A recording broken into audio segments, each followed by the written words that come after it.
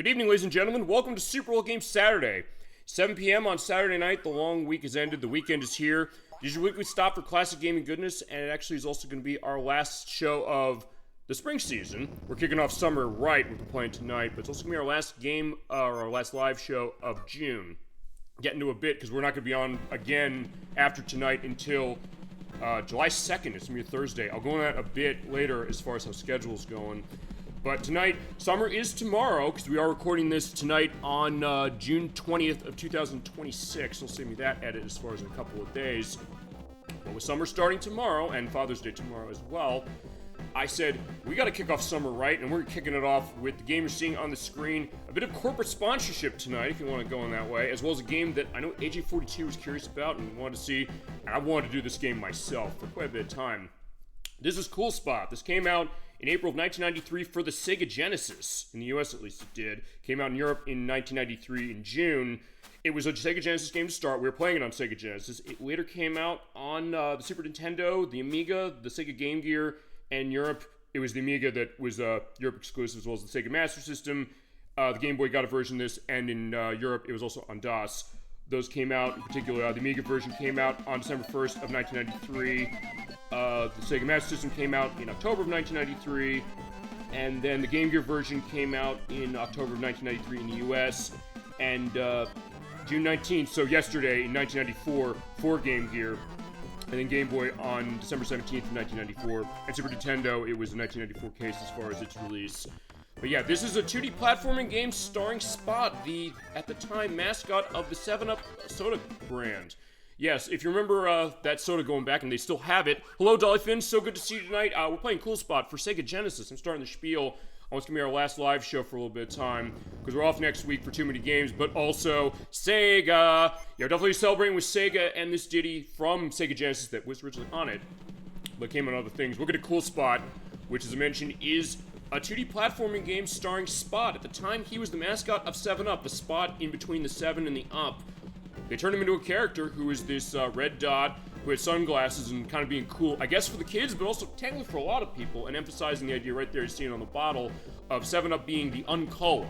Because the way that Canada Dry, who owned 7-Up, and they're kind of connected with Pepsi as far as how it was, they wanted to get this lemon lime soda of theirs, I guess, differentiated people against stuff like Sprite, and said, let's emphasize it as the Uncola in particular. I remember Spot. Yeah, and I guess also the idea of how they emphasized the idea that compared to like cola sodas and things like that, the idea that if you want the taste of there's only one as far as 7-Up. Although in terms of gaming, there's 3, as is the case. But they said, let's turn them into a video game as far as bringing Spot into it. And you'd think, what's it going to be like as far as it, or also like other lemonade sodas of Sierra Mist, which came out years later and also nowadays is known as Starry. I know that Sean, who's been on the show before, he was on in January. He is a big fan of that, which was actually the successor to Sierra Mist as it was. But yeah, we can also talk lemon lime soda. That seems like a weird case to be talking about that as far as tonight's show, but not really, because as I mentioned, we are in a 7-Up bottle in the bonus stage you're seeing for this 2D platforming game that, I remember when this came out at the time, I did play this game growing up, although in my experience, the first version of this game I owned was on Sega Game Gear. I do not have a way to show that, my Game Gear is not working, and also a case where I don't have a way to show it on a television. It might be even better than this one, even though this is the original version, and if you're going to be playing this on console, this is the way to go. So, is he swimming in 7-Up? Actually, I never really thought that, Dollyfin. I think he might be, because in the bottle, you're bouncing off the bubbles, because the whole idea of the bonus stages, we'll see them in a little bit, is you have to go up there and get the letters to spell out Uncola. They give you continues. Going through this 2D platforming game, but I think that's the idea. And given how the spacey look of the game goes, as far as especially the music there, we'll get into the music, and I guess just maybe the surreal case of what this game really is doing, I think he is. I mean, honestly, at the time there were some games I can remember where you jumped into, actually into liquids on Sega Genesis in particular and went swimming around. I know we played Castle of Illusion starring Mickey Mouse. You went into teacups and you basically swimming around in the tea. In Pink Goes to Hollywood, which is on Super Nintendo and Sega Genesis, there is Pink Lemonade where you go into like a glass of lemonade as far as swimming around. And I guess with Spot, I guess you're kind of swimming. We'll see as we're going through the demo, because it's showing all the different places we're going to go, starting on the beach, because the idea is in the opening of the game, you have a piece of music that actually is a redone version, or Sega Genesis-ified version of the song Wipeout, the Surfaris. Remember that song? Ooh, Wipeout. And you get that great drum going on as far as it... They have that in this game as far as how it's going, but I think you're right. I think he is kind of swimming in the 7-Up, in this case, running into crabs, hermit crabs, and mosquitoes on the beach. So talk about your perfect summer game. Here's another thing about this game. You might think, okay, this is a game based on a food mascot. And at the time, we got games based on food mascots more than you might think. I know the Noid from Domino's Pizza, there's a game called Yo Noid that was on NES. It was published by Capcom. I believe it was a rebrand of a Japanese game in particular that didn't have that connection. We had that. We had Spot before, because there was Spot on the Game Boy, which is a puzzle game. I've never played it, but I remember they also advertised the idea that if you pay like a couple of bucks in shipping and handling and have 2 proofs of purchase of 7-Up products, you can mail away to get that Game Boy puzzle game. Then there was Spot Goes to Hollywood, which came out after this. That was on Sega Genesis. It was going to be on Super Nintendo, but they canceled it. As well as Sega Genesis, Sega Saturn and PlayStation as well. And then they made this one. And on top of that, there were other games at the time like Chester Cheetah Too Cool to Fool, based on the mascot of Cheetos. Chester Cheetah Wild Wild Quest, which was a Sega Genesis sequel to that. And maybe the best one, McDonald's Treasureland Adventure for Sega Genesis, which we played on the show before, but it was years ago, and I do want a second chance at some point, and Edwack and Nikki agreed, because that's a game from Treasure. The people would go on to make Gunstar Heroes, and that game is the reason why Gunstar Heroes exists, it must be said. And it's a terrific game of thing like, wait, you can make games as far as really anything. And like a lot of games based on McDonald's in particular, like MC Kids, this same team who made this also made one called Mick and Mac in Global Gladiators, or Mick and Mac in the Global Gladiators for Sega Genesis, which we'll get into, because that's the idea, as you're seeing on the intros. We're also showing all the places we're going to go, including a nice wading pool with frogs around on lily pads. And it's great jazzy music, we'll get to that as well. This game was developed and published by Virgin Games. We've talked Virgin Games before. In fact, I know, Dolly Finn, we mentioned that when we played Pinocchio on Super Nintendo on your request last year, saying, hey, Virgin, the company, they have a lot of different avenues of themselves, aspects of music, aspect of their airlines, and at the time they were saying, we want to get into the business of video games. And they said, okay, let's start this, and they had a lot of interesting projects they were doing, but they published this one, and this game, you'd think, like, because it's based on a food mascot, or a soda mascot in this case, this is going to be an easy way to print money. Maybe on one hand, yes, but then when we played the game, we was like, actually, no, this has some cool stuff to it, per the name. But also some interesting bona fides going back to this as far as who made it. Because the game designer in this game was one David Bishop. He was a designer in the Commodore 64 game, or this Commodore 64 days, with Caesar the Cat, as well as Think! On the ZX Spectrum, and also Chinese Juggler, also on Commodore 64. He also was the designer on Mickey Mac as the Global Gladiators for Sega Genesis, Aladdin for Sega Genesis that came out as well around the time, The Jungle Book, Rat Attack for Nintendo 64 and PlayStation, Peggle for Xbox 360 and PlayStation 3, which I know, Dolly Finn, you said you want to be involved in, because that's the other thing. Later on, David Bishop, he went to work at PopCap Games, who made Peggle, and he also was involved with Bejeweled, and also Plants vs. Zombies, a game I know Ack in particular worked with. He adores Plants vs. Zombies, and he's not happy with the newer version that apparently did not do it well. And people question like, hey, you're using generative AI on this thing, it seems like it's soulless. I don't know. When we do Plants vs. Zombies, we're going to run that on console or on PC. We'll figure out how that goes. But he did start as far as at Virgin Games and said, hey, this is an idea of saying this, and then also other people were involved. A lot of the people who worked on this game would go on to form Shiny Entertainment. That is the company that made Aladdin on Sega Genesis, as well as Earthworm Jim and Wild 9 and End of the Matrix and MDK and what's the name of it? Messiah.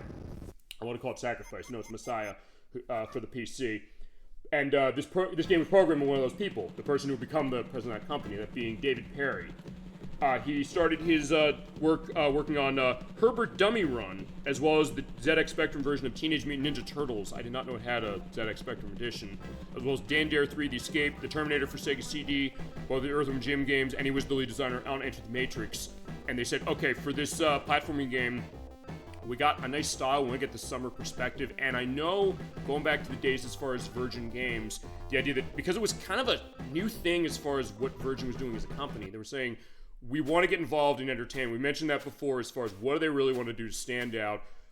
They, I guess, maybe want to take properties and things that maybe you would not expect a whole lot out of. Think like, what could you really do to turn this into a game? We had that with Pinocchio for Super Nintendo and Sega Genesis, which they were involved with sort of as far as the development, but also other stuff where they said they kind of wanted to stand out from the crowd. And a lot of the people who worked on this game kind of were amongst those. In fact, we'll go with stuff with the music in particular, because you're hearing this great jazzy music. It's great stuff. It's by someone we have heard on the show. We heard him last year. In fact, Dolphin, you were in on the game we first started hearing his work from. That being, of course, Tommy Tallarico. I know a lot of people have questions about him when it comes to the aspect of the Intellivision Amico, because he's working over there now, and we haven't heard much of an upgrade or update on that in many, many years. He makes the Croc HD version by Rocket Games, which they say is coming out at the end of the month. We'll see. It's almost there, but still, I've had to wait a year and a half for that thing. But anyway, question on update on that. But as far as Tommy Tallarico's background, I may as well mention on this one as we have the intro going.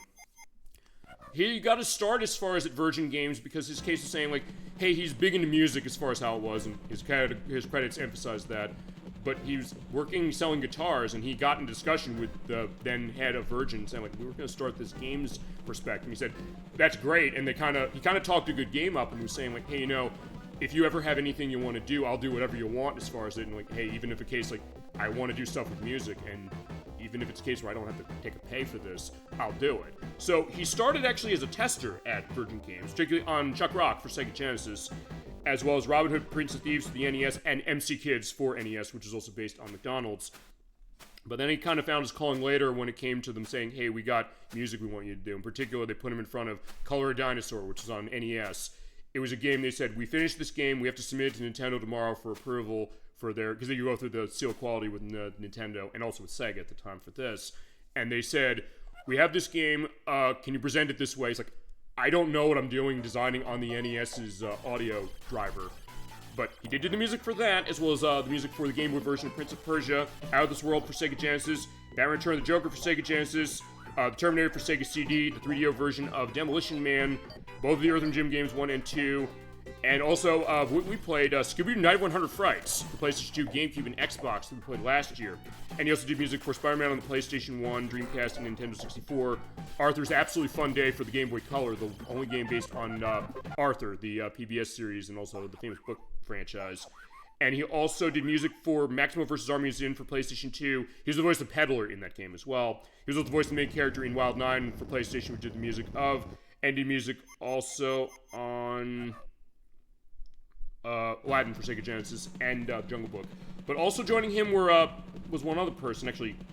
Yeah, one other person. No, two other people as far as the music. I may as well give them their dues, because we hear their music later. Particularly the Radical Rails level. We hear that. It's going to be music by Donald S. Griffin. We did music for Aladdin on Sega Genesis that we played, as well as Mario's Time Machine for the PC, the Jungle Book for Super Nintendo and Sega Genesis, Rampage 2 Universal Tour for Game Boy Color, and also did sound on Space Cadet Pinball from Windows 95. Remember that pinball game? People love that game. It is a nostalgic favorite for sure. He did sound on that, as well as Monopoly Deluxe on the PC, and you're hearing the voice of Spot going, okay. And also the music for the stage Off the Wall. It is Steve Heinfen.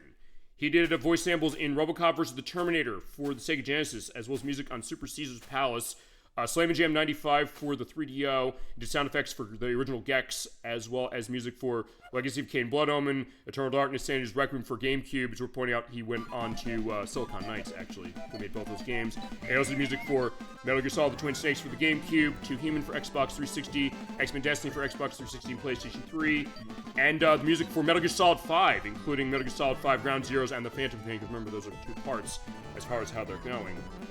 But you're seeing here, in fact, this is the Radical Rails music right in here. He did the music for that. And everything else, as far as the music, aside from that one, as far as Donald S. Griffin's case, the Off the Wall music, which was Steve Hannafin, and then Tommy Tallarico did the rest of it, as far as how it was. That's the idea of this. So, yeah, at the time, they were kind of all upstarts. But nowadays, there are kind of people you go back and realize, okay, they had a lot of things going on.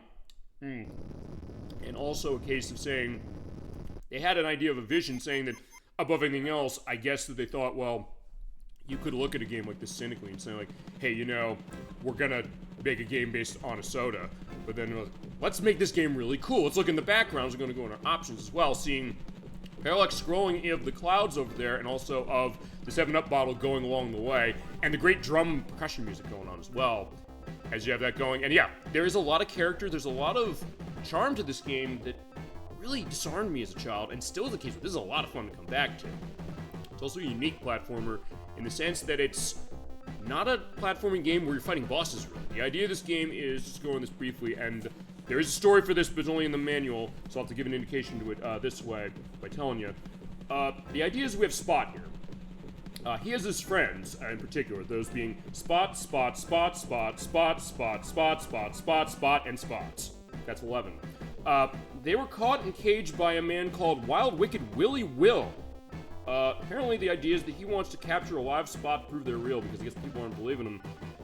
And you're going to be run through levels, you have to collect cool points, little spots also, that are going to be needed to open the cage. And you also collect more to open up the bonus stages, which lets you get continues in particular and get bonuses as far as that.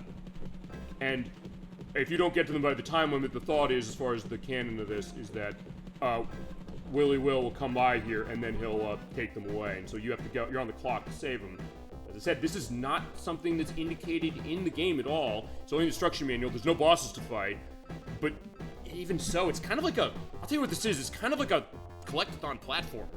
Way before we had the console, because you're kind of running around collecting things, but it also is very challenging as we're going to go because of the fact that we have a lot of enemies that are going to bounce around, and also based on how the difficulty is going to go, it's something where you can make the game easier or harder based on how many spots you have to collect in order to open the cages, enemy placements, cage placements, which I did not know actually that it did that, and some other factors as well. And it also changed as far as how the time limit works, because you have to keep yourself going as far as it. Yeah, let's go through our options in which you have difficulties of easy, normal, and difficult. We're going to start on normal. I'm going to mention, I think I'm going to come back a little later, and we're going to be going through this on, I think, easy and maybe difficult as well. And the reason for that is because I have 4 pages with double sides to each of them of everything, I mean everything, that was announced at the recent Summer Games Fest, as well as the conferences of Sony, Microsoft, and Nintendo. And it's worth pointing out, not that there's anything tied to Cool Spot exactly in there, but there's one thing that is actually coming to a same system that Cool Spot is. I'll say that as far as now. I want to go through all that, especially because, as I mentioned, we're not going to be on next week because of too many games. We'll have a show on our YouTube site next Saturday at this time, and we'll be back on Thursday, July 2nd, for Waver's Blue Storm on GameCube, just to let you know. And I'll have the schedule updated for that after next week, as far as how it is. So we're going to be running through this game at least twice, maybe thrice, depending on how I can go through these notes. We got tons of games we got to talk about. And also, if there's anything they announced there that you were excited about, feel free to go into it. And also memories on games of Shiny Entertainment, or 7-Up, or Cool Spot, or your favorite Lemon Lime, or any kind of sodas, or anything else. Or cases of great summer games. Let me tell you, this is an amazing summer game. You're seeing kind of the idea of like why, in terms of the coolness that's going on, and also the sunny atmosphere. And with summer starting tomorrow, I said, we gotta do this. But also, you have to thank AJ42, because he mentioned this game. It's like, this game's crazy. He was a Genesis boy, just like I was. And I initially thought he hadn't played this. I said, let me show it for you. I'll do it as of your request. But they said, I did play it. And I said, okay, no, we're gonna do it. We got the show. And I said, I've been wanting to do this game for a while. And this is gonna be a great kickoff to summer of 2026. And I cannot wait to do that. As far as the other options, you have sound tests going on. We'll come back to that at the end of the show. You can turn the music on or off if you want to, and the sound effects on or off if you want to, and you can change your buttons, because there's only 2 buttons you really need to worry about in this game, which is fire, that's on the B button. You basically shoot out soda out of your hands, and jumping, which is on C button. You can change these any way you want as far as how they go, and that's all you have to do. I'm going to run with the default method. Let's get started. Also, feel free to go into memories on Spot as a character in the Spot games, and with Cool Spot, if you played it on Genesis, you played on the stuff. In my case with Genesis and Game Gear, but I also played on Super Nintendo. I guess this is the best one as far as the console stuff, but honestly, in terms of controls, I kind of like it on the Game Gear more. But alright, it's giving you a sense of like, what you got to do. Saying, find these, release these, shoot the cage there, or shoot the lock. Good, or picking up the 7-Ups and the 1-Ups, avoid the spike things, and collect these things to be cool. We're going to level 1, that is Shell Shock. Alright, so we're on the beach. It tells you find 60 cool points. You have to go around and you have your cool percentage. You pick up items. You pick up the cool icons. They're worth 100 points a pop, and they add 1% to your cool gauge. There are 100 of them in a level, and if you collect all of them, you get a massive point bonus. We are on a time limit as well, so you have to keep going, but it's not too bad in terms of how the time limit goes. In this case, you're jumping around by hitting the C button, jumping on the balloons. In that case, Spot's hanging on the balloons, kind of floating around. It's a great effect in particular, as you get the nice drum going on as far as the steel drum stuff, like the tick, tick, tick, tick, tick, as you're going over here too. Yeah, the mosquito knocked me off. Okay, so you knocked me off to where the hermit crabs are. And the hermit crabs, okay, there's the crab that comes out there, and your health, by the way, is the picture spot there. It slowly becomes curled down and falls off as far as that you're gonna die, so you gotta be careful about that. But when you shoot off the hermit crabs, you can also move up and down the D-pad to look around and shoot. That's on B button. You can shoot in any direction, and it's a case where, I mean any direction, like 360-degree movement. Because as I'm aiming around, you're seeing I'm going like maybe in 8 directions, but there's sort of the in-between down and diagonal left or right. So in that case, you can get stuff set as you're hitting everything up. And they got the 7-Up logo. That gives you 7 cool points. So it goes to your total in particular as far as how it is. Also, I'm killing the enemies here. You're probably wondering, okay, you do that for points. Yes, that's true. And 50,000 points gets you an extra life. And there's a way to get extra lives at the end of each stage, for pointing out. And the bonus stage itself. But the other thing to mention is that, unlike all the other versions of this game that I know of, and all the other ones I played, which I mentioned are Super Nintendo and Game Gear, as far as the ones I played. I don't know if the Sega Master System is like this. I'm going to assume it is not like this because it's, it's being, I think, reported the Game Gear version. And Amiga, I don't know because it was in Europe only. And DOS, I don't know either because it was in Europe only as well. When you kill enemies in this version, not in the Super Nintendo one, not in Game Gear, not in the other ones, they're gone for good. So the idea is that I'm losing my health down there, seeing that. But if I die, say, I start the stage over again, I lose a life, but also I got a rare drop of 7-Up bottle. To get that, you get your health recovered. That is the only way to get health recovery in this game, but it is a random drop of enemies, except in later levels will sometimes be land rounds. But you're seeing when I'm going here killing all these enemies, the idea is that if I were to die, say, like that mosquito over there, if I kill him, and the mosquitoes, by the way, are only on normal and difficult difficulties. As he's snapping to the music, I do love that as far as the character he has with his animations going on. In that case, shooting him with soda. Or in that case, I'll do the case of that. I think he was going to be doing his other animation, which is he's going to use his yo-yo. We'll see that later. But the point is that as you go, those enemies I'm killing, if I die, I come back, they will not be there. And there's another drop of soda as well. And that's actually pretty good because it's something where it's saying, okay, you have a case of strategy saying that I can shoot down all the enemies on a stage if I want to, so that if I get a case of dying, as I find a cage, because I got 60 of the cool points, the ones I needed, I can then say, okay, I'll be safe coming back. And also helps the progression, because at that point you're saying, like, wait, I killed everybody around here, but I'm like, I don't know where to go. And some of these levels are going to be kind of labyrinthian. They're kind of more in a box for a lot of them. Not this one. So oftentimes, it's not necessarily going to always be like a straight left to right affair, like stuff like Sonic or Mario, but also the case in some ways you kind of got a sense of where am I supposed to go. But since I went around, I found I'm looking for different cool points as far as where those are, but also there might be enemies around. Since I haven't killed them yet, I'll then know, hey, where am I going? So it actually works really effectively as far as that. But the other version of this game, when you die, all the enemies respawn. But not in this one. We also get the great attention to detail of, I shoot the hermit crab, he has his nice boxers on, as far as in that case, knock him down.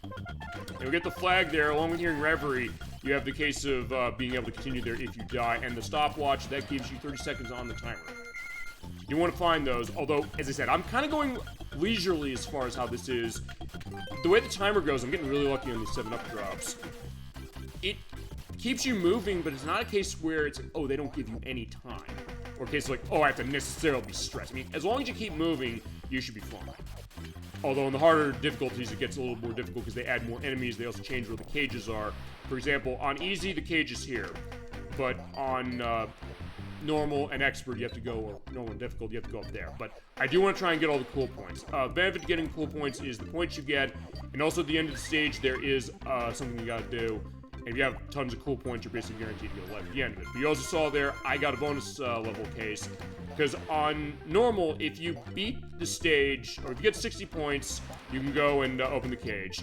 But then if you get 85, you can then go to the bonus stage when you get to the end. Also, some of the spots are invisible, so as far as that lawn chair, or that beach chair, I should say, in between some of those invisible areas, there were spots there. So as long as you keep jumping, you should be able to find all of them. But it's a case where, as you go along on the higher difficulties, you might have to find almost all of them. In fact,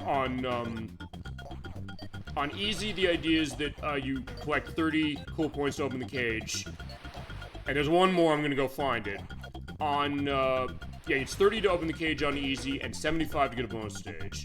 On normal, it's 60 to open the cage and 85 to get the bonus stage. And on hard or difficult, you have to get 90 points. And then you have to get 99 like I did in order to get that set. Although, you know what? I'm gonna wait on this. As far as what happens if you get all 100, it says cool. Also, I went through that for some reason. Alright, let's also save. I think one of them might be hidden, so it might be here. In that case, it should be fine. So I am running out of time. If I do run out of time, that's also death, so I'm gonna get myself going.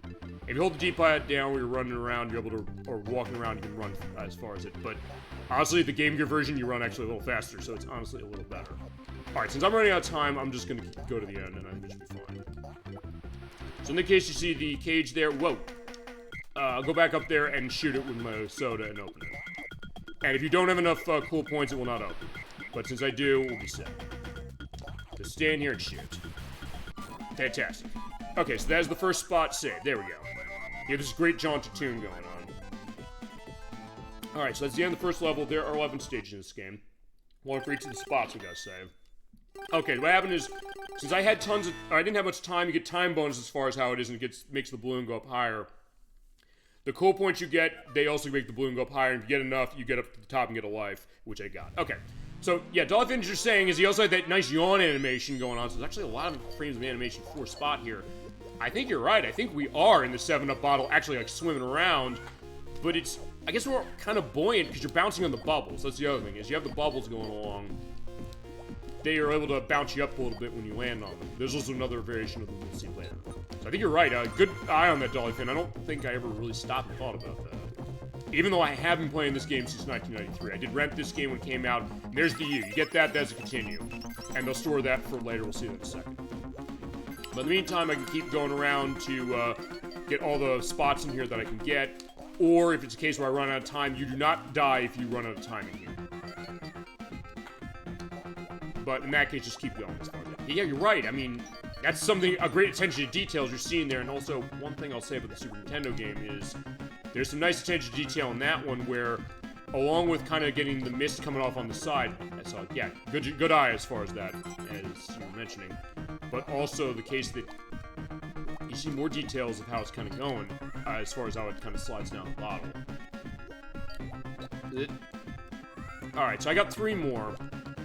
And I can get that within time, although as I said, it's more just for points at this point and also getting lives.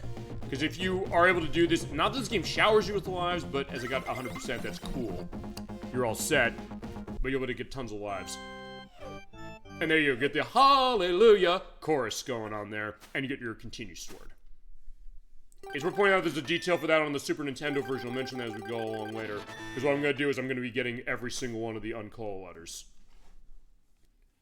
And I guess I'll probably do the thing that you're supposed to do for the Super Nintendo game. I'll mention that later because it's kind of a massive middle finger to you when you get to the end of the game, which this game doesn't have. It kind of is better for it, as we're at peer pressure. And this one we're on the docks, and so in this case we're kind of hanging on the ropes. We also have those nice yellow worms there. Yeah, this great jazzy music. My god, the jazziness of this, I love it so much. It's also a case where this is a game that uses the GEMS audio driver. We talked about that before. And sometimes the case that when it comes to Sega Genesis is that a dirty word, saying that, oh, it's a simple tool that a lot of American developers used, sometimes Japanese developers, but most American developers, I think, to get a sense of saying, hey, it's the cheapest thing we could use, and it kind of has this sound to itself that sounds maybe like uninspired or kind of not as great as other stuff on this console. But then you had people like Tom Talarico and Donald S. Griffin and, as I mentioned, the name of Steve Hannafin. I want to make sure I'm giving credit to all of them as far as this. They knew how to make this driver run. And in this case, it has this sound to it sort of, but it also has these details to itself that are really impressive with stuff with the bass and also with the drums. And when you play the Super Nintendo game as an example, and even the Amiga game, it's something where sometimes you realize, like, yeah, they're a little more muted. As we've seen the crabs, you're going to kill them, and also kill the little bees coming around, but also the clams. You have to wait till they open their mouth and then shoot them. If you don't hit them as far as that, they will not be hurt. There, that's enough. They said, above anything else, it shows, I think, when it comes to the different audio drivers on this console, which Some of them are proprietary by certain companies, as far as I know. Konami made their own as far as that. But the case of saying, if you knew people who really knew how to compose, and say what you will on Tommy Tallarico with certain things, but the man knew how to compose, and I know that the RetroPal show charged the idea that he never actually composed all his own music. But I know for a fact he did, because Victor Lucas of the Reviews and Run show, and also Electric Playground, still going on today, he was involved actually heavily with some of the productions that Tommy Tallarico worked on, including Advent Rising, which was on Xbox, which he went to Abbey Road to do a full orchestra as far as, and he said, like, okay, I was kind of involved. My production company was involved with doing documentary stuff for that, and also for Metal Gear Solid 4, actually. I'm gonna die. Whoa. Okay, maybe I'm not, because yeah, if I get hit again falling off like that, I'm gonna be in trouble. So I gotta be careful. But I know a case like, hey, you know, he definitely was composing this stuff. And you there's a lot of video showing you doing that in particular. But that being said, say what you will as far as certain things, like the Miko thing. I know people are mad about that, and I get it. But also, case of saying, say this in terms of how it was, I gotta be careful. He had some ideas as far as how to kind of get an interesting sound going out of a game. We saw that also with Scooby-Doo United 100 Frights. I guess the thought of saying, hey, him, but also all the other people on that team, said they wanted to have a specific sound, or even cases where when he would criticize on the show of Reviews on the Run that he was also on, saying that I hate the fact that in games there's a one footstep sound and it seems like it's just repetitive because you're hearing that all the time. Or cases of like the music saying, I wish there was like a full orchestra going on there. He would put his money where his mouth is when he was making a game, saying that, okay, I'll have a full orchestra, I'll have like tons of footstep sounds for different surfaces and stuff like Advent Rising and other games he worked on. Or even saying like, hey, I don't like the 80s hair metal band music for the Sonic the Hedgehog game, so when he was involved in Sonic and the Secret Rings for the Wii, oh no, Sonic, not that one, he was involved with Sonic the Black Knight, the one after that. He did have kind of a different sound, almost going to like a medieval sound, because it's based on the legend of King Arthur and the Knights of the Round Table in particular. So in that case, saying like, what was some of this stuff going to sound like, and also getting that sound and that mood that kind of fits with the game. Whatever it was, a lot of the stuff I mentioned they worked on, and a lot of the other people involved in this game too, they're totally different kinds of games. And you think like, what would a spot game sound like? Oh, I heard that ding. Yeah, when you hear that, that means there's soda, but if it's off screen, you're not gonna get it. But I'm good as far as my health for now. It's better than before, so I'm not gonna die with one hit. But it's interesting thing, like, what's the mood of what music is saying in a game, but also, I guess, just as far as Genesis. Because I know the thought was that the Super Nintendo's audio tech was more advanced than the Genesis, and it was. It was a sound driver, or sound chip by Sony, in particular. And it was capable of more orchestrated sounding music. But also, for this game, particularly playing on Super Nintendo as far as listening to music, it has better instrument quality, yes, but also some of the grunginess and some of the percussion and bass that's in this is not really reflected much in that. But also, certain tracks are also sound a little different in terms of what they focus. Which is interesting to think about that. And actually, I'll say this, before I did tonight's show, I also did actually listen to the soundtracks of every single version of this game that there are, which is Game Gear, Game Boy, Genesis, Super Nintendo, and Amiga. Because I want to get a sense of thinking, how are they sounding? What are they sounding like for the hardware that they're on? And it's interesting seeing how other versions of this game went, because also in the case of those, it was not Tallarico who did the music. It was based on music that he and Donald S. Griffin and Steve Hennepin did for this. But it was Matt Furnace who did the Game Gear music in particular. And he's someone, we've heard him before and played The Lion King on Sega Genesis, and Mortal Kombat also for Sega Genesis. It's a case where the sound he got on a Game Gear sounded great, as far as the way that tech is running.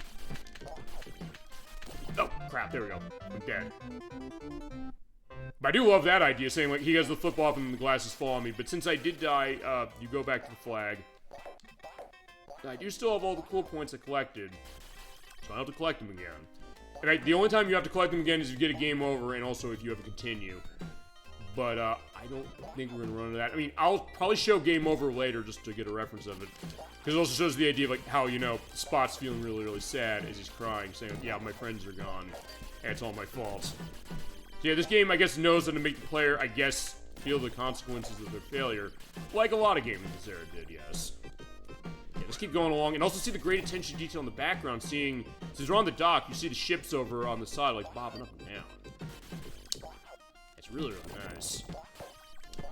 As above anything else, also, this game is a lot of fun in terms of how it plays, but also the idea of the atmosphere. So this is a great atmosphere game in particular. One thing also is worth mentioning, though, as I'm shooting, because you're seeing on the ropes, I'm walking around. You can shoot in any direction on the ropes, but also I'm on the ropes that way, shooting downwards. You're gonna basically just shoot downwards if you keep moving. It's kind of weird. Super Nintendo does do better that way, because what it does is it gives you a button you can hold, and you can aim your shots while standing still. Unfortunately, because the Genesis does not have more than 3 buttons, and this was before, I think this was before the 6-button controller came out, there's no support for that. So in that case, you're gonna have to keep moving. But it's not too bad. So honestly, maybe in Control, it might be better on Super Nintendo, although honestly, I'll say this, I think it controls better on Game Gear, despite the fact that I'm really liking this game as far as on Genesis. But on Game Gear, the idea is when you do run as far as that, the way it picks up speed, it's a much more consistent movement. It just feels a little better, so you're seeing me jumping a lot, going like, whomp. I do like the way the sound goes on that. But something where it's like, I'm kind of doing that to keep my speed up. That's not too bad as far as how it goes. It's kind of, in a way, splitting hairs, and depending on who you are, you might find one version in terms of how it plays, or looks, or sounds maybe more appealing. And of what I remember the Super Nintendo version, it is a little more colorful. And also, as we're pointing out, the Game Gear version and the Game Boy versions like this as well, there are stages it does not have, and actually the piece of music in this stage is totally different. It's not an 8-bitified version of this, which is strange that they didn't 8-bitify this piece of music, but every other one. Well, most of the ones. But also, certain levels are not in those versions either, which we'll get to later. Ouch. Oh, no. Okay, I gotta be careful because I'm gonna die with one hit. Alright, so I'm almost at what I need. Oh, careful the worms in the rope. Okay, I think this is all I need. So just jump up here. There we go. So I just have to grab the worm at the top. Not that you really have to for anything other than getting point bonus, really. There we go. Cool, we got it. That's 100%. Let's open the page. Fantastic. Alright, so that's spot 2 saved. And then we're going to the bonus stages. We're pointing out there are 5 bonus stages, one for each of the uncolored letters. If you don't get to continue out of them, you have to go to the next stage in order to get another chance to try. And also, when you get all of them, you can only go to you can't go to the bonus stage anymore. And also, you can't get more continues beyond the 5 that are available in this. All right, let's go to the next one. They are going to up the ante because, as opposed to the last one where I couldn't die in it, I mean, you could time out. But, this one you can. Although, also, if you do... Oh, I think in this one you can. But if you do die, as far as it... Because there's going to be hazards you're going to see. Either in this one or the next one. I think in this one.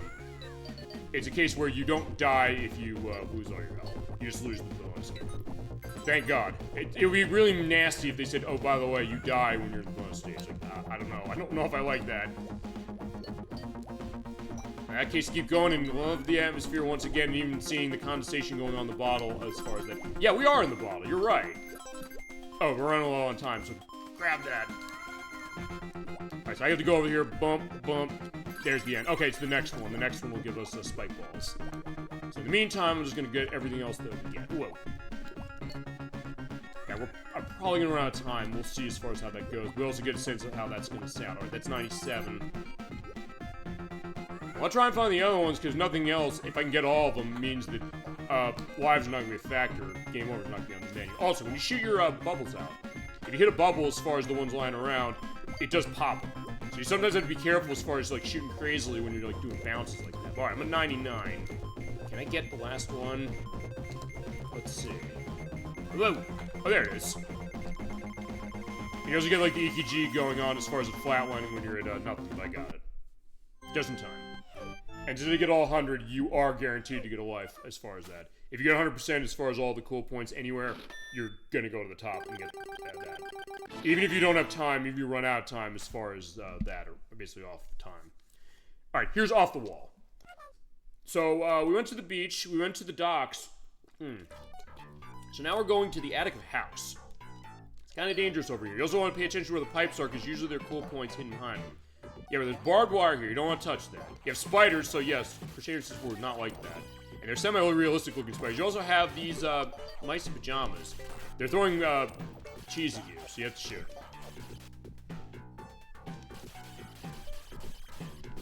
There, got it. In this case, this is also where you're going to be in a case of being able to kind of just look around enemies, go around walls, and pick them off as far as from distance. Okay, What point out? Did he prefigure the M&M characters with the big white feet and sunglasses? You know what? I think so. In fact, I'll have to figure as far as the date on that one, unless you know, Dolly Finn. When the date of like red and yellow, as far as they call them for the M&Ms. I know it's Billy West from Futurama and actually Rayman 3, and also the remake of Rayman Legends is coming out in October, who is the voice of Red. They might have, you know, that might have been a thought. A good eye on that. Actually, by the way, I hit the mouse trap. If you hit it from the front, it snaps, you get hurt. But if you hit it on the back like it just did, you launch ahead. So use that to your advantage. But I think you're right about that. And as we're pointing out, there are games based on the M&M's characters. I know there's M&M's Racing, which is on the Wii and the DS, and we're hearing it was really bad. But there are ones on the Game Boy Advance and the Game Boy Color, which I heard are kind of interesting. So they have games too. And I know some people say, like, and I think there's also, yeah, it said M&M's Racing. That was the Wii and DS game. Some people say, like, hey, you know, is it a cop-out saying, hey, you know, it's an advertisement as far as doing that game? Although, a game like Cool Spot really challenges that because it's a game where people bought this for $50 as far as how it was back in the day on Super Nintendo and Genesis in particular. And it sold 1 million units as far as across all the consoles it was on. So people realize, no, this is a game. I'll tell you this, and I know that, I don't remember, actually, no, I don't think, no, not with this game. But I know there's some games where they had licenses to them and they took the licenses off for certain things when they released them in other countries. And cases where they did it in reverse, like with, as I mentioned, Yo Noid on NES.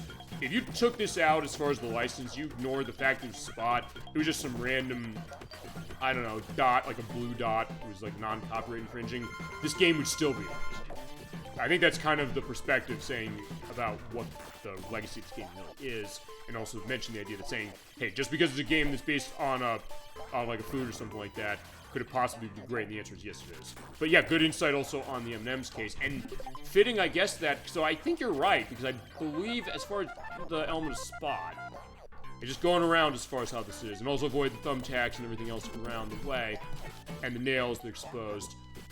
I believe Spot was first, actually, now I'm thinking about that, because I know Spot was, because this was 1993. Spot, the Game Boy game, was 92, 93. I know the advertisements for 7-Up had Spot around, I think, like 91, 92, I think. And I don't think they really, I don't think with M&M's they had gotten that point, because that was at the point where, we can also talk this, which is, I guess, marketing slogans of the products that these are based on, because nowadays 7-Up doesn't really have anything specific as far as them putting into marketing, except saying that I guess it's established well enough. But with M&M's, I know at the time was the case of saying M&M's, they melt in your mouth, not in your hand, but they didn't really have characters that were doing much with that as far as saying, hey, what this was. So I think you might have a point saying that, I'll get a sense of the date on this one, unless Dolphin, you know off the top of your head and find out or something. Or I'll have an edit down as far as indicating that. I think you're right. I think that Spot did predate the M&M's characters. I know they predate certain M&M's characters for sure, because I know the Orange Crispy M&M, that came later when Crispy M&M's appeared. That was like the late 90s, I think. And then there was the Green Lady M&M. Ouch, I got snapped. That was, I think, mid-90s about. But as far as Red and Yellow, I mean, I think it was right after. There we go, got enough to go to the cage. Yeah, and that could be something as far as looking at those M&M's games. I mean, I'd be curious to see what some of them are like. Also, because the thought of thing like, you know, sometimes something like this, like, sometimes you find a diamond in the rough, and I think that's maybe what people found with this one, saying that this is a game that, so, because we mentioned this before a lot of times, saying that when it came to the era of the Genesis and the NES, Super Nintendo, all that, in case it was Sonic and Mario were the big names, and the thought of saying, who else could compete? In cases of saying Spot of 7-Up can compete with Sonic on his own turf, and the answer is, yeah, kind of, even though it's not exactly Sonic-like as far as how it goes, as far as the way this game plays. It's more of just a methodical. I'll tell you what it kind of is in some ways. It's almost like Contra, bizarrely enough, in the sense that you're wandering around and shooting everything, sort of. But it is, as I mentioned, more of an exploratory, almost collectathon platform. I mean, a little bit of a precursor to something like Super Mario 64 or Banjo-Kazooie or something like that. You're just going around, you have to collect the spots in order to open the cage up. You also see the great attention to detail of the pipe there that has like a towel or something set up on that, and then you have like the water droplets coming down. So talk about great attention to detail on something that you think like, oh, we can make this in like 2 minutes because we'll sell on the license. But they said, no, we have something we can do and really make this feel like something that belongs to I guess the idea of what Spot was for 7-Up, but also made it like people like, oh wow, I know him for this game, and it's really fun for kids and adults, you know? And it's really interesting to think the idea of that kind of becoming that way. And I'll say this, of the Spot games that came around, which were Spot for Game Boy and this and Spot Goes to Hollywood, I know for a fact this is the one that people hold on to the most. This is the one I know people remember. And not, actually, it's the only one I played still to this day. I would be curious to take a look at the other ones. Also, we go around the other way. Ouch! As I got barbed wired. I'm gonna go up here. Let's grab that because I can get it. Not that I have to, but I may as well go. But also, I am running sort of low on time, so just keep going. Yeah, but I mean, I haven't played those other ones. I'd be curious to play them just because, well, I know that actually, it wasn't Shiny who made Spot Goes to Hollywood, but I know that Tommy Tallarico did the music on it again. And it's good stuff from what I've heard, but also it was a bit of a different case because it's almost like an isometric platforming game, as far as what I've understood about it. And then the other one's a puzzle game, and it also goes to the idea of Game Boy puzzle games, which I'd definitely be curious to kind of take a look at more as far as that. Oh, there we go. So also in that case, I can also hit the mice and the spiders through the wall, although the only downside of that is if you get lucky enough to get a 7-Up drop, as you got a bonus okay, glitch actually, I never saw that. I guess there's something with the way it's artifacting over the backgrounds that doesn't show it right. I did not see that on my test, and I played this entire game off screen as far as just to make sure that I was ready. Not because I necessarily need to practice that much, because I grew up playing this game. I know this game very well. Not that I'm the expert at it, but I know this game pretty well because of that. But that being said, I did want to get a sense of saying, no, I want to be sure I'm ready. I still have to do that with Wave Race Blue Storm, which is the next game we're playing as far as a live show. And we're going to continue summer as far as how that is. Actually, now I'm realizing that looking at some of the stuff on the schedule, I think a lot of stuff we're going to be looking at is going to be summer-based until we get to Kodelka, which is going to be the end of July. We'll get to that in a bit as far as, or later we're talking about schedule. But, all right, get rid of the mice. Also, you can hit the soda away with, or the cheese away with the soda, I should say. Not that it melts, but also something that you're able to get rid of it that way. Okay, so we're almost at the end. Whoa, in fact, there's the cage right there. But I do want to get rid of the mouse first. Jump over that. Alright, that's 92%. I'm good. Let's go. We only have 27 seconds left anyway. Okay. So that's level 3 set. And we got the next bonus stage that's going to come along. Alright. Yeah, it's going to be a pretty loose and kind of relaxing game, honestly. Inches away. Yeah, sometimes you get just right there at the end, and you might be able to get that, or maybe not. Right, we're going on the bonus stage now. Bonus stage 3. This is where things get a little harder because you have the spike balls. You hit them, you get hurt. Don't touch them. But you can also use your soda to knock them away. But also, the idea is that as you bounce up, they're going to be up there, and sometimes it's, even with the way the screen resolution on this console is, generally speaking, pretty wide, something where sometimes you might get blindsided, and also since you are shooting, and since it does bust the bubbles there, you sometimes got to be careful. So, okay, how am I going to get that set? Whoa. In that case, get that set, and also take advantage of the fact that the bubbles will come back after a little bit of time. Whoa, there we go. Okay, let's go that way. Uh-oh. Okay, also you get the tiny bubble, that puts you in this, and then you're able to go up that way, and then you can jump out later. Whoa. Okay, I can go grab that so I can get more time, because they don't start you with a whole lot of time, which we're pointing out in this bonus stage. Yeah, when he's doing, like, the stretch out as far as that, that means that he's gonna pop out, so you have to be ready for that. Whoa. There we go. Whoa. In that case, yeah, take the hit and just grab that, so I'm okay with that.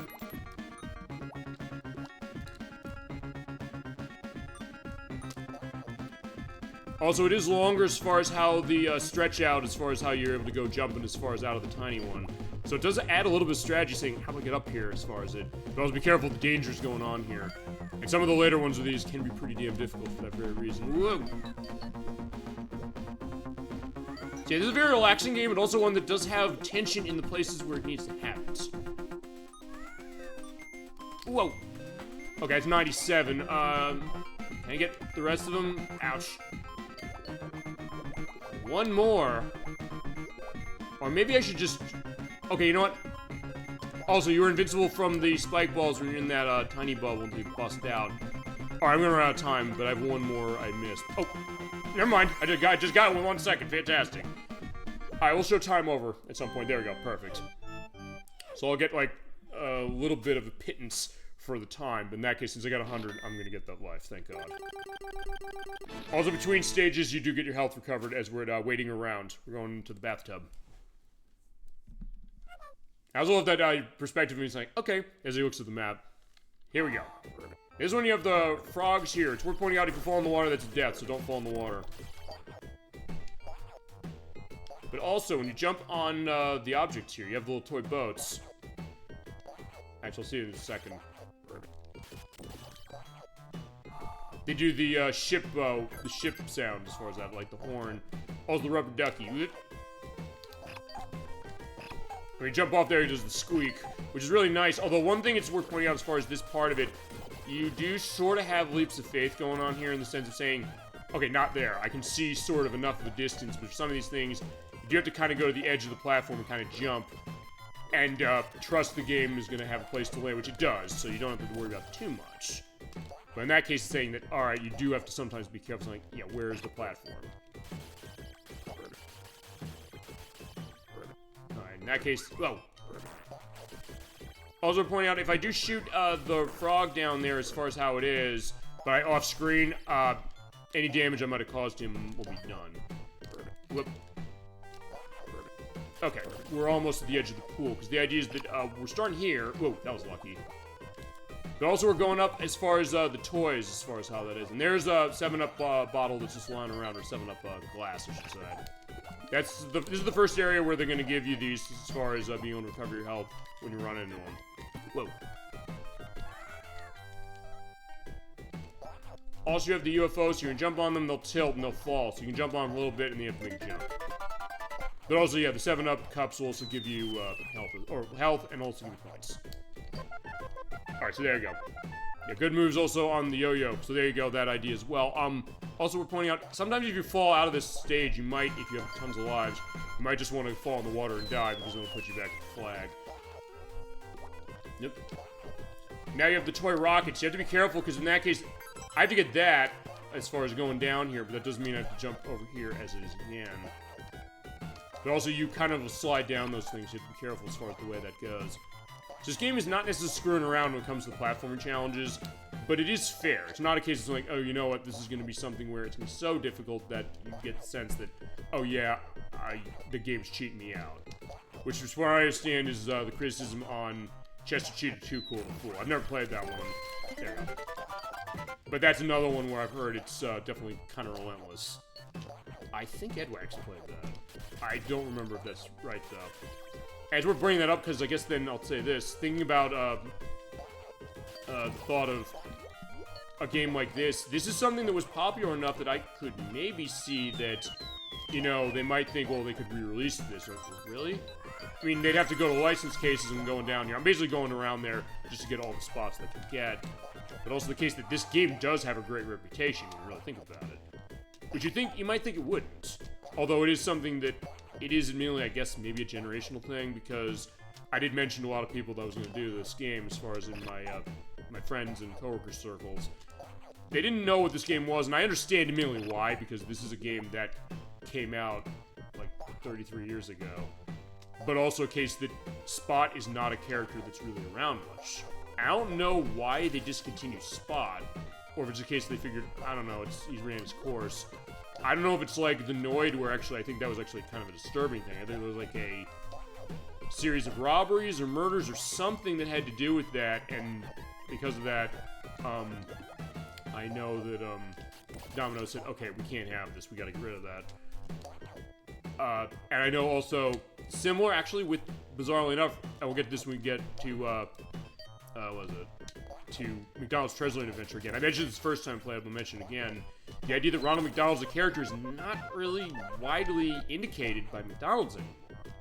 I mean, And you think, like, wait, why? Because I know for years the question was saying, hey, is it pushing, I guess, unhealthy foods to children? I mean, yes, I guess so, but also I guess then the idea is that one thing you'd say is that, all right, children are young, so on one hand, it's better for them to have it than someone older, but also a case of saying, hey, you know what, if it's too much, that could be a problem, yes, or if they have a health problem, that's definitely true as well. But also, let me grab this, because I think that's everything. There you go, that's all of them. But also the case that what took Ronald McDonald out was the sightings of creepy clowns in, like, 2016, 17 about. I noticed some news reports about that, and I thought, like, hey, people are going to associate with Ronald McDonald, which is weird because he was around for so long. But they did kind of bring him back as far as certain events and things. I know when they had Grimace's birthday, they said, okay, Ronald McDonald is still a factor again, and the Ronald McDonald Charity House that McDonald's does, they have still the case of that. But I don't know if there's anything as far as why Spot's not around. But, I mean, as I mentioned, the case that some people not knowing what Cool Spot was, I mean, I don't necessarily blame that, because it's something where, I mean, it's from the 90s as far as this character, and the question is saying, do people necessarily remember that? But also the case of saying, I don't know, maybe it would be something that people find appealing. Maybe, I don't know, maybe I found appealing because, I don't know, I mean, sometimes we talked about this, and the idea of, like, how do we associate with, you know, like, famous products like food and things like that, and saying, oh, I don't know, are we proving the point of that by saying, like, hey, you know, remember Ronald McDonald in this case, and almost saying, like, oh, it's brainwashing us for this. Like, yes and no, maybe, but also a case of saying, I don't know, it's a case of a fun thing, number one, and number two, I guess a case of saying something where, I don't know, maybe you sort of return to a childhood, but also get a sense of saying, hey, the march of time, what that's looking like. By the way, there's the O, you gotta be careful as far as getting that, because it's surrounded by the spike balls. I'm gonna grab the timer. Okay, now I'm gonna grab the timer right there. There we go. Yeah, because I have to bash through that. Whoop. Actually, I did not do it this methodically on my practice. I guess I figured, okay, I can just tank the hits, which is true, you can. But it's maybe the case of thinking that, hey, reminds us as far as, I don't know, the case of maybe you were growing up watching cartoons on Saturday morning or something as far as that. And this game kind of evokes that feeling in its weird way, too. And you maybe would see, like, commercials for, like, 7-Up or McDonald's or Domino's Pizza or anything, really.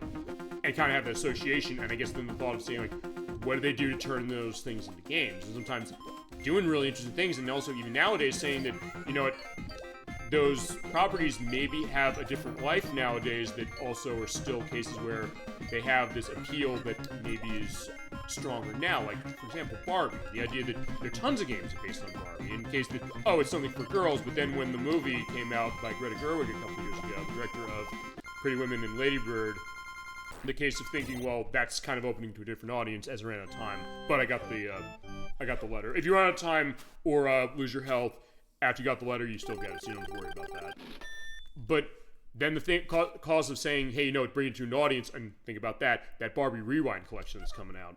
Because Digital Eclipse, they're saying, hey, we can justify a collection of 16 games based on Barbie, as we're toying around, we're in the toy box level.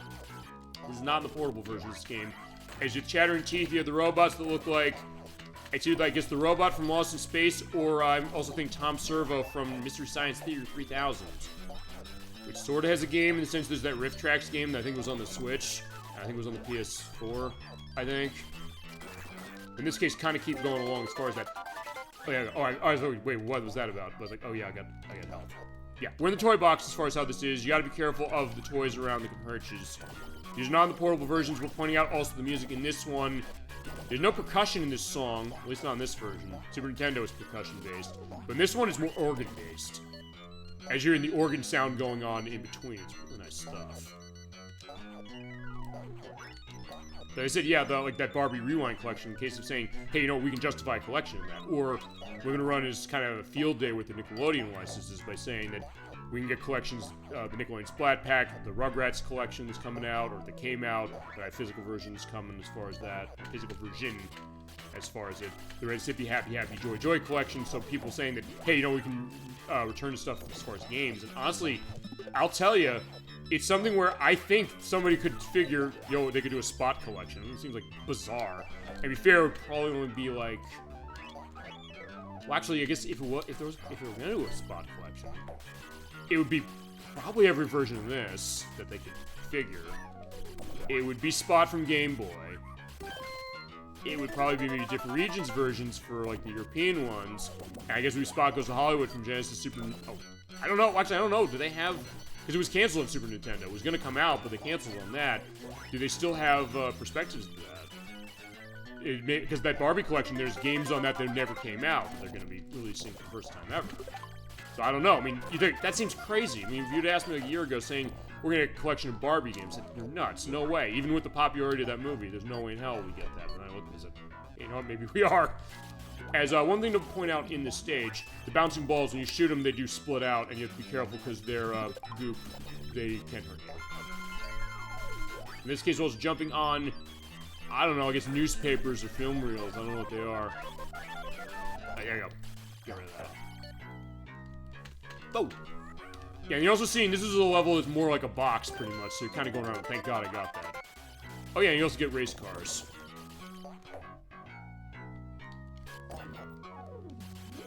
Okay. Oh. Actually, I don't know if I even saw this. Okay. Also, yeah, you do see that as far as how it goes without the fact that I can kind of go off of that. Yeah, based on climbing up shoelaces as far as it. So it's almost like you're kind of shrunken down a little bit, or the idea that Spot is kind of a tiny character. That kind of be an interesting case of how it's shown scale.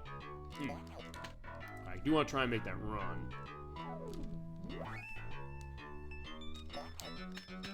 Alright, I guess I can't make it over there.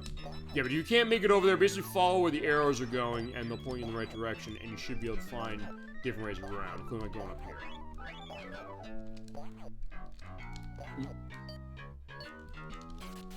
In this case, just keep picking off the enemies. It's not too bad as far as how it goes. But actually, as I said, I think the difficulty of this game is, I'm curious. Oh, that's what I got hit by. I was gonna say I'll look back to see what I got hit by. I got hit by the robot. Basically, their shots can hurt you. Yeah, as far as this game's difficulty, I'd say this game is actually pretty fair as far as how it goes. So not a case of thinking, well, you're necessarily gonna be screwed out much. But I do need to get my way through. Can I? Oh yeah, I want to get rid of you.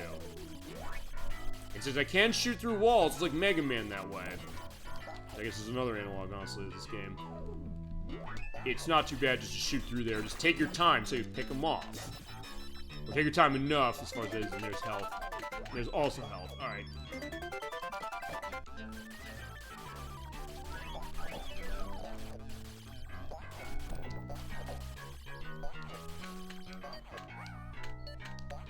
Yeah, well, also sometimes the enemy's invisible behind that, but you also hear the sound effects going on, the clapping, the chattering of the teeth. Alright, but yeah, I guess like a, yeah, it's like a thread, circle, pretty much. Ow. Oh, wait a second. Okay, at first I was like, wait, did I hit something? It was like, no, then the robot hit me. Also, you have that spinning ball there, that is, you can't defeat that, so just, wait and go. But also, if you're gonna go over here, you have to go this way in order to get the spot over here. Now, honestly, these stages are a bit of a, as I mentioned, a little bit of a maze as far as how they're going on, and you do have to kind of go around everywhere to see where the cool points are, because they're kind of spread out.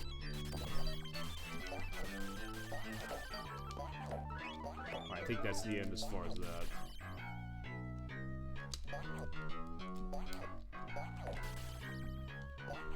Okay, so yeah, let's get going as far as how this is. Yeah, oh.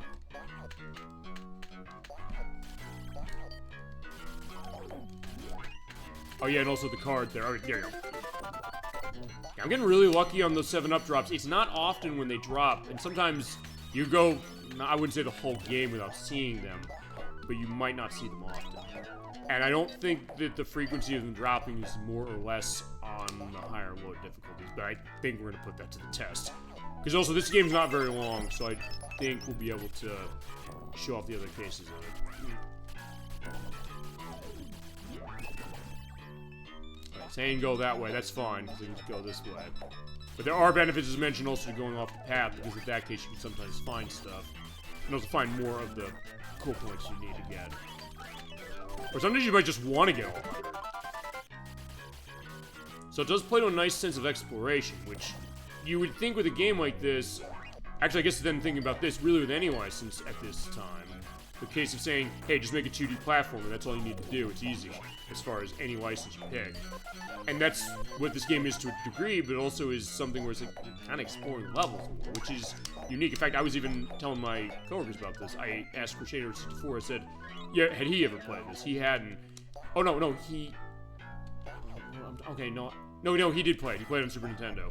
But I also, because he hadn't played it in a while, but I said, it's interesting because it's a platforming game that doesn't have bosses. And I said, that just seems weird. It seems like there's something wrong as far as I said, yeah, you might think so under normal circumstances. For some reason, I don't know. It seems like it's fine that way with this. Although I would say, if they did have boss battles, I wouldn't necessarily complain about that. But maybe that's not the point. Maybe the point is just saying, save your friends, and just the enemies really are your bosses really going along as far as it. Which is kind of interesting to think about, because I guess if nothing else, maybe it goes back to, like, the era of gaming before, like, the 8-bit era, yes, but before NES, like, because at that point, usually it's a case of saying, it's more just kind of going around and just doing stuff a little bit. And certain games that you could win at, particularly like the Atari days, cases where it wasn't really about fighting bosses either in this. I know one of the scoping sessions I'm going to do in a few months is Indiana Jones and the Great Circle, but Raiders of the Lost Ark on Atari 2600 is the case where it's more of just uh-oh. Oh, I'm running out of time. Can I get 2 more of these? Uh-oh. Uh-oh, I'm gonna die. You know what? I'm gonna let myself die. I got 9 lives. I'm okay with that. Oh, there we go. I got what I needed. So, because I want to at least get the bonus stage, but I'm not gonna get back in time. Alright, so I'm gonna die.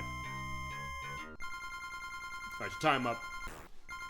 I do like the attention to detail, it bashes that, but in this case, yeah, no, I'm dead, but it's fine. Because you do start with your time at, in this case, 8 minutes. So it did give me a lot of time, but it's a case where I just need to get myself going to the end. Because I know where the end is, and since it did save my cool points, it doesn't matter now. So yeah, there's not too much of a penalty necessarily for dying, except you go back. So it's not like you lose your cool points. The only time you lose your cool points is if you have to use a continue. But the rate I'm going, I don't think we're going to do that. Alright, it's over on that side. I guess I'm adamant I want to show off all the bonus stages, which we will, and it's right there. And yeah, sorry as far as that. It was a little brief detour, but we got you. Okay. So that's the end of this stage, and next up is... Oh yeah, okay. We'll have that second. Alright, yeah, look at that time bonus. We're pointing out, though, the time bonus is not going to be enough to get you up to the life, but that coolness bonus on top of everything else sure is.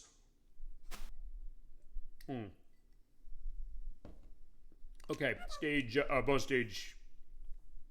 Actually, wait a second, hold on. Oh wait, this is the 5th one, isn't it? Hang on. Oh yeah, this is the 5th one. Okay, so they also don't give me tons of time out of this one. I know the end of this is a case where... Okay, no, I remember this one on my test. This is a case where you have to kind of fall through a bunch of stuff, and this is a case where I think I'm going to have to tank the hits and find the stopwatches if I can. Oh no! Okay, there's one. I need to go get that stopwatch. Oh, no. Okay, wait there. Yeah, I'll take the hit, I don't care. Yeah, I need to go down to get the watch. Yeah, but I'm already, almost dead, so I gotta be careful about this. But if I have to do it again, that's fine, I don't care. We have more than enough opportunities for it, and in this version, there's no penalty if you don't get them all. In the, Super Nintendo version, there sort of is. We'll get to that later.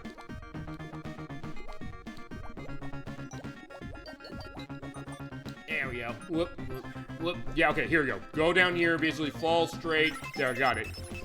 Oh, wait a minute. No, it's 6. I was saying, I thought there were 5 of these stages. No, there's 6. You have to get it. You have to get the A. Whoop. Whoa. Okay, there we go. I'm dead, but you don't lose a life here. Okay. Yeah, we got one more. Okay. So next one will probably be the last one. I don't think it's gonna be enough to get a life, but yeah, I got 9 lives, so we're fine. As we go into Radical Rails. I do love the music in this stage, and also the variety of where we're going, too. In this case, also you slide around. You also have nice animations they add here where you basically kind of is doing cartwheels. And also you go up the pipes here. They launch you upwards. And also see some weird stuff. Yeah, you have like the joke mustache nose glasses thing. That's also something out of time. I don't know if I've seen one of those in years. Also, for this version, unlike the Game Gear version, because of the fact you can run up the hills easier in that one, this one's more cases, yeah, you have to really be jumping around. Also, who left that watch there? Oh, I guess it's like a... I don't know, I guess it's a... Now I'm thinking about what this is. It almost is like... As you have like that slinky with the toy there. I don't know, it's almost like a... What am I thinking here? It's almost like a... I don't know, researcher or scientist's... Not lab, I guess, I don't know, it's... table or something. Alright, by the way, there is the cage right there.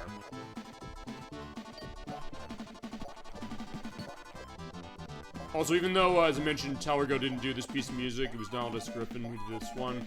It's a case where, I'll just show this, yeah, the soda bounces off, so you can't do that. But even though it was Donald S. Griffin who did this music, it does have a sound of how Earthworm Jim would sound. Honestly, we'll play that one for sure at some point. The only reason we haven't is because I want to be ready for that game, because that game is hard.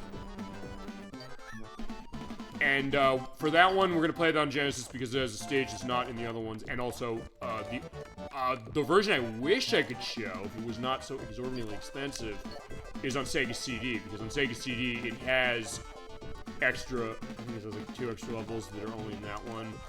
It also has a hilarious case when you get through the game. It has like a voiced indication or like a voiceover of the development team. Either saying, if you're on difficult, they say like, hey, you did such a great job, we're really proud of you here at Shiny, and then it's like, you know, you could take that and hold on to that for the rest of your life. If you ever get to a case of having to go to jail and you're doing a life sentence, you can rest assured that Shiny thinks you're cool as far as being able to beat this game on difficult. Which is amazing, but none of the other versions have that, and as far as the other levels, the only version that has one of the stages they added, I think, was Earthworm Jim HD, which I know has since been delisted. So after that, Genesis is absolutely the way to go on that one. Because the Super Nintendo game, it does not have all the stages in particular. The one levels they said no on, I guess, was Intestinal Distress. I don't know if they had a problem as far as that, but I'll get a sense of that when we do the game.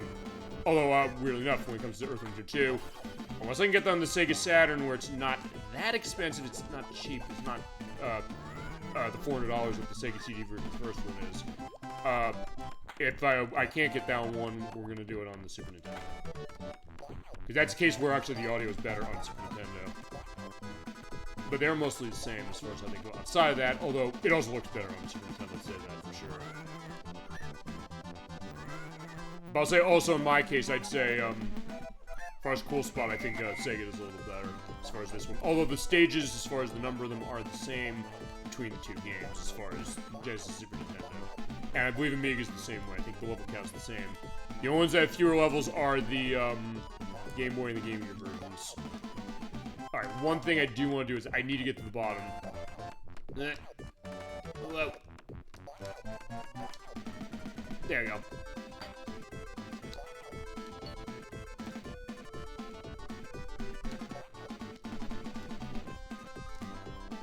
Alright, there's a lifeline around here. You don't get that much. Okay, down here where most of the spots are, so let's go around and find them. In this case, go up there. And also, there's another one of those stretchy bubbles. I do like those. So, as I mentioned, above anything else, there's also almost a weird sense of childlike delight out of this game. Just as far as the idea that, hey, you're in a bubble and you're kind of stretching around, or just going into a bottle of 7-Up, you know? Alright, that's gonna take me to the end, but I want to try and see if I can't get the spots I need. I only need 3 more.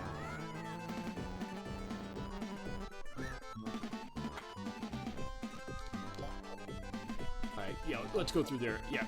Oh, there we go. Over here, I think. Okay, there's one. Oh, there's one. Like, those are all the ones I need. Let's go back and get that.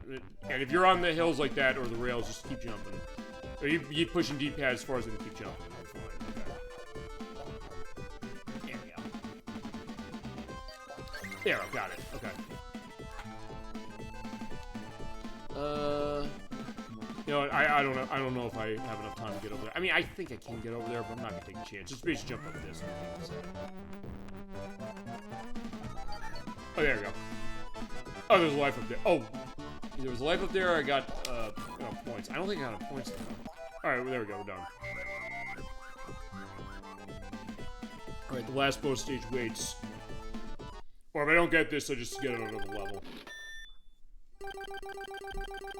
Almost, but okay, I'll be fine with the lives I have. I mean, as I said, it's almost as if I've been playing this game for the past 33 years. Yeah, in this case, I will indicate my knowledge and skill in this one. Okay, here we go. We got a minute and a half to find this thing.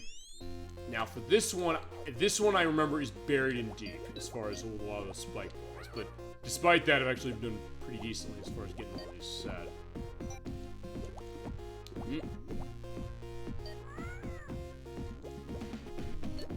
Yeah, but sometimes with this one, I do remember you do have to kind of make sure you're bouncing just right. In this case, yeah, there's not a whole lot of ways to get up as far as that. Except that way. And then you also have to make sure you get rid of the spike ball, though, as you're gonna fall down.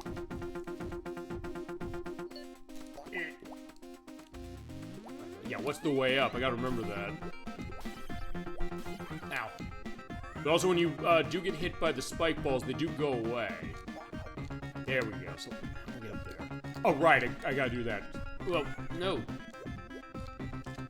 Yeah, maybe I'm gonna have to do this one again. Well. Oh, there we go. Right, you have to hit that just right. Is it over there? There's time. Okay, grab that. There we go. Bump, bump. Yeah, it's just right down there. Just grab it. I don't care. I'll take the damage. I don't care. Okay, so we got it. Yes, there is a nice tension to this, even though it's a case where it's not going to be overwhelming.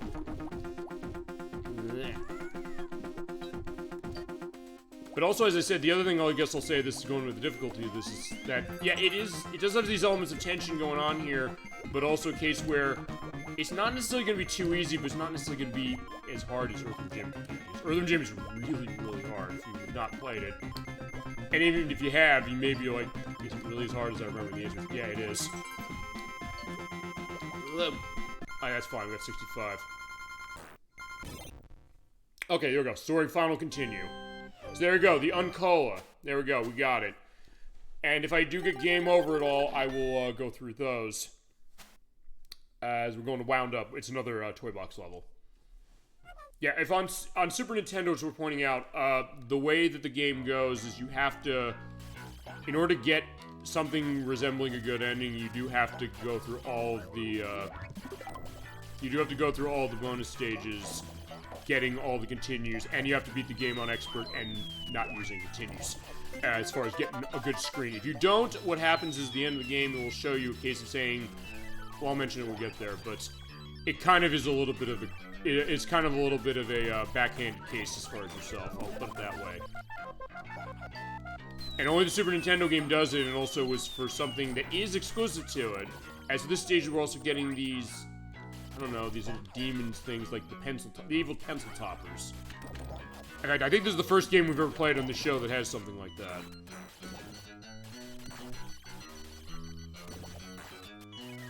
In this case, I also have to be careful of destroying the robot. So in that case, if it's a case of saying, hey, I don't know if I should go down there, just kill them down there.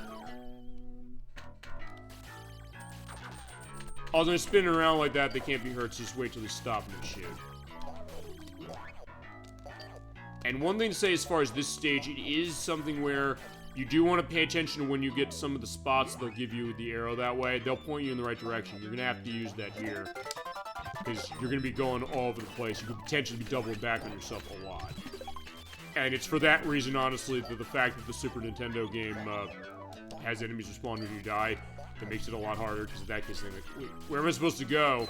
Because in that case, you're like, oh yeah, the enemies all came back.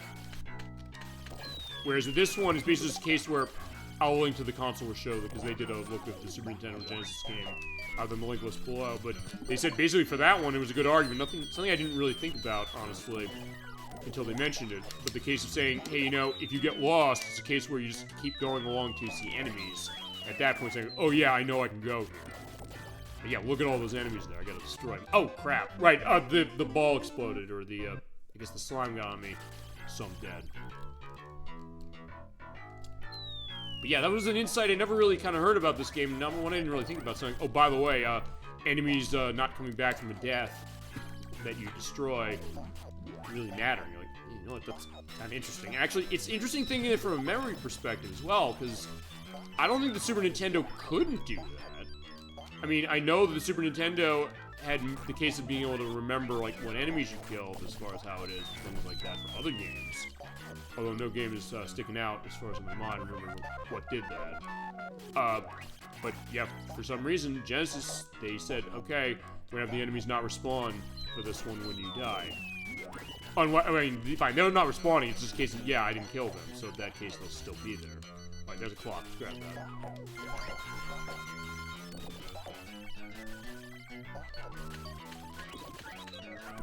Uh-oh. Alright, I gotta be careful as well.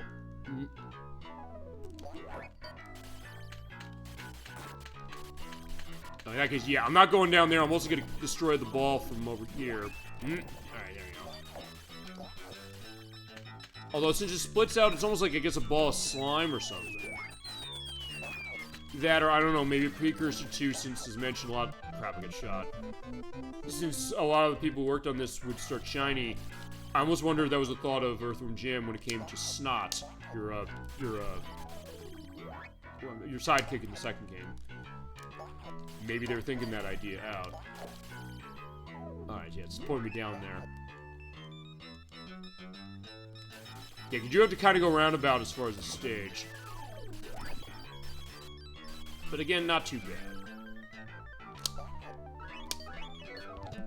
It's still pretty, fun and engrossing in this weird way, too. Yeah, in some ways I'm realizing sometimes I'm, like, kind of getting so sucked into it, so like, where am I going now? And I'm not talking. Like, yeah, this is a discussion program. I have to not do that. But good news is after I beat this, we'll go through the other difficulties, and then I'll be talking all the time, talking about those Summer Games Fest and the other announcements. Because we talked about some of them over the past few weeks, and actually for when I did the first part of Link's Awakening a couple weeks ago, that was the day of the Summer Games Fest, the first case of it. So I was actually reacting to some of the stuff that had just come off of that. But in this case, I took down everything. It took me hours to take down everything. But I said, I want to talk about all this stuff. Not least of which because there's some stuff I'm really excited about, and also because, as I mentioned, we're not having a show live next week. But we'll have something really nice next week, I promise you that. Actually, something we recorded a couple months ago. We'll get into that as we go. Okay. Also, in this case, you're also seeing some of those boxes that can block the way, so you have to kind of go around. But it's not too bad. So it's a case where, I'll say this one thing, I guess, at this case now, I'm basically just talking everything about this game, which is the point, of course. But also saying that the level design. Because the level design in this game, no matter what version you get, it's really, really good. And also how they change it based on difficulty. But also something that, in another game, saying like, oh yeah, there's a blocked way. It's like, sometimes it's annoying. It's like, oh, this is stupid. I just want to go through some of the boxes there. There's no consistency. For some things, not everything. There's a lot of stuff that's great in cases where it is, like Sonic or Mario or something like that. But for this one, saying that, yeah, again, for a game that's based on a soda mascot, you think they don't have to go to this detail. They don't have to have good level design necessarily to make it sell, but then they said, you know, we want to do this. We have this belief in this concept, and yeah, unfortunately, that's what sometimes can happen. But I don't need the 7-Up like that. But they said, hey, you know, we're going to come up with something with this, and we're going to say, yeah, we're going to treat this really like anything, you know? Which goes to... I'm trying to remember. There was something... What game was it? I think we've seen something recently about a story on a game that the people who were making it really didn't want to make it. And either you could tell it, or it was either a case you could tell it, or it's a case where they made the best of a bad situation. Or something I was thinking about. I don't remember what it was. I gotta be careful.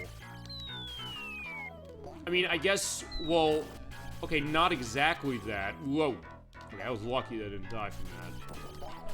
I mentioned McDonald's Treasureland Adventure. I mean, the people who made that, as I mentioned, the people who started Treasure, they came from Konami. They said, we want to make Gunstarers. They pitched it to them. They said no, because you can just make Contra, or the next Contra game as far as that, and it's something established it'll sell. But they believed in that project. They said, you know what, we're going to go to somebody who'll be more interested in it. So they went to Sega, and they said, well, Sega said, okay, we'll do it.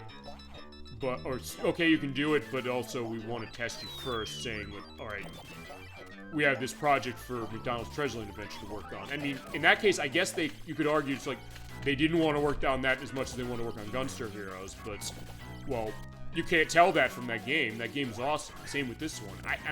I never got the sense, understanding, or hearing stories as far as saying that the people involved in this said, like, oh, we hated making this game. In fact, on the contrary, I believe that David Perry went into something with that over the years and said, yeah, he loved the experience as far as this. Also, I guess because maybe thinking this as far as Virgin Games, the case that in a lot of ways they did kind of take a lot of risks in a lot of different ways.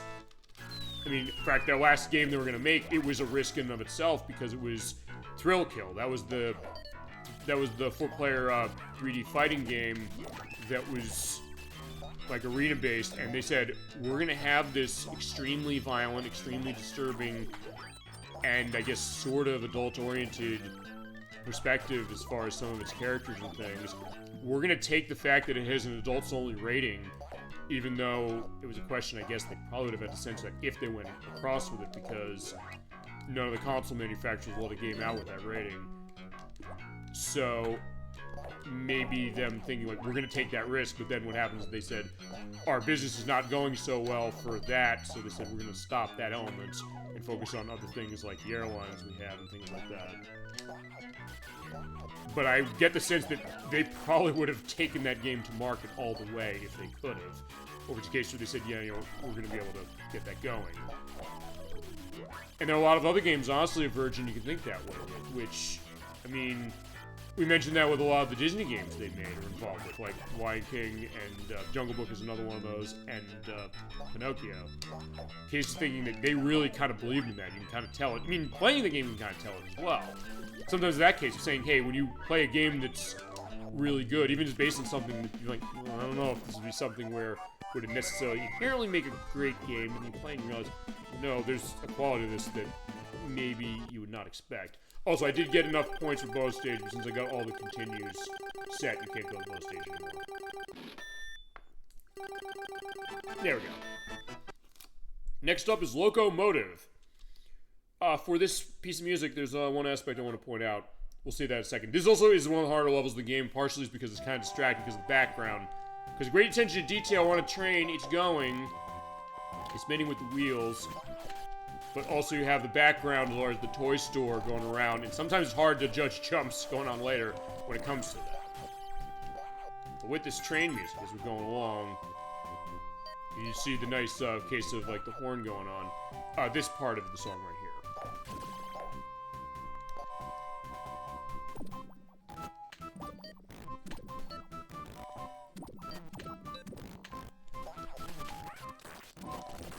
Yeah, I want to stay silent on that one a little bit because that section of the song actually is sampling the theme of the movie The Magnificent Seven. I'll have that in the link list as far as the theme of that movie. But yeah, the case of saying that, hey, you know, they wanted to do like a Western take as far as it, or Tommy Tallarico did this piece of music as far as the soundtrack, saying that, hey, take a little semblance of that and then put it into this, and saying, hey, we're on this train going on as you have like almost the train music going like a Western tune, but also kind of slowed down for a little bit, and it gets really, really fast as you have the Southern coal miners going on as far as it. You gotta be careful because yeah, they heard. There we go. But also you have the birds there dropping the eggs, so yeah, gotta be careful of them. Alright. And also, yeah, the Virgin train. So there you go. The indication of like Virgin games kind of being indicated within the stage. And it's interesting also going back to the thing with the Magnificent Seven case, because at first my thought was, I think I said, I don't remember if I said this on the show and said it wrongly, I thought this was sampling the theme of Bonanza, not the Bonanza, which I referenced before because part of the voice cast in Metal Gear Solid 2 was on that show. But also, I was thinking like, and then I listened to that piece of music as far as the theme song, and I said, no, that's not it. I kept thinking like, what are ancient Western stuff or old Western television shows? It's like, this is sampled from something. So I was thinking about everything I could think of. I thought of Bonanza, I thought Gunsmoke, I thought The Big Valley, I thought, what was the other one? The Wild Wild West, the TV show, in particular from the 50s, 60s, I think. And then I came up with this one. I was like, I know I'm gonna find it. And I found Magnificent Seven. I was like, that's it. That's the one that did. It's like, that was the one. So I was glad I was able to find it. And also, as we're pointing out, going to the indication of Wipeout as far as the title screen music, this is not going to get the video a copyright question of any kind. I did test it before the show just to see would it get me something for that. The answer is it's not going to. So as I mentioned, when it comes to licensed music, I guess, when you really think about it, when they redid it in like a 16-bit style, they don't always pick up on it. Sometimes they will. Also, yeah, don't fall off like that. I stupidly did, otherwise you're going to die. But that being said, we're not going to be in trouble for that. But sometimes they question that, because I know, going back to The Lion King again, the version of Can You Feel the Love Tonight, I did get a copyright question on that one when I uploaded the video after we did the show. Nothing, there was a problem as far as it, but a case of saying, like, yeah, they did notice that. And that it was, I guess, a really high quality. Okay. This is where things are getting hard on this stage, just to indicate this, because I was jumping on these toys here. Also, I'm gonna grab that. Okay, just get some more time as far as I have as much time as I can have. This is where things get a little more difficult and also kind of hard to see in some ways. And I don't remember how the Super Nintendo game does this. This is worth pointing out. This is not in the portable versions. But yeah, as I'm jumping along here, you're seeing the way this is going that, yeah, you have the kind of gray background or kind of beige of the, I don't know, of the toy store walls. Or I don't know, maybe like a tan, maybe a little bit of a taupe, honestly, going back to that. And actually, to you, Dolphin, Crusader64 was mentioning, like, yeah, one of the best lines I ever heard from chat was when we talked about Space Channel 5 playing that, saying that putting his favorite color is taupe, and he said, whose favorite color is taupe? And then Dolphin, you said, no one's. I said, yeah, you're right, that was amazing. But because of the way the colors are for this, it's kind of hard to see making the jump sometimes. And I don't know if the Super Nintendo version does that better. I don't remember, because I did play and beat this game on Super Nintendo years ago. I don't have it on that. And there is more color in the Super Nintendo games, we're pointing out. For example, the balloons that we saw in Shell Shock, the first level of the game, they are cases where they have multiple colors as opposed to the red from this. Yeah, no one as far as that. It's still no one's favorite color. I mean, even, what was it, 4 years? Yeah, 4 years after we did that show, this month, 4 years ago, as we're pointing out, it's still no one's favorite color, unless, I don't know, maybe it's gonna make a return, who knows. But in this case, yeah, sometimes it's a little hard to get a sense of that, and I guess also because you mentioned the design of Spot, the idea that he has the white sneakers and the gloves, but also the case that I'm jumping across these toys that have, like, the red case as far as their bodies, and then the stuff with the red spots I gotta pick up. Yeah, also the gunmen are here, so you gotta be careful as far as that. They can might make it hard to jump. Yeah, let's wipe our glasses off. Yeah, it's a beige color with a fancy name. Okay, so the name's fancy as far as how it was. Yeah, I think I even asked Crusader64, I said, he knew what the color was before I did, because if he said, oh, by the way, that curtain you have by the door as far as the old Super Bowl Game Saturday studio, he said, that's kind of like a taupe, honestly. I said, okay, that's kind of how I knew. I was like, okay, what is he talking about as far as how it is? Yeah, but you're seeing it right here, yet it's sometimes questions saying, like, hey, can I make that jump? And if that's the case, you sometimes will fall down as far as that. And actually, if you do fall down, you might just want to die if you hit the checkpoints and if you have a lot of lives to spare. Because at that point, yeah, after you hit that one in particular. Okay, for this one, I do want to get rid of him. There we go. Good. Okay, find cage. Okay, there we go. Yeah, alright. Yeah, because if you take those down enough, you'll be able to get all the 7-Up logos, which give you 7 cool points pop, as far as how they are. Okay, there we go. Right, there's a nice drink from Trouble, as far as how that was. Whoop.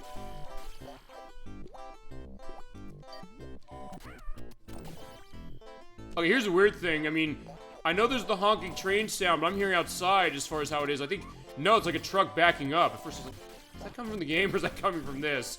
I've sometimes run into cases like that, so like, wait, I gotta remember that. It's like, I know the audio in this game is amazing, but I don't think that's from this game. At least I don't think it is. Whoa. Alright, we're almost at the end now. But even despite that, as far as I said, I was able to practice to get through that part. Not too bad. Okay, there's clock. I don't know if I'm gonna...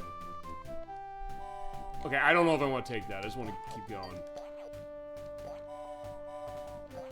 I mean, it is doing the honking of the train horn now. Oh, no, I think I know what that is. Alright, before I free you... Well, there we go. 99. Yeah, maybe we'll get 100 since I can get them. There we go. Whoop. Okay, made it. Well, now I have to get back up there and then shoot the cage down. There, got it. Okay, fantastic. Yeah, we don't have much more to go. We only have, I think, we have 3 stages. And these are also going to be rearranged versions of stages we already saw. So there is a level variety, but it's a case where they also, I guess it's like Sonic a little bit in the sense you have stage motifs, and same like Mario a little bit. Because going back to the wall. So the same case we saw is off the wall, off the wall, or on the wall, which the instruction manual of these games indicate, and the game doesn't have, bizarrely. But yeah, we're back in the attic as far as it's, we're back in another one as far as it. So, same idea as far as what you can see, but the level design is a bit different. And this one is definitely a lot harder than the first one. We're going alright so far. Whoa.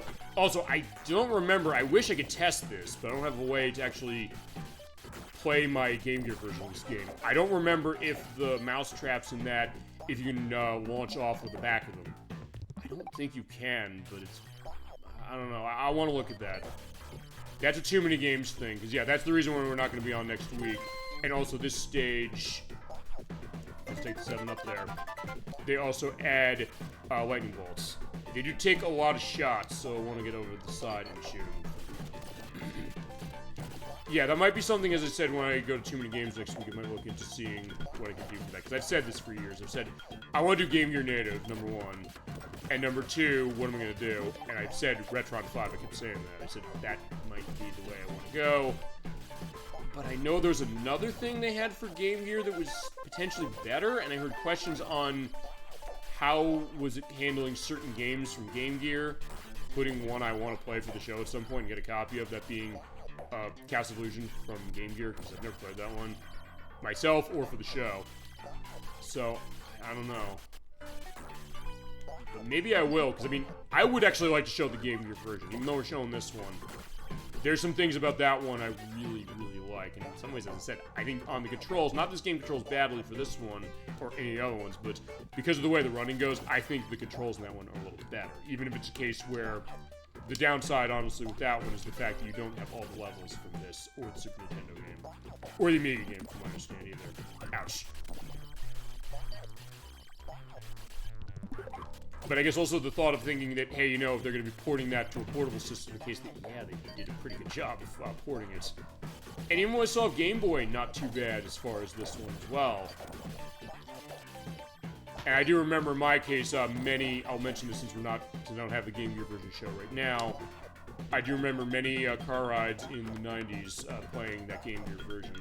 I remember one of them, I'll go into this, was, I remember I went to one of my cousin's weddings. We drove up like 8 hours, and I remember on the way back, it was late at night, and since Game Gear is a backlit system, and I had the battery pack set up for that, so I have 8 hours of play, which is basically the whole trip at that point. That was a godsend, number 1, compared to the 5 hours you get on the 6 AA batteries on their own, but also kind of being in the back seat when it was dark and we're driving back home, and then actually being in the waiting around level as far as the pool we had, as far as level 4 in this. And the stuff, how that was as far as the music going on.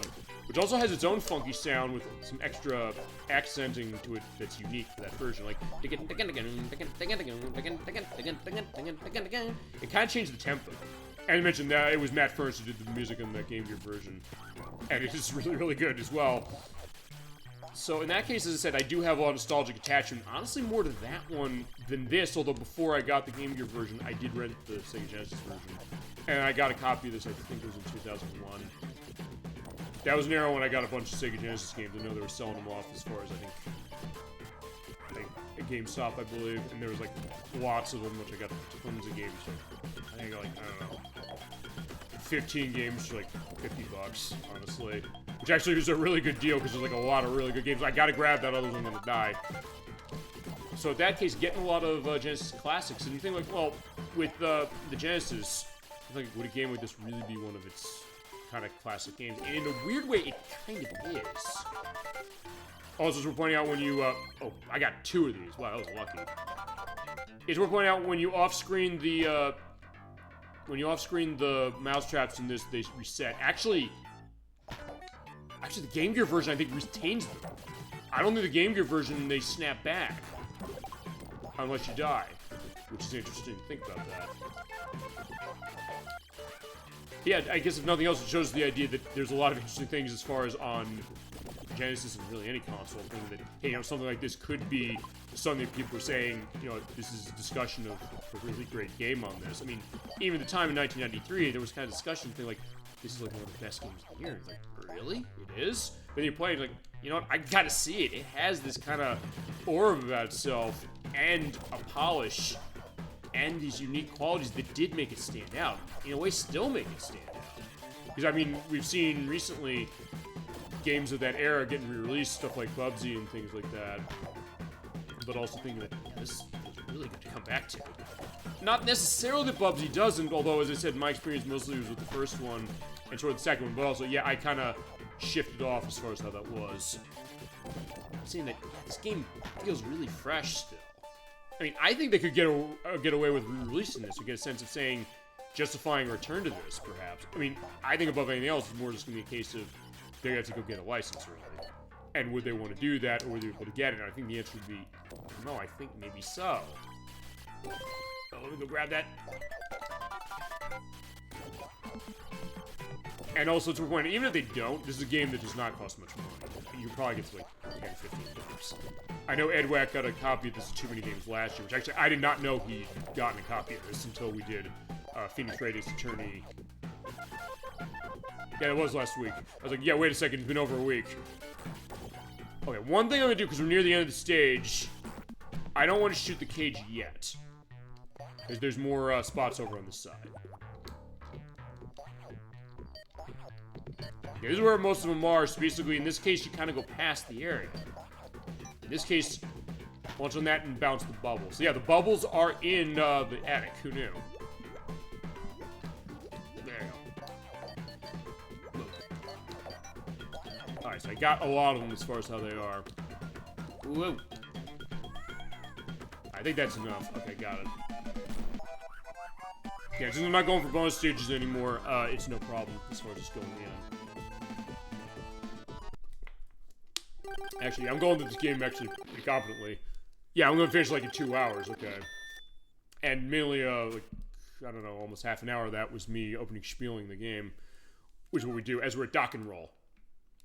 Now, for Dock and Roll, we're back to the docks here. We're pointing out one thing I like that the Super Nintendo game does is that they do actually give like a sunset motif here. Actually, that way it's kind of, maybe we're playing both versions, honestly, and that Game Gear one as well. But, okay, for this one, what you gotta be careful of is there are a lot of bottomless pits, and you basically gonna have to make a vertical climb, sort of. But you have to kind of go horizontally left and right first before you do that. Alright. Still get that great dock music, I love it. And also the weird thing going to the music quality again, as far as it, because technically, when you really think about it, the music quality as far as the audio tech of the Genesis is not as strong as Super Nintendo, as I mentioned, because of the Sony chip that was powering that console, but also the Amiga, which is the PC of Commodore's, where it had kind of... The interesting thing about Amiga is that it has almost like a... I don't know, what's the best way to put it? Maybe it is almost like an orchestrated real instrument sound to itself. I mean, in a way, I think above anything else, it also is kind of like a reflection almost of like the idea of like your MIDI cards or your sound cards on your PCs as far as that. So you could actually get, they actually really get some pretty interesting instrument samples going on where it does sound really good. But the thing with this game, because I listened to the soundtrack of that one, just to get a sense of what it sounded like, it's weird how they don't really have a stereo sound going on with it, which I would be surprised, honestly. But also the case that some of the intonations on some of the songs, and especially this one, they sound weird, and honestly, even though the Genesis has the less powerful tech, it's the way this game uses its tech that honestly makes it sound better. Like, in fact, the music's gonna loop. I'm gonna go on one thing here. Right here.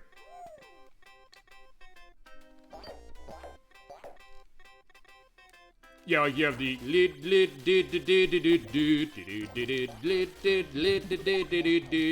yeah, they don't, for the first part of that, the Amiga version, they don't really get the, they don't have the minor key going on as far as, or like, I think it's, yeah, it's the flat note they have there. I don't know, it kind of plays the same note as far as the second one. I think they harmonized the second note, but I don't know, it just sounds really good as far as the way it's composed and the way they kind of figured it out with this one, you know? Even though the audio tech is better. The way the compositions go, it, for some reason, this sounds more in a case of fitting for Genesis. And again, the instrumentation, that's one thing we've sometimes seen. We've played games on both systems, and sometimes we play on both Super Nintendo and Genesis, that is, of saying we played, sometimes we played them on both systems. We talk console war show all the time for that very reason, amongst many other reasons of things that go along with the differences between the systems, but also saying that the interesting things that sometimes go with that, which is the fact that on, I think I killed, I don't know what I got killed by, I think I got shot by something, but either way, I'll look back to see what it was, because I just don't remember. But sometimes the case of seeing that what the Genesis could do well on audio is that it had sometimes this grittier sound when it came to its percussion and bass that, for certain games, especially this one, it really sound nice when they emphasized this. Not that the Super Nintendo couldn't do that, but for this one in particular, it sounds really appealing. I don't know, it's the way the bass goes on the system, and even as far as the percussion, because going back to the toy box stages we had, those being wound up and toying around, they don't have the organ sound as far as on Super Nintendo. They have a drum beat going, which sounds nice, but it's also something that, I don't know, maybe it sounds a little flat as far as how it is, even though there's cases where I know there's amazing drum lines that Super Nintendo can do for a lot of different things. But I mean, I guess above anything else, I'll say this, it goes to the one thing I'm saying, which is, which sometimes I've said this when it comes to games designed on the GEMS driver, sometimes the case of thing like, ooh, that's not something you want to hear when you come to Genesis, but then you realize, people who know how to design around that sound chip, people like Tommy Tallarico and Sam Powell and Alistair Brimble, actually, when it comes to Pinocchio on that version of the game. There's a case where you realize, yeah, they really were able to get stuff going. Oh, they do need to go down. But, okay, I have to go up there, I have to go down there. Okay, there we go. Right, because I have to kind of go around. That's right, and I have to go this way. There we go. The one thing I'll say, I'm kind of surprised going as far as the audio on this game, and also I guess the versions of this game that it got. Given how popular it was, I'm kind of surprised it didn't get a Sega CD version. I would have thought maybe they would have said, oh, we'll do a version on that. I need to get a sense of where I'm going. Alright, I go through here. Alright, I go through here and then I have to make that jump, and I do have to be running to make it. I would have thought they would have wanted to do that, and Virgin Games did do stuff on Sega CD. I have the Terminator that they did, and Tommy Tallarico did the music for that, and actually with the Terminator, I know that in the instruction manual of that game, they openly say, well, Terminator was made by Virgin Games on Sega Genesis, but they also said in the manual explicitly saying, this is not the Genesis version with better music. It's more than that. It's a totally different product. And you can tell that, but the music in the game is unbelievable. My God. As again, Tommy Tallarico did the music. So the case of saying, understanding the case of saying, what are your limitations on a console when you have to go around that when it comes to cartridge and things, but then also saying that when you have a big case of like CD stuff going on, when those systems came around, saying, what could you do with that? And that's the other thing going to Earthworm Jim, because Earthworm Jim sounds amazing on the consoles as far as the cartridge sound. Well, on Genesis it does. On Super Nintendo, it also sounds weirdly hollow, even though it's not bad. It just doesn't sound as good as this. And you hear it on the CD. Like, Talarico clearly went all out when it came to just how the sound of that was going and how it was emphasizing a lot of the stuff that the cartridge games did with real instruments and also kind of expanding it out. Which is also kind of the reason why I wish I could get Earthworm Jim on Sega CD and 2 on Sega Saturn, because the music in those games is amazing, on top of what they already did with the cartridge editions. I mean, I'll say this. I said this when it came to Pop from Mail on Sega CD. I said, with Sega CD, I'll say this. I don't know if at this point in my life I'm necessarily going to say I need to take a complete version on Sega CD. For certain things, or Saturn for that matter, if I can, great. But if not, I don't know. So if I can maybe, I don't know, if I can find a loose disc on those, or I don't know if they get re-released or something. Right, Pop from Mail is a question, but same with Earthworm Jim 1 and 2. That I don't know. Maybe, maybe not. I would go that direction to show that on the show. And I know you say, like, well, you can emulate it. That's true, but... Ow! I would say... I do want to try and get as official as I can, number one, or support the idea of getting that going. But if I can kind of go for a cheaper way to show it, I'd like to go a cheaper way showing it. I mean, even with Genesis, I have just mostly a lot of cartridges. I have stuff in box, yes, but most of it is loose cartridges. And that's what this game is, it's a loose cartridge. It's not something that's fully in the box. Although, this game does not cost much as far as running fully in the box, because I know Edwack, as mentioned, he bought this at Too Many Games last year for Genesis. He paid like $22 for it, so it's not expensive at all. I think it's a little more on the Super Nintendo, like 30-something, but not bad. Okay, I do need to make that jump. I do have enough time to make it. The only thing about this is almost like DuckTales in the sense of making jumps from ladders. Not like that when you press left or right when you jump, you just jump downwards. But in this one, you also have to kind of make sure you're going quick enough, or you're at the top of the jump. Right, because you go off screen, which is good. It's not like you hit your head on the ceiling. You have to be at the top of that in order to make the jump, and then shoot the clam and the crab and the bait. Oh, got him. Also, yeah, I'll show that as well, because, yeah, he does have a lot of frames of animation, kind of like Sonic in that way. I think maybe that's where they were going after as far as it... Although a lot of people, a lot of companies are going after. Bees everywhere. They gotta die. And, all but one, but that's fine. We're 99% cool. Alright, fantastic. But there are a lot of games going after Sonic. We know that. I mean, we've talked about that, and I think it's something that was kind of indicated. But yeah, this is one of those games like Rocket Knight Adventures. And they're like, wait, can that go against Sonic? Yeah, it can, but also because it did something different than Sonic, as with Surf Patrol. Now, there is a nasty trick in this one. I actually want to put this to the test, so I'm actually going to try and intentionally die. Or think I'm going to potentially die. It's another beach. We're below the volleyball net. So, actually, I went for a walk down by the beach as far as how it was today.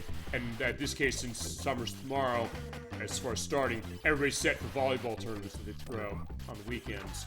But that being said, in that case, we have that set, so it's a good set. But, okay, one thing I found in my tests when I was practicing this last week... Ouch. You do have to make a massive, massive vertical climb up here, that's what we're pointing out. There's a can of 7-Up. And there's a book of cheat codes. But one thing I realized is the crabs that come out of the holes there, usually I thought they could only hurt you, but I don't know if this is a glitch. I'm going to see if I can make it happen again. If you get to the lowest part of the beach here, and there are cool points here, so I'm just, that's why I'm also going around to get them. I got pulled under and it killed me. I never saw that happen in all the years I've been playing this, and it was none of the other versions. I want to see if it happens again. At first I thought it was a glitch, because the screen went blank, but... Okay, no, I'm just getting myself hit. I think I was at... Let me grab that. I was at that low point. I just got pulled under. So, alright, let's see that. Is he gonna pull me under? Okay, so I don't know what happened. Okay, so... Okay, so it must have been a glitch. So, I'm at the bottom of the screen here. Okay, I got killed because I ran out of health. But I thought I got... Let me try this again. I got 7 lives, and I got 5 continues. It's fine. Okay, I guess I can't... I guess it was a glitch I had happen. I just got pulled under and I died. Okay, so that's what it was. It was a glitch. But unfortunately, I didn't get it on video, so, yeah, we're not gonna see it. Actually, it's interesting because, Gemini96, he's been playing Donkey Kong 64 since they added that to Switch Online a couple weeks ago. And this gets you up with the balloons and going left and right. So hang on him and just wait to make the move. But actually, he was finding, like, tons of glitches in that game. I think he said he never saw. And he said, like, it usually comes back to the idea that why is everything happened with me, saying that for some reason I track glitches and we've seen so many glitches, and I have a compilation of glitches that will be set at the end of the year as far as our end of the year compilation for our YouTube site. But that being said, it's something where he just saw this on his own time as far as playing the game. Like cases where certain enemies or creatures despawned, cases where actually he was able to win an insanely hard race in Fungi Forest in that game. And beat it easily, even though it's like one of the most frustrating parts of the entire game. And some other stuff where, hey, the game's soft locked. And I'd never seen that before. So I took this video, by the way, thinking of you, saying, oh, I saw that, let's take a look. So, yeah, as I said, it's weird with this one. Yeah, it's weird. I almost don't want to kill this enemy for that very reason, saying, like, can I make that happen again? Okay, it's alright, never mind. Alright, I guess I'm not gonna make it happen. Alright, that's what I saw, I'll say that. Maybe I can find a video of it happening online by somebody else? I don't know, I'll look. If I can find something, I'll have a link below, but if not, there's gonna be nothing as far as that. Okay. Yeah, because this is the last level of the game, by the way. I probably should mention that. I did get to the end, but I don't have enough cool points to get out, so I need to go and get everything. Yeah, careful with the mosquitoes. Ouch.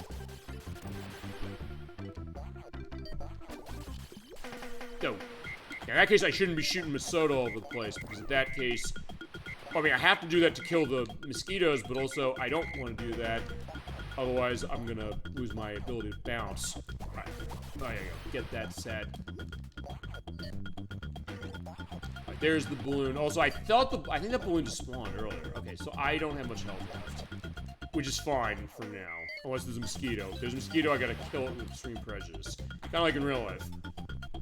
But anyway, let's see. Okay, so I'll go up this way. And there are a lot of different ways to go as far as the stage, just in case of saying where am I going and what's the best way to go. Okay, so I got him up to the cage, so we know where the cage is. Okay, so there we go. Okay, so maybe it's not. Oh, maybe. No, it's not. I guess it must be 50,000 points every time. Because I got it on. I got a life just there with that. And it was on points. Okay, there we go. Also, okay, that's. I'm curious about that. I want to see it. I don't think I can jump off that. Let me see. Oh, let's wait a sec. Hang on.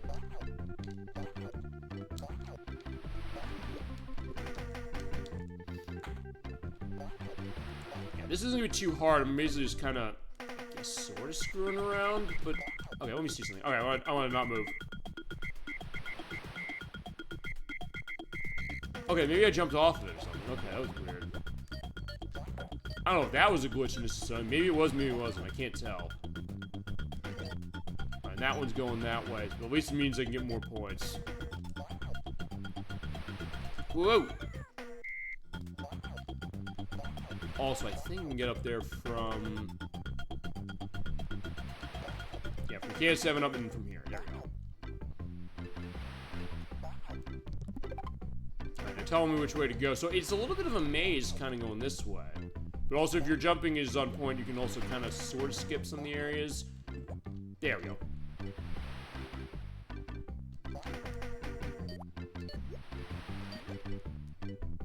Made it. Got it. Fantastic. I got rid of it. I got the cage open before the mosquito bit me. Alright, we're done. For now. We're not done with the show, so under 2 hours we got the game beaten.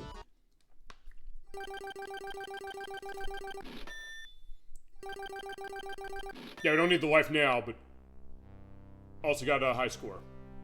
It did not save the cartridge on any version, by the way. There you go. He does have the trophy, and we did save all our friends. Worth pointing out, here's the end of it, so cool. We're pointing out on the Super Nintendo game, if you go through the game, you have to go through the game getting all the continues without using them and beating the game on difficult. Otherwise, what happens in that version, you get a screen here that says, good job, you complete the game. It shows Spot crying, and it says, but you didn't fulfill the requirements to enter and win the contest. But basically, in that version, what they did is they said, if you were able to do that, you basically, as I mentioned, beat the entire game on its hardest difficulty, getting all the continues and not using any of them, you get an actual decent ending screen, and you also could mail away for a t-shirt. Now, as close to that version is a see ya, as far as how it is with this one.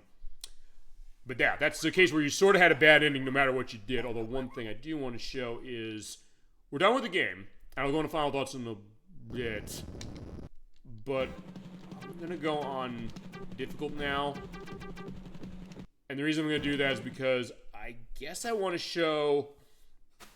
Alright, I want to show a couple things. I guess I want to show what the game over's like at some point.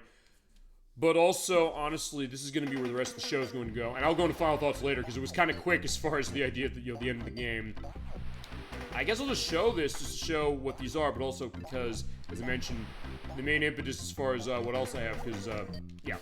In this case, you're seeing now there's more mosquitoes. They're all over the damn place. Let's see how far I get on difficult, and I'll go through on easy as well. Just show the fact that how they change.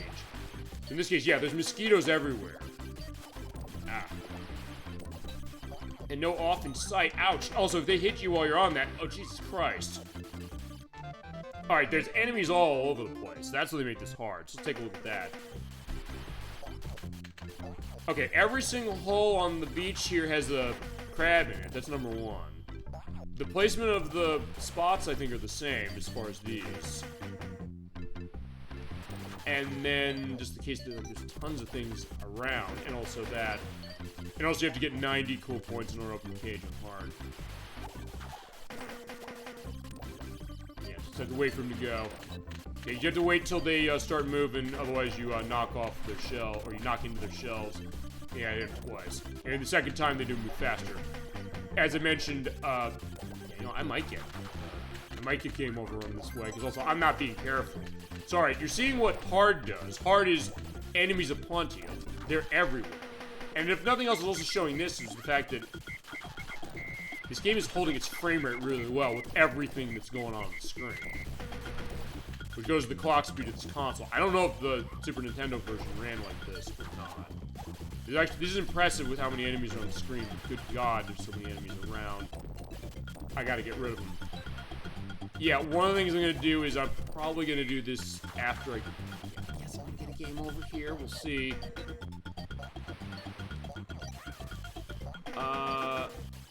I'm gonna go into the announcements from the Summer Games Fest. Because in that case, I think this will go through it on. This will go through it on easy then. I mean, I guess if I really wanted to go full as far as to say, oh, we play this game on difficult and I can try and beat this thing. I mean, if you want to see that, I can come back to this at some point and do it. Or, I mean, compromise, do that with the Game Gear version. Because I do want to show that Game Gear version, even though I can't show it now. Look.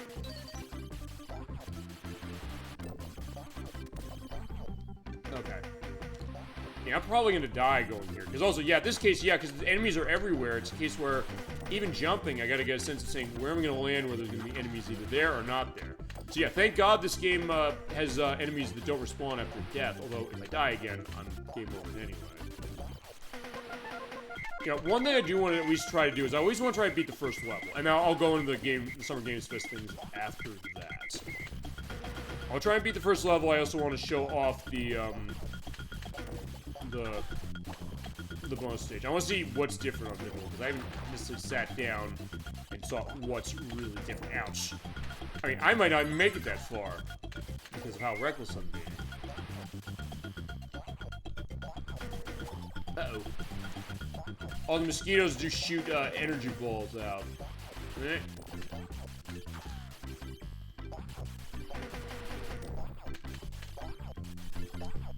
So here you go. This game is not screwing around anymore. I mean, not that it was easy before, but good God, they really are laying it all out in this one. Okay, that being said, I do need to get some more points, because I can't open the cage now. I need 90. I need 99, I believe, in order to open fully. I think the manual says you gotta get them all, but I don't think so. Yeah, look at all the mosquitoes here. They're like every balloon, right? I got a game over, so I receive what game over's like. Yeah, Spot's sad. Alright, so that's game over as far as it on difficult. I'm gonna try again. I'm gonna actually try to go through this stage, at least this one. And then I'll put it on easy just to go through, show every difficulty, and we'll go to the Summer Games Fest stuff. And that's basically going to be the rest of the show, and I'll also go to final thoughts on this game later, because I'll quickly preface it. This is a great game. If you've not played it, it's way better than you think it would be. And if you want a great game for summer, this is one I cannot recommend highly enough. It might be, in its way, one of the best summer games around. When it talks about, when we really think about this, the idea of saying, capturing an idea of what summer kind of means. The atmosphere it has, the way the music kind of goes to that. The fact that we're on the beach, you're seeing all the crabs and things. And that one just going through the wall. Okay, I never saw that. It went through the sand. Alright, so I do have a glitch compilation item for this. I couldn't show the one I saw on my off-screen. Show that one. Okay. That was weird. Alright, I'm glad I caught that. Also, it'll be a Twitch site clip out. Alright, now I just gotta be careful, although, as I mentioned, because of the way this game is, you can also kind of methodically just pick off every enemy. And also, on difficult, I think you gotta do that pretty much, from what it seems like. Yeah, as I mentioned, this is a great summer game above anything else. I mean, I'd say, yeah, well, you can also go into that discussion, best summer games. I would say, I'd say Super Mario Sunshine that we played, obvious, but I'll say it anyway. Summer Games, I guess, Olympic game of sorts from Epix. That's really good. It definitely captures summer very, very well. Let's see. Wave Race 64, of course, could celebrate 30 years itself. Ouch. Let me think about that. Any other really good cases of summer? I mean, I could see something like Sonic the Hedgehog 3, honestly, not least which because you're in the tropical areas of Floating Island, and Angel Island gets set ablaze at the beginning of the game. So that could be. And actually, yeah, except for Ice Cap, like every other case could fit for summer, honestly. Ouch.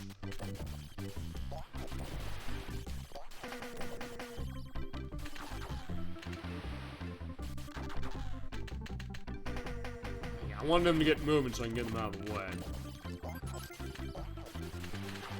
Honestly, the hardest enemies to deal with here are the mosquitoes.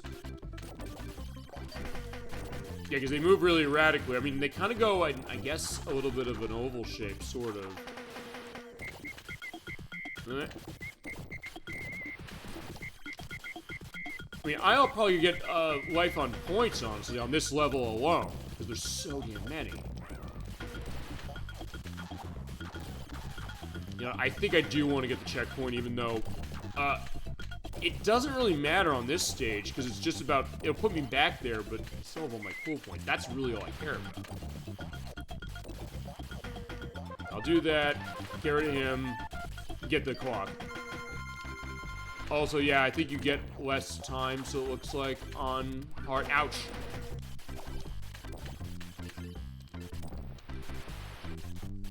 Ouch. I gotta be more careful. Or maybe I'm just killing everything so that when I come back here on my next death, I don't have to deal with them.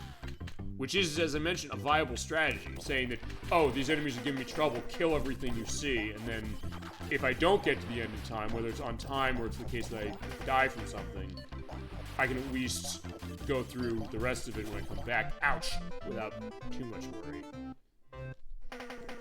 Also, yeah, for some reason I spawned not on the ground. I was like in midair over there, but okay.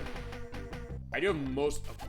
Yeah. I don't know if I can reach that for the jump. You can on Game Gear. On this, I don't think I can. I think I might have to go back the other way. Since everything is dead, it doesn't matter. Oh, most everything's dead. It's just those damn mosquitoes. That's the problem. Honestly, I kind of want to go to where the cage is, because even though I don't have enough to open it, it's right now not the point, I guess. And also just... Ow! Get rid of these damn things. Also, yeah, they're kind of semi-off screen, so that's the other thing that makes it a little harder. Whoop. There we go. Okay, so yeah, go back. That's fine. I only need 4 more to open it, but I need most, if not all of them, to get everything set. Look.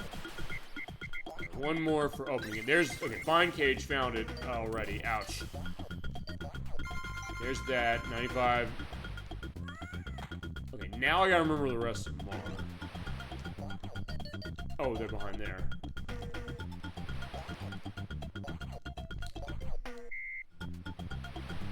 Yeah, because again, some of them are hidden. Alright, there we go. There we go. Okay, so it's 99. You don't need all 100. The Super Nintendo manual says you need all 100. They're wrong. I thought they were. So I'll take the 99. I'm alright with that.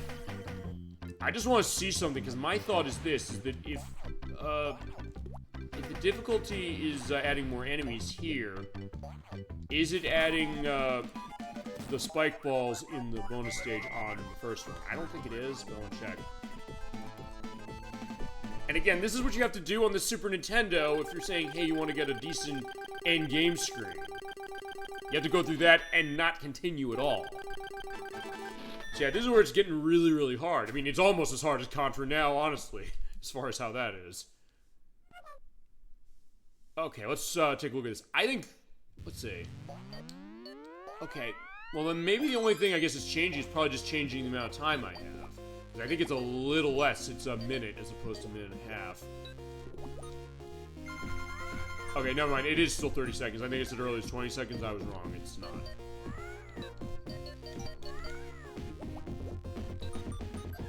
Actually, you know what? I'll tell you what I'm doing. I'm gonna go get the letter. I'm gonna at least take a game over.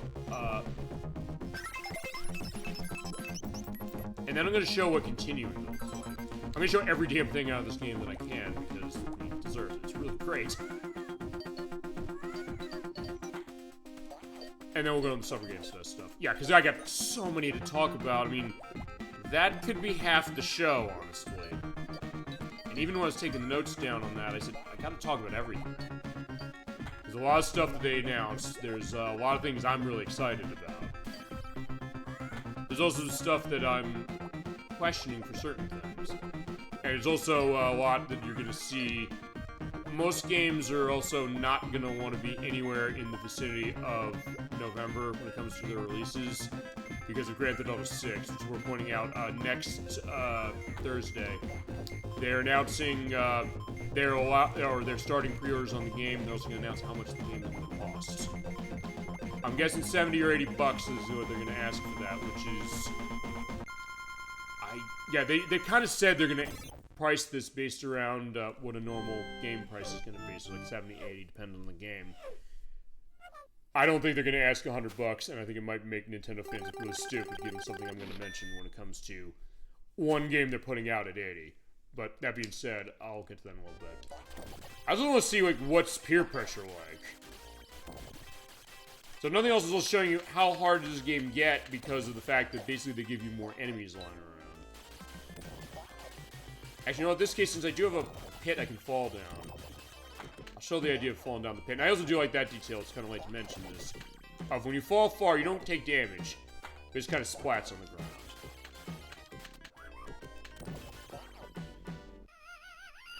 Yeah, that fall sound. I guess that's what I heard when it came to Surf Patrol as far as going underneath the sand. Okay, then maybe that's what happened, because I saw...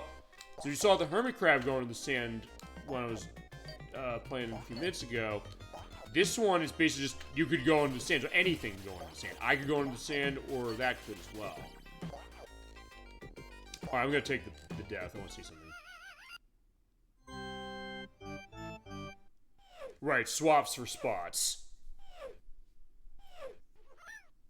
And what it does is then resets your score, and you do have to start the level over again, and you don't have any of your cool points anymore. Okay.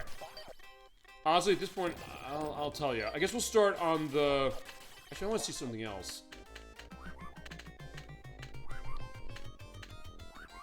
Wait, do I take more damage from hits? You know, I want to put that to the test. Okay, no, I don't, because, yeah, you're seeing the picture spot. It starts, I guess, facing straight, and then it tilts off, and it starts peeling off. Okay. I mean, I'm gonna die quickly anyway, so it doesn't really matter. It's more of a formality, I guess, at this point. Whoa! I mean, this I would need months and months and months of practice if I'm gonna do this on difficult. But as I said, I'll do the Game Gear version that way. And maybe it will work. I'll figure what I'm gonna do about that. I'll see if there's an update in a couple weeks after I go to Too Many Games next week. But I'll mention that a bit. But anyway, I guess then...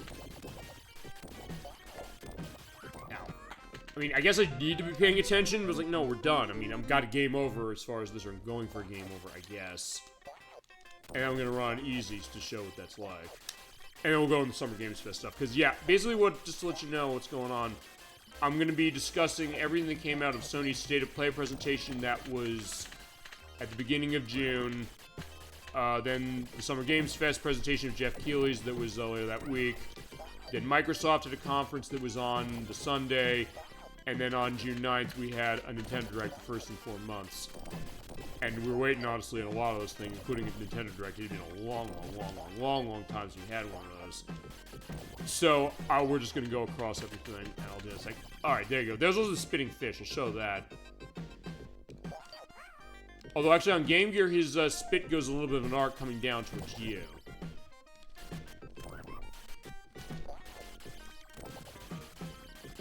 Okay.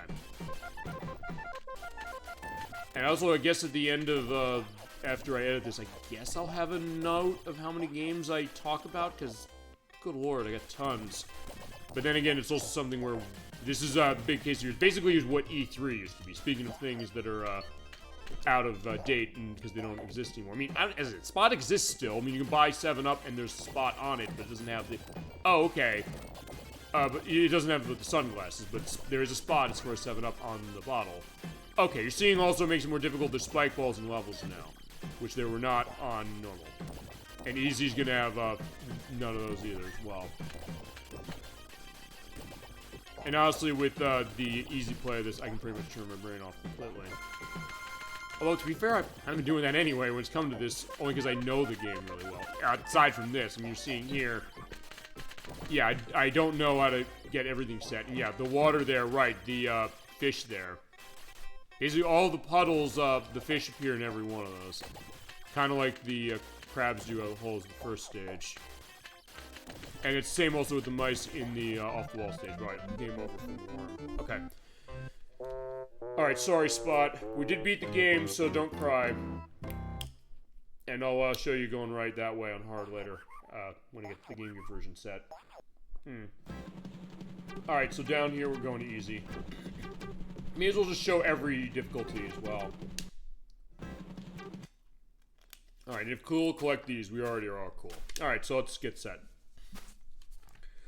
Okay, so I got tons of stuff to go over, so let's talk about what they announced and what they discussed. And I'll go into it as we go. And also stuff that I found interesting. Okay. So... First thing we had was Sony's State of Play. We're going in the order of when these aired and also the order of everything they showed within each show. So there might be some announcements you're going to have to wait for, but I'm going in order. That is, unless it's a case where it's also shown at other conferences. Sometimes there are other multiples, and they're shown in an earlier one, but then they're shown in a later one with different context, perhaps, or different information. We'll go into that as far as how it goes. Okay. So we'll start with Sony. They had their State of Play, and as far as what they announced and showed off, let's go into that. First off, they showed off Wolverine. That is the new Marvel game from Insomniac. The people who made the Spider-Man games. They also made Ratchet & Clank and the Resistance game for PlayStation 3. They're going full mature rated on this one, so yeah, you do have Logan from the X-Men going around slicing enemies, and it is extremely violent. Even to the point where some people are saying, hey, is it too violent? Although... there also was X-Men Origins Wolverine Uncaged Edition that was on 360 and PS3 that was also really violent and bloody as far as... Basically, the idea is that his adamantium claws are going to be killing people and you're seeing blood all over the place as far as it... That and also with, what was it? The movie Logan, which I loved. That's a case where they're definitely going R-rated and violent as far as that, too. Yeah, I mean, as far as Uneasy, just to give a brief mention of that. First off, there are no mosquitoes this level, thank God. Second off, you only need 30 cool points to open up the cage, and you need 75 in order to get to the bonus stage. Yeah, but they're showing this. It does look really interesting. They did confirm a couple things, which is that Wolverine is being voiced in this by Liam McIntyre. He was on the TV series Spartacus from Starz, and he also was the voice of James Dominic Phoenix in Gears of War 4 and Gears of War 5. They showed some new stuff as far as the idea that Jean Grey from the X-Men is also involved. It seems like it's going to be sort of open a little bit, the way Spider-Man and Spider-Man 2 were. It's coming out on September 15th this year. It looks really, really good. I do want to play it, and I generally speaking am a fan of Insomniac stuff, going back to Spyro the Dragon, and this looks like another winner as far as how it is. Definitely not one for kids, but still, I'm really looking forward to that. That looks fantastic. It's for PlayStation 5 exclusively. Next, we had also going to the Marvel train. We have Marvel Tokon Fighting Souls. We've seen this for a while. This was from Arc System Works, or it is. And by the way, this is where they put the cage here. Just to go into that on easy. They do change some of the level design going up as far as this. But Marvel Tokon, it is out in only a month and a half, that being on August 6th for PlayStation 5 and PC. They did talk about some new stuff, because it's a 4-on-4 fighting game. It's the BlazBlue Calamity Trigger people who made this, as far as how it goes. But what they did this time is they announced one of the new teams, because basically the way they're doing this is there's 4-on-4. They're starting with 20 characters as far as how it is, going into teams of stuff from Marvel. So they announced the newest team, that being the Knights of Doom. That consists of Doctor Doom, Magneto, Green Goblin, and Carnage. And they also talked about their voice performances. In particular, Steve Blum is going to be voicing Green Goblin, who's also in that game anyway as... Well, he's in the game as another voice. I forget which. I'll put an invitation down who he is also. And Steve Blum isn't going to be at Too Many Games, by the way, next week. Worth pointing out. So, you can meet him. You're going. And I couldn't, I guess, if I desire. It's James Arnold Taylor, who's Magneto, who's the voice of Tidus in Final Fantasy X and Ratchet and Ratchet & Clank. We have Kellen Goff, who is the voice of Carnage. I'm not familiar with his credits. And also same with Seung-Won Cho, who's the voice of Dr. Doom. Voice acting is really, really good. The way that the fighting action is also looking really, really good. That is looking like a cool game as far as how it is. If you love BlazBlue or Dragon Ball FighterZ, as far as that the team that makes that Arc System work, yeah, keep an eye out for that one, like a month and a half. Then we got the return of Rayman. We've been seeing that this year because this month is the physical release of the Rayman Anniversary Edition from Atari and Digital Eclipse. It does have some problems with it, to the point where I said on the show when we actually talked about the last set of conferences back in February, I said we'll use that for Rayman 1 for the play of that. I'm pulling back on that. We're not, because they weren't able to license the music from the late Remy Gazel. Apparently they might not be able to at all. There are also bugs in the release as far as that when it comes to stuff with saving. And also, yeah, the thing with the music, I kind of love that music so much in the original game that I'd like to have that and like to show it. So I think I have to play that the insanely hard way on the PlayStation 1. I'm sorry. I wish they could figure something about that. Maybe they will, and in that case, I'd want to get it. But that was kind of a disappointment as far as some of those things. But they are doing more stuff with Rayman, not Digital Eclipse, but Ubisoft is, or Ubisoft. They're remaking Rayman Legends from 2013. That is Rayman Legends Retold. It's a full reimagining of the Rayman Legends game. And they did also openly admit a couple things, saying that this is going to be like Assassin's Creed Black Flag Resync that's out next month, where it is remaking this game, but it's not going to be replacing the original game. There's sometimes the case is that when there's a new version, companies will delist the old one because they're like, hey, you know, play the new one. Sometimes maybe the license ran out. I know that for certain things. But sometimes it's a really bad look, like when Sega delisted all the Sonic the Hedgehog games when Origins was coming out, even though there was no license reason for some of those. And then Origins came out and it had a lot of problems to itself. But they said, no, Rayman Legends is going to be a full remake. They won't get rid of the original. The game's got full voice acting, which it did not have originally. They are having the voices of Rayman and Murphy from Rayman 3 Hoodlum Havoc coming back. That was being David Gassman as Rayman and Billy West, talking about him from earlier as Murphy coming into the game. They have new music. It's as far as this one, or they're going to redo the music. They have the original composer involved, that being Christoph Harrell, who was also involved with the Rayman Anniversary Edition. So he did try to kind of go in the style of Remy Gazelle stuff with the first one. But still a case of saying, I wish there was an option as far as having both for that one. But I'll get off that. But also involved in music is going to be Grant Kirkhope. Did the music for Banjo-Kazooie and Mario & Rabbids Sparks of Hope. Yeah, he's going to be involved as far as that. This is coming out on October 1st for all the consoles, PS5, Xbox Series S and X, PC, and Switch 2. It's from Ubisoft Milan and Ubisoft Montpellier, who are going to be developing it on their Snowdrop engine that was used to power The Division and Star Wars Outlaws.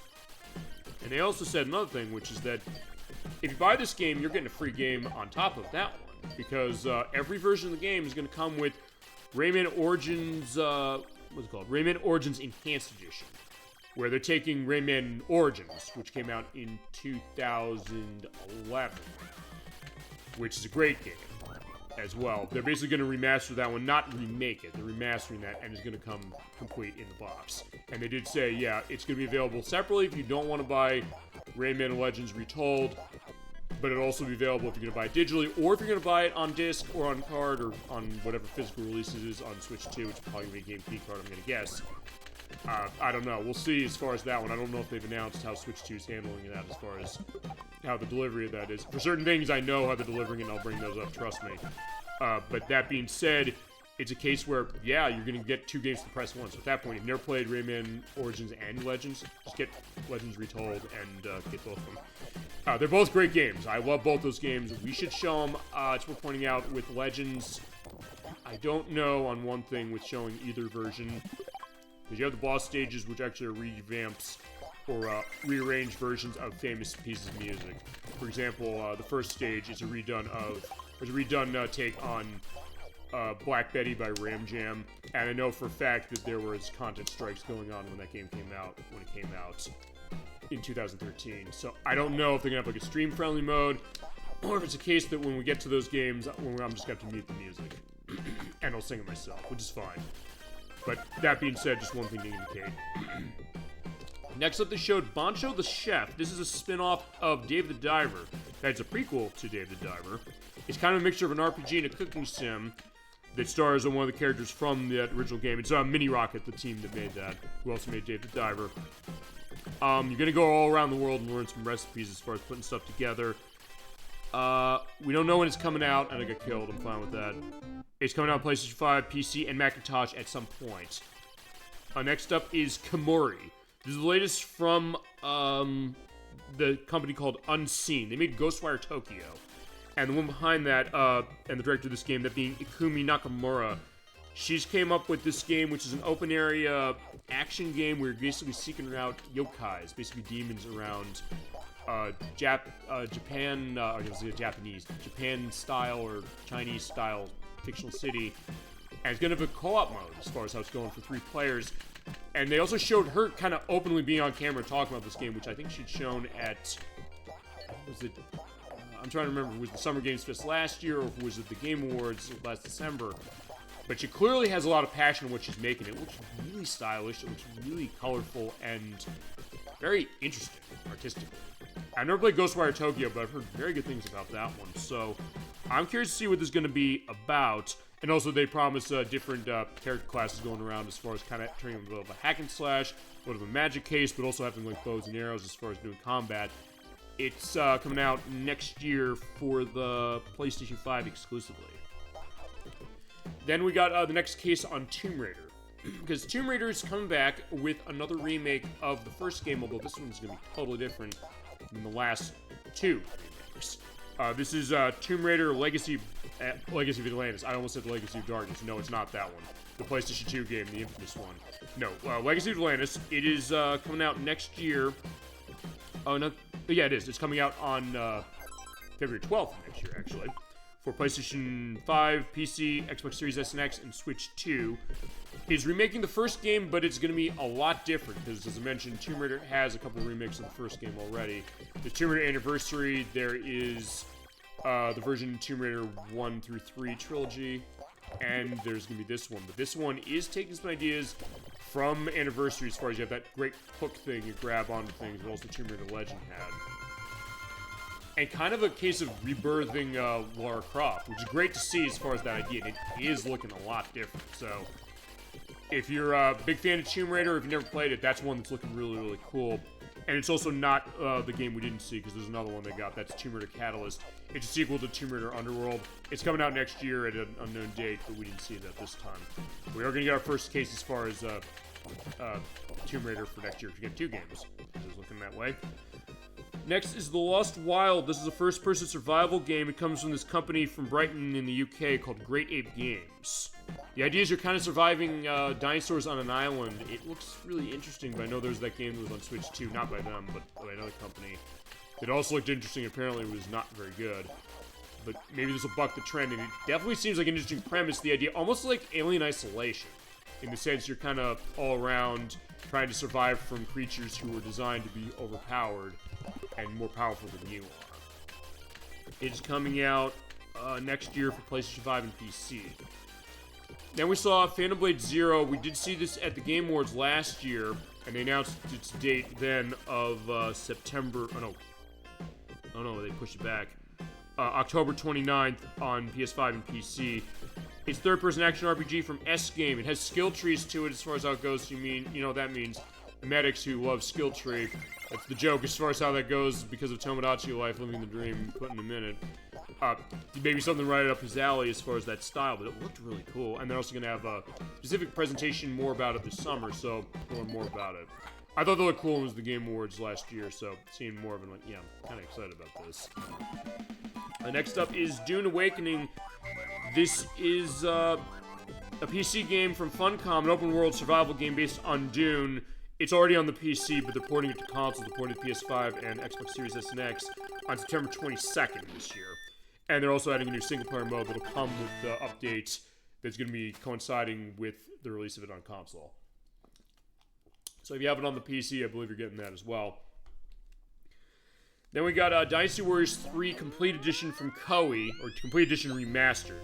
It's remastering Dynasty Warriors 3 from the PlayStation 2. As far as they go into that one, as far as it not remastering, I guess, maybe all of them. Although Dynasty Warriors 1's weird because it's not a Musou hack and slash the way they all are. That one's a head-to-head fighting game, as it is. I just grab that. Let's see.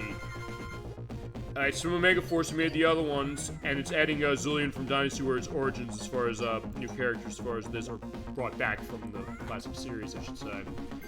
It's coming out on October 1st on PS5, PC, Xbox Series S and X, and Switch 2. And given how well Dynasty Warriors Origins ran on Switch 2 in particular, I think they might be able to pull that one off on Switch 2 as well. Although, in honesty, Omega Force seems like they're understanding how to dev on that console.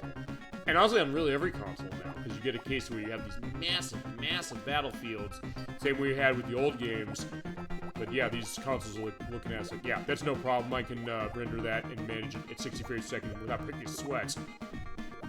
Even on Switch 2, it runs slower a little, but it's still something where it's paced really well as far as how the frames are going, and something where, honestly, it's not that much of a downgrade, really. So, that's that. We also have No Rest of the Wicked. This is a top-down Souls-like game that has a case that's almost going to be like an Animal Crossing in the sense that it almost runs in a real-time day-night cycle. In the sense that apparently what they're saying is that things about the game are going to change even when you're not playing it. It was from this company, Moon Studios, the people who made Ori and the Blind Forest. They're self-publishing this game this time, as far as it's supposed to be posted to somebody else. It's in early access on the PC currently. It's exiting that and coming out as a time exclusive on PlayStation 5 in October. It's coming out later on Switch 2 and Xbox Series S and X. Alright.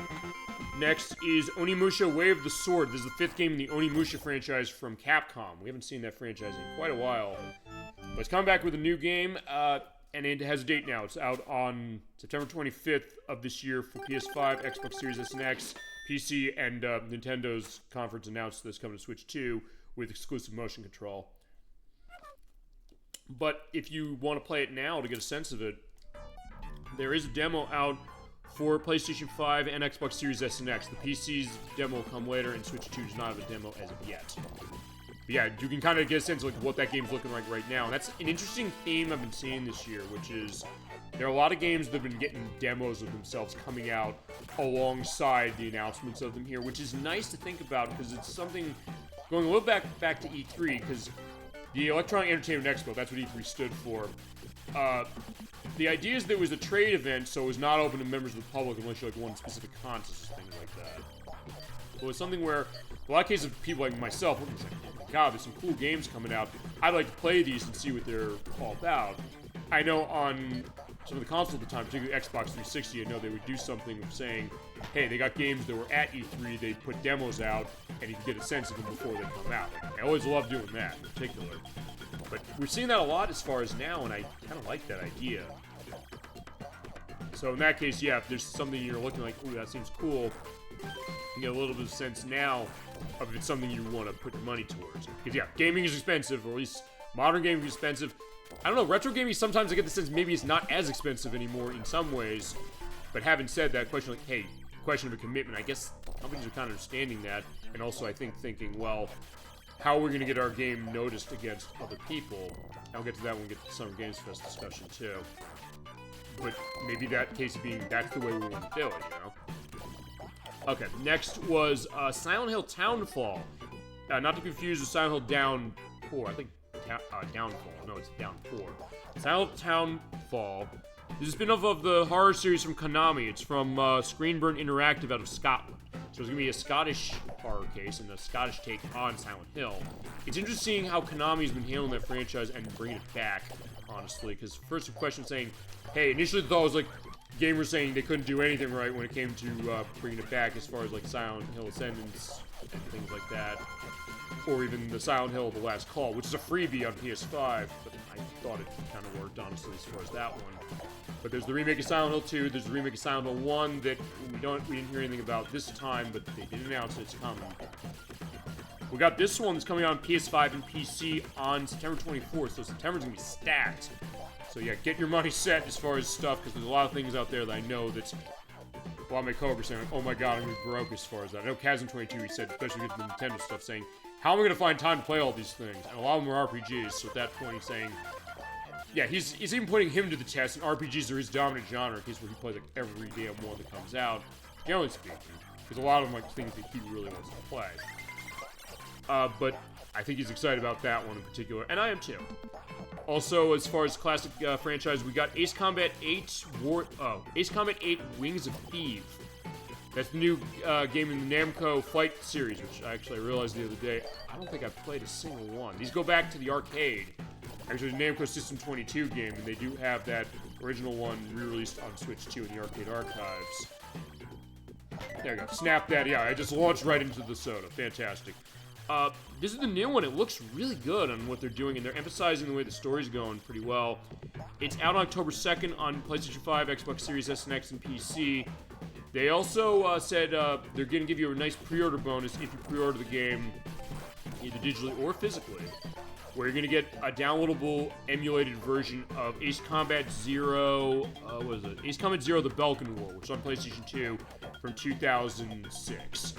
It's worth pointing out, though, if you want that, you have to pre-order that game, because they said, first off, it's going to be for the pre-orders only, and also, they will not be selling it separately. But as far as how much it costs on the PS2, I don't think it costs too much if you want to get it afterwards, but if you're curious about Ace Combat and you've never played one before, you might want to just pick this up, because it's like you get 2 games for the price of one. And that's definitely a nice case of itself, for sure. Next is a return to a franchise I did not expect to see. That's going to be a theme I'm going to go into.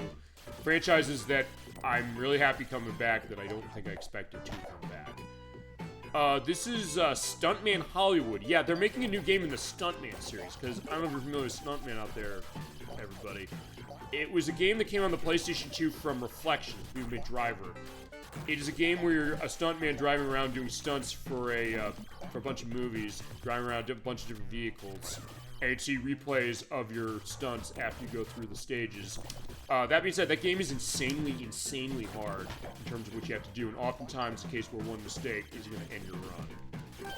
They then made a sequel on Xbox 360, PlayStation 3, and PlayStation 2 called Stuntman Ignition. That was the last game, I believe, by Paradigm Entertainment, so I get to get in my weekly reference to Pilewing 64, because they made that. You just say to me a sentence, the people who made Pilewing 64 made a game, I'm gonna play it. And I think, going into the too many games thing, I think I want to get, I'm looking for a game of theirs that is the most expensive game of theirs, and like the only one that costs that much. That being Duck Dodgers from Nintendo 64, because I think I need to do a Paradigm showcase show. Also, I have to head to work tomorrow. Love the Mouse in Pajamas, fun game and great show. Thank you, Dolly Finn. Just to let you know, we're not going to be on next week, although on our YouTube site we're going to have my first look at Final Fantasy XIV with Crusader 64 and Chasm 22 and AG42. Recorded that a couple months ago. It's going up live next week on our YouTube site because we're not going to be on live. And then we'll be back on the show live on Thursday, July 2nd for Waver's Blue Storm for the GameCube. Duck Dodgers, yes. Okay, you want to see that. I want to show that game. I'm looking for a copy of that. I think I'll pick that up because I would love to show that. That's okay. Okay, thank you. No problem. So in that case, somebody else who also wants to see that game in particular, because I've talked that game and I know people hate it for certain things, but honestly, I think it's got some values, and maybe it's the case of I just love Paradigm stuff, and I miss that company so much.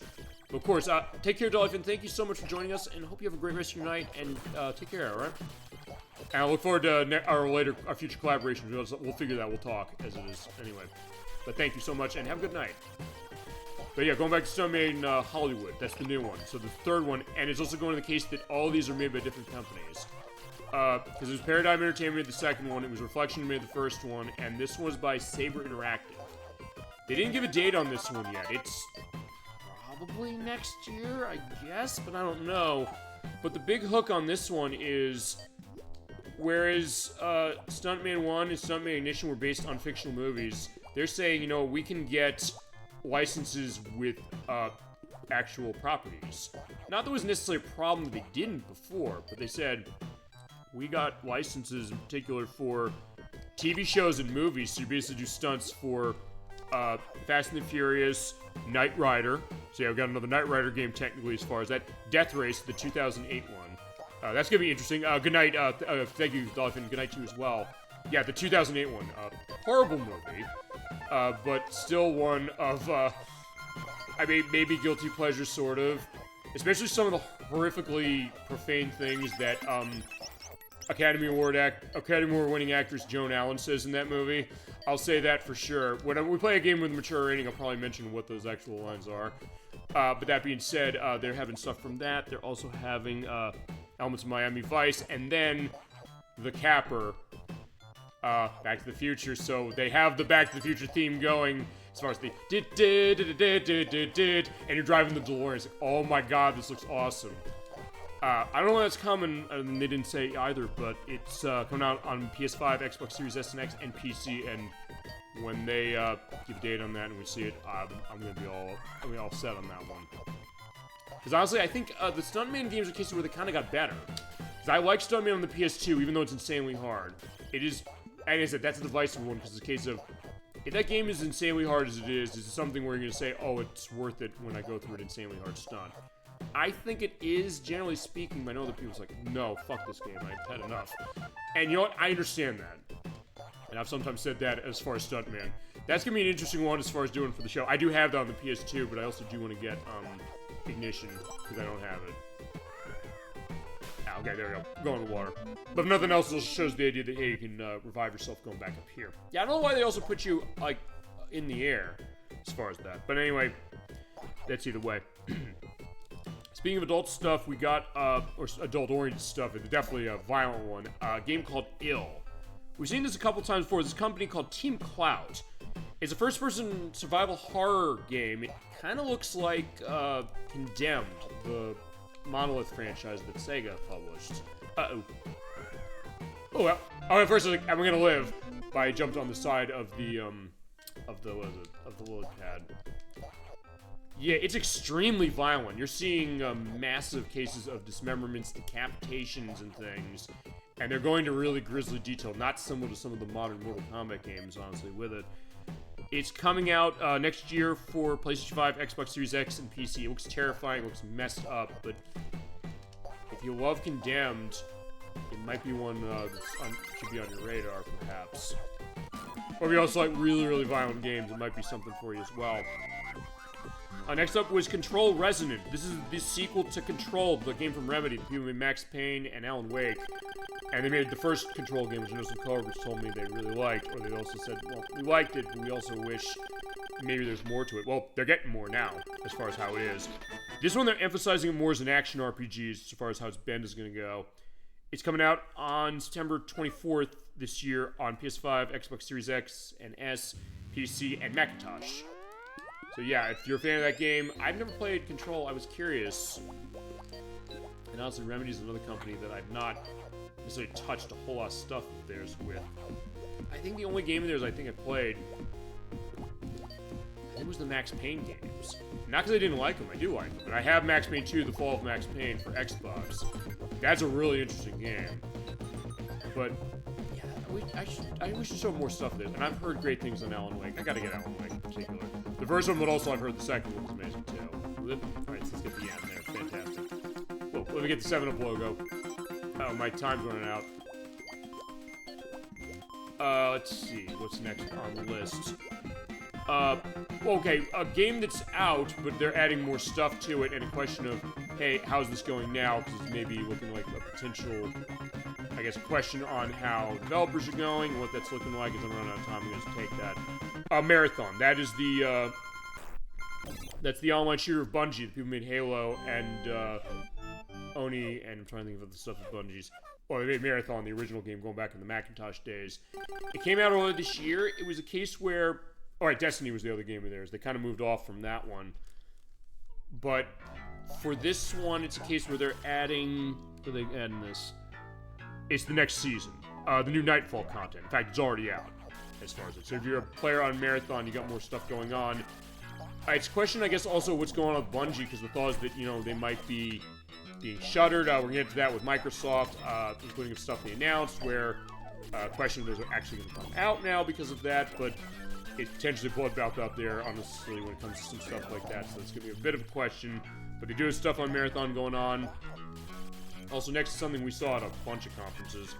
I think all except for Microsoft showed this one. That is RuneScape Dragon Wilds. I actually know some coworkers are big into RuneScape. It was originally on the PC as far as how it goes with this franchise in the open world survival series of theirs, but it's coming to consoles now. In particular, it's coming to PS5, Xbox Series S and X, and Switch 2, and it's also leaving early access as far as on the PC, because it's available now on the PC in early access, but it's coming out fully in September 15th.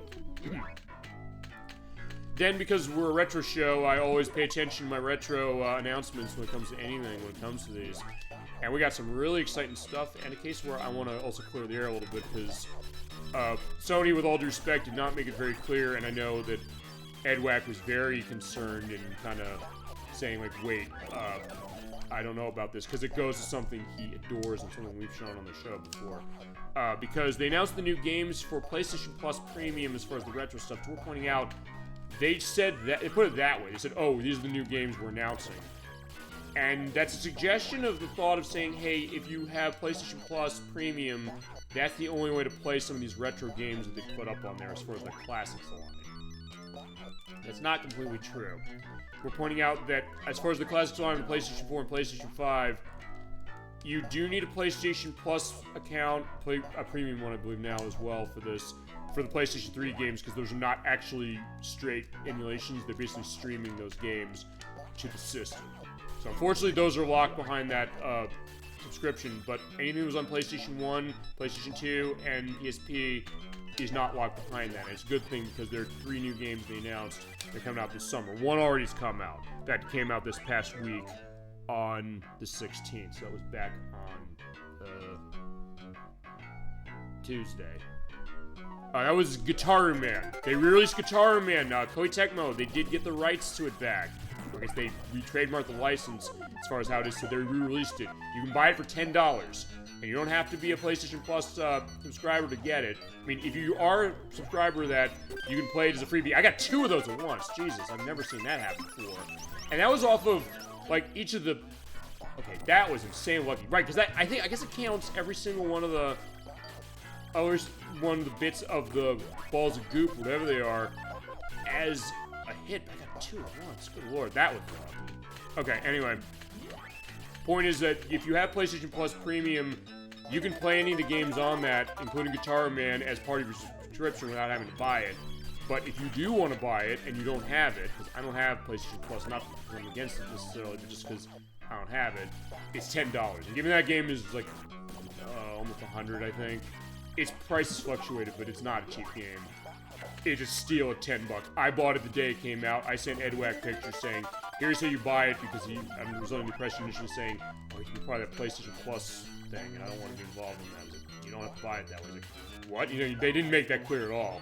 To which I said, well, I'll explain it to you, and I'll also put it out there for the show. Well, so, free perspective of your PlayStation owner, or PlayStation 4 or 5 owner, you're not aware.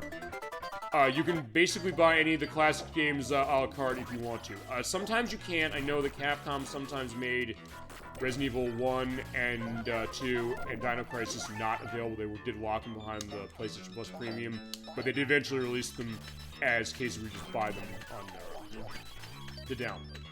So I was able to confirm that that's the idea, so that's that idea as far as how that goes. So yeah, they brought out Guitar Man, but they also, next month on July 28th, they're releasing PsyOps the Mind Geek Conspiracy. I mentioned that game from Midway. I love it. I don't know where the license law is on that one now, but they're re-releasing that terrific action physics game. We play I guess a genetically engineered soldier who has the power of psychokinesis. So in that case, you can pick up objects. It runs on the Havoc physics engine that Sonic 06 ran. And that's why I was excited, honestly, about Sonic 06 and then saying, hey, we're going to have a physics engine of Silver's gameplay because it's going to be like PsyOps for Sonic. No, it wasn't. But PsyOps is amazing. You also pick up the people and throw them, and it's unbelievable.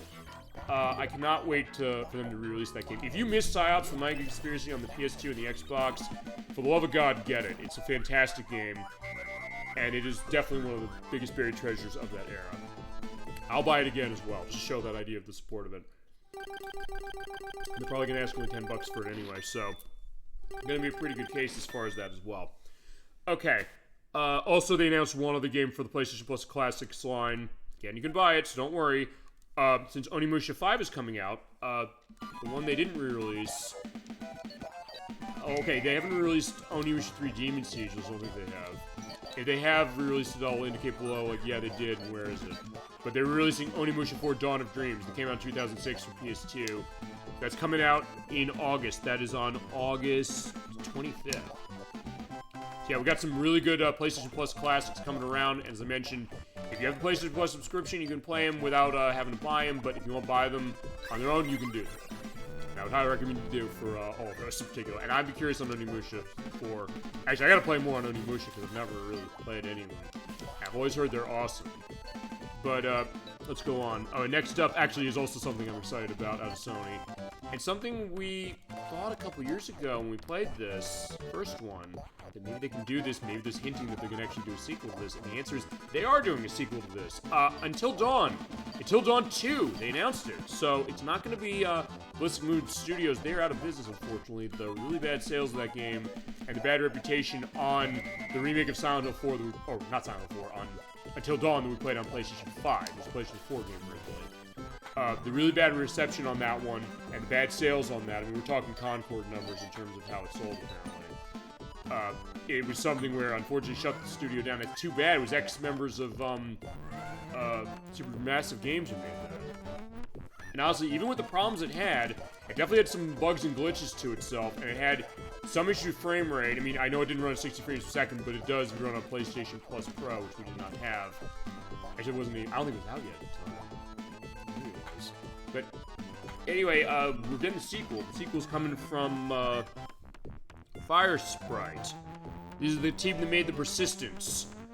This is going to be a bit of a different case. It's about a group of ghost hunters that go into this abandoned tropical island. So, if you know the movie The Beach or Turistas or something like that, this might be right up your alley. And honestly, I'm one of those people who actually thinks Turistas is actually a pretty decent movie. I kind of like that movie. I know a lot of people hate it, but I think that one has got its values in particular.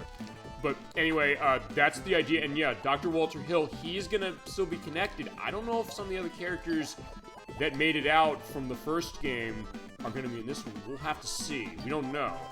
But they did say Dr. Alan Hill, he is back. Peter Stormare is reprising his role as the character. Definitely can't wait for that. It's out next year for PlayStation 5. And I cannot wait. So this will be a case where Crusader 64 and I are probably going to play that game on the show. I'm going to be pretty sure about that. I know Nikki, who's not usually a big one in horror, she was excited about that one too, saying, oh my god, they're doing Until Dawn 2. Like, yeah, you're right. That's looking really nice. Okay, also, the last thing that Sony got, as far as their announcement, was something they showed a lot of, and one where, also, we don't even know when this is coming out. That is God of War Lofi.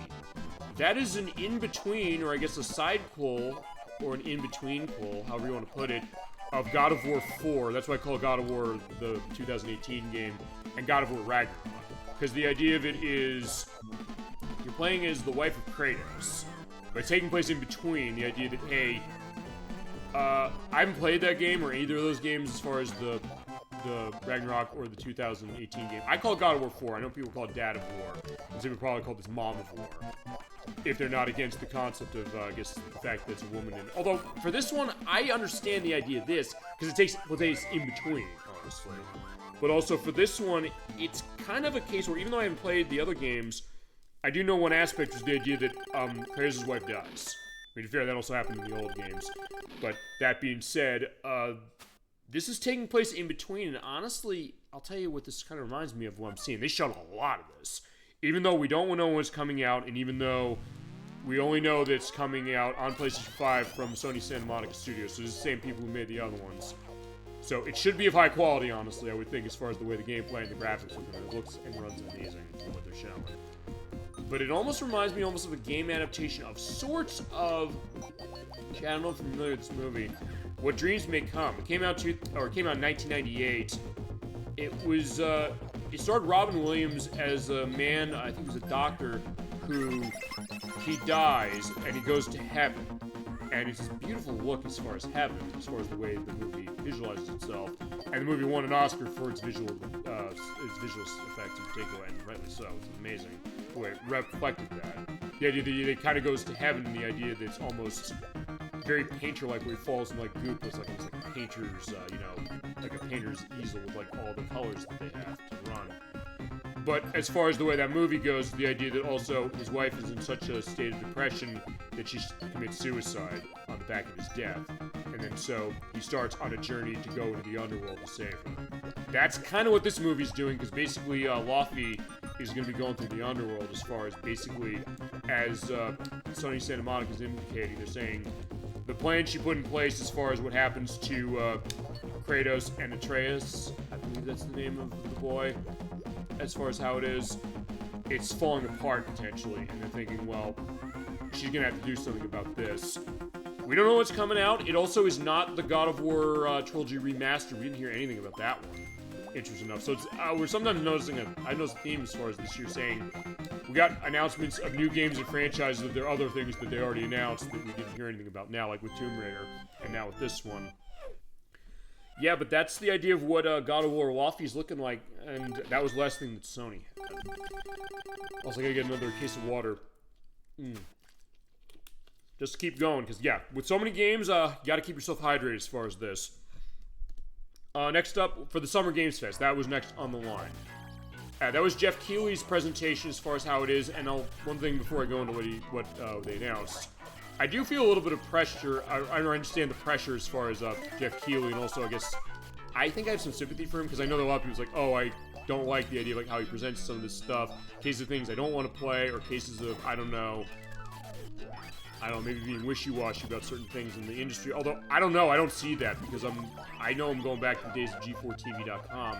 Used to be on that show, kind of going to aspects of things he believed in the industry, and now he kind of has some big shoes to fill in the sense of saying, he's kind of single-handedly replacing E3, or having the new case of E3, saying, what are we going to show? What are the big world premieres we're going to see?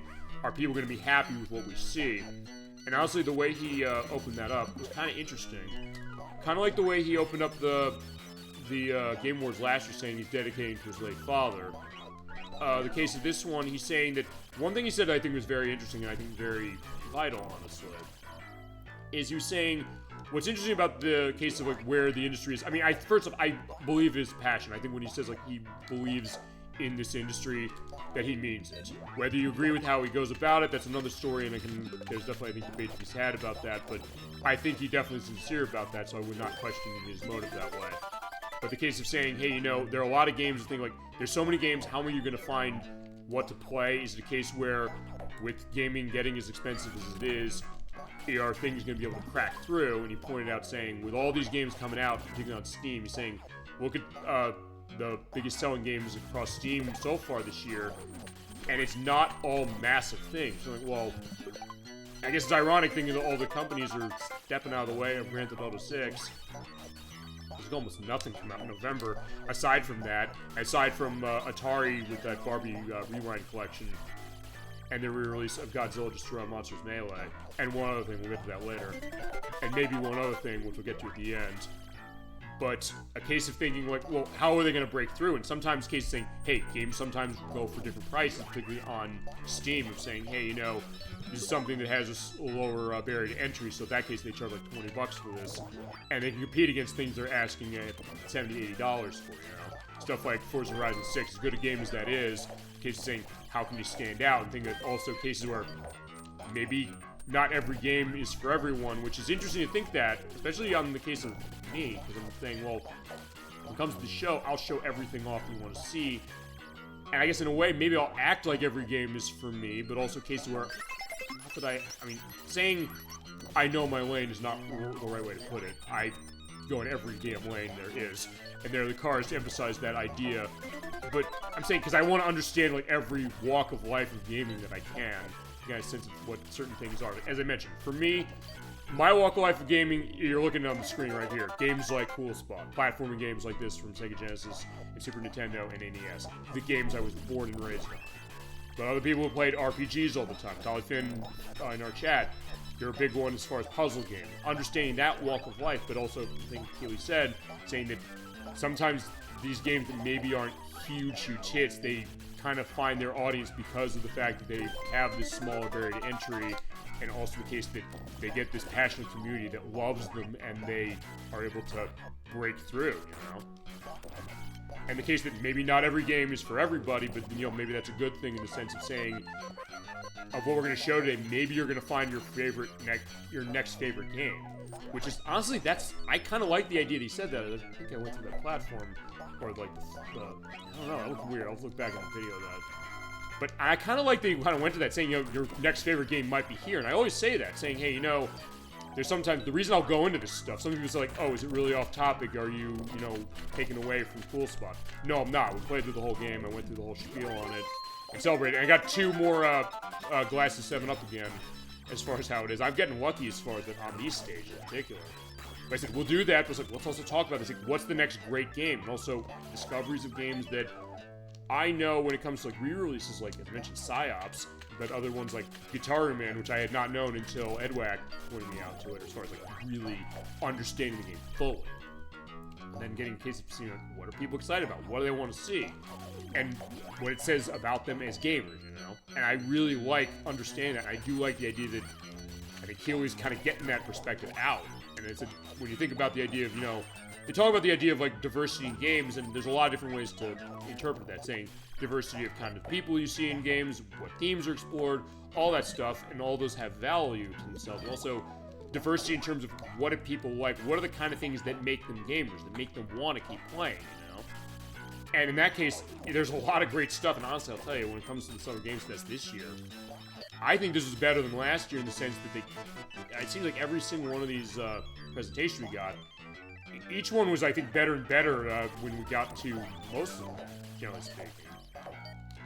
And part of it, I think, was just because of some of the stuff they announced. I mean, I could definitely pull out a couple things as far as all of these and say, like, oh my god, I want to play that. Going to Sony's case back quickly, I mean, I want to play Rayman Legends in particular as far as that again. I want to play Kamuri. Kamuri looks great. I think that could be really fantastic. Stuntman Hollywood. Wolverine. I'm trying to think of other ones that are really good. Until Dawn 2, I want to play that in particular. But as I said, that idea of kind of getting the sense of where these experiences are, and maybe in some ways finding games that I didn't even know I wanted. and hearing from other people. That's why I always ask everybody, all of you out there and all of the people I know in my life, saying, what games you playing? What are you looking forward to? What kind of games do you like? I want to understand that story. Not for myself, but also just to kind of get that idea out there. And that's what the show is. This is a collection of ideas. And so in that way, that's why I'll go into all this stuff. Even though it's like, really necessary to do it? Yes, it is. I spent hours and hours today and yesterday and the day before that getting all these notes down to talk about this for that very reason. Because clearly I believe in it, and I think that's the idea, really. I mean, I guess all of us are just gamers. We must believe in it if we keep playing, you know? And we keep wanting to do different things with them as far as what we want to see, whether it's modern gaming, retro gaming, a mix of them, mobile gaming, any kind of gaming you really can think of, honestly. Alright, so with that spiel out of the way, because I think that's worth mentioning, I gotta give Keely credit for that, for kind of encapsulating that really well. Let's talk about the announcement that came out at Summer Games Fest. They started with a big one. They started with a game that was rumored for a long time. It was the subject of many clickbait articles on the internet until they finally announced it here. That is Resident Evil Veronica. It is a remake of Resident Evil Code Veronica from the Dreamcast. It is also a remake of the first Resident Evil game I ever played. And a game that, honestly, I think could use a remake. Not that Code Veronica is a bad game, it's a really good game, but also ones where there's things about it where they could consider what they did with Resident Evils 1, 2, 3, and 4. I think they could really do some nice stuff with Code Veronica. They didn't show a whole lot, and it isn't out until next year. It's out 2027. They didn't even give a date. It's on PlayStation 5, Xbox Series S and X, Switch 2, and PC. It is Capcom again. They did confirm also this, which is like Resident Evil Requiem that came out this year.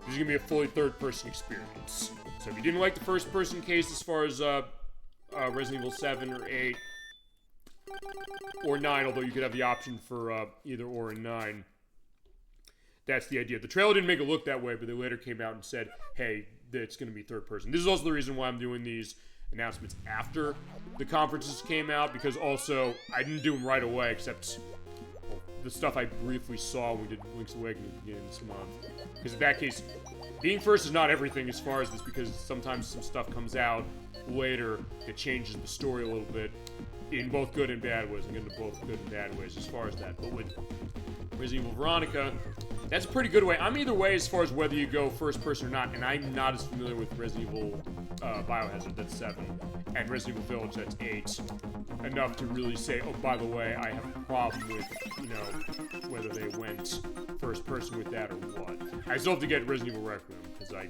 promised Ultra 94 TF I would, and I haven't, unfortunately. But that being said, for this one, I'm looking forward to it. It looks really, really good, and it is a remake of a game that is very important to me as far as Resident Evil for that. Not my favorite, but my first, and there is something to be said about that. Alright, next up is a twofer from Studio MDHR. That is the Canadian studio behind Cuphead. They announced, yes, they do have Cuphead 2 in development, or a new Cuphead game, as they're mentioning.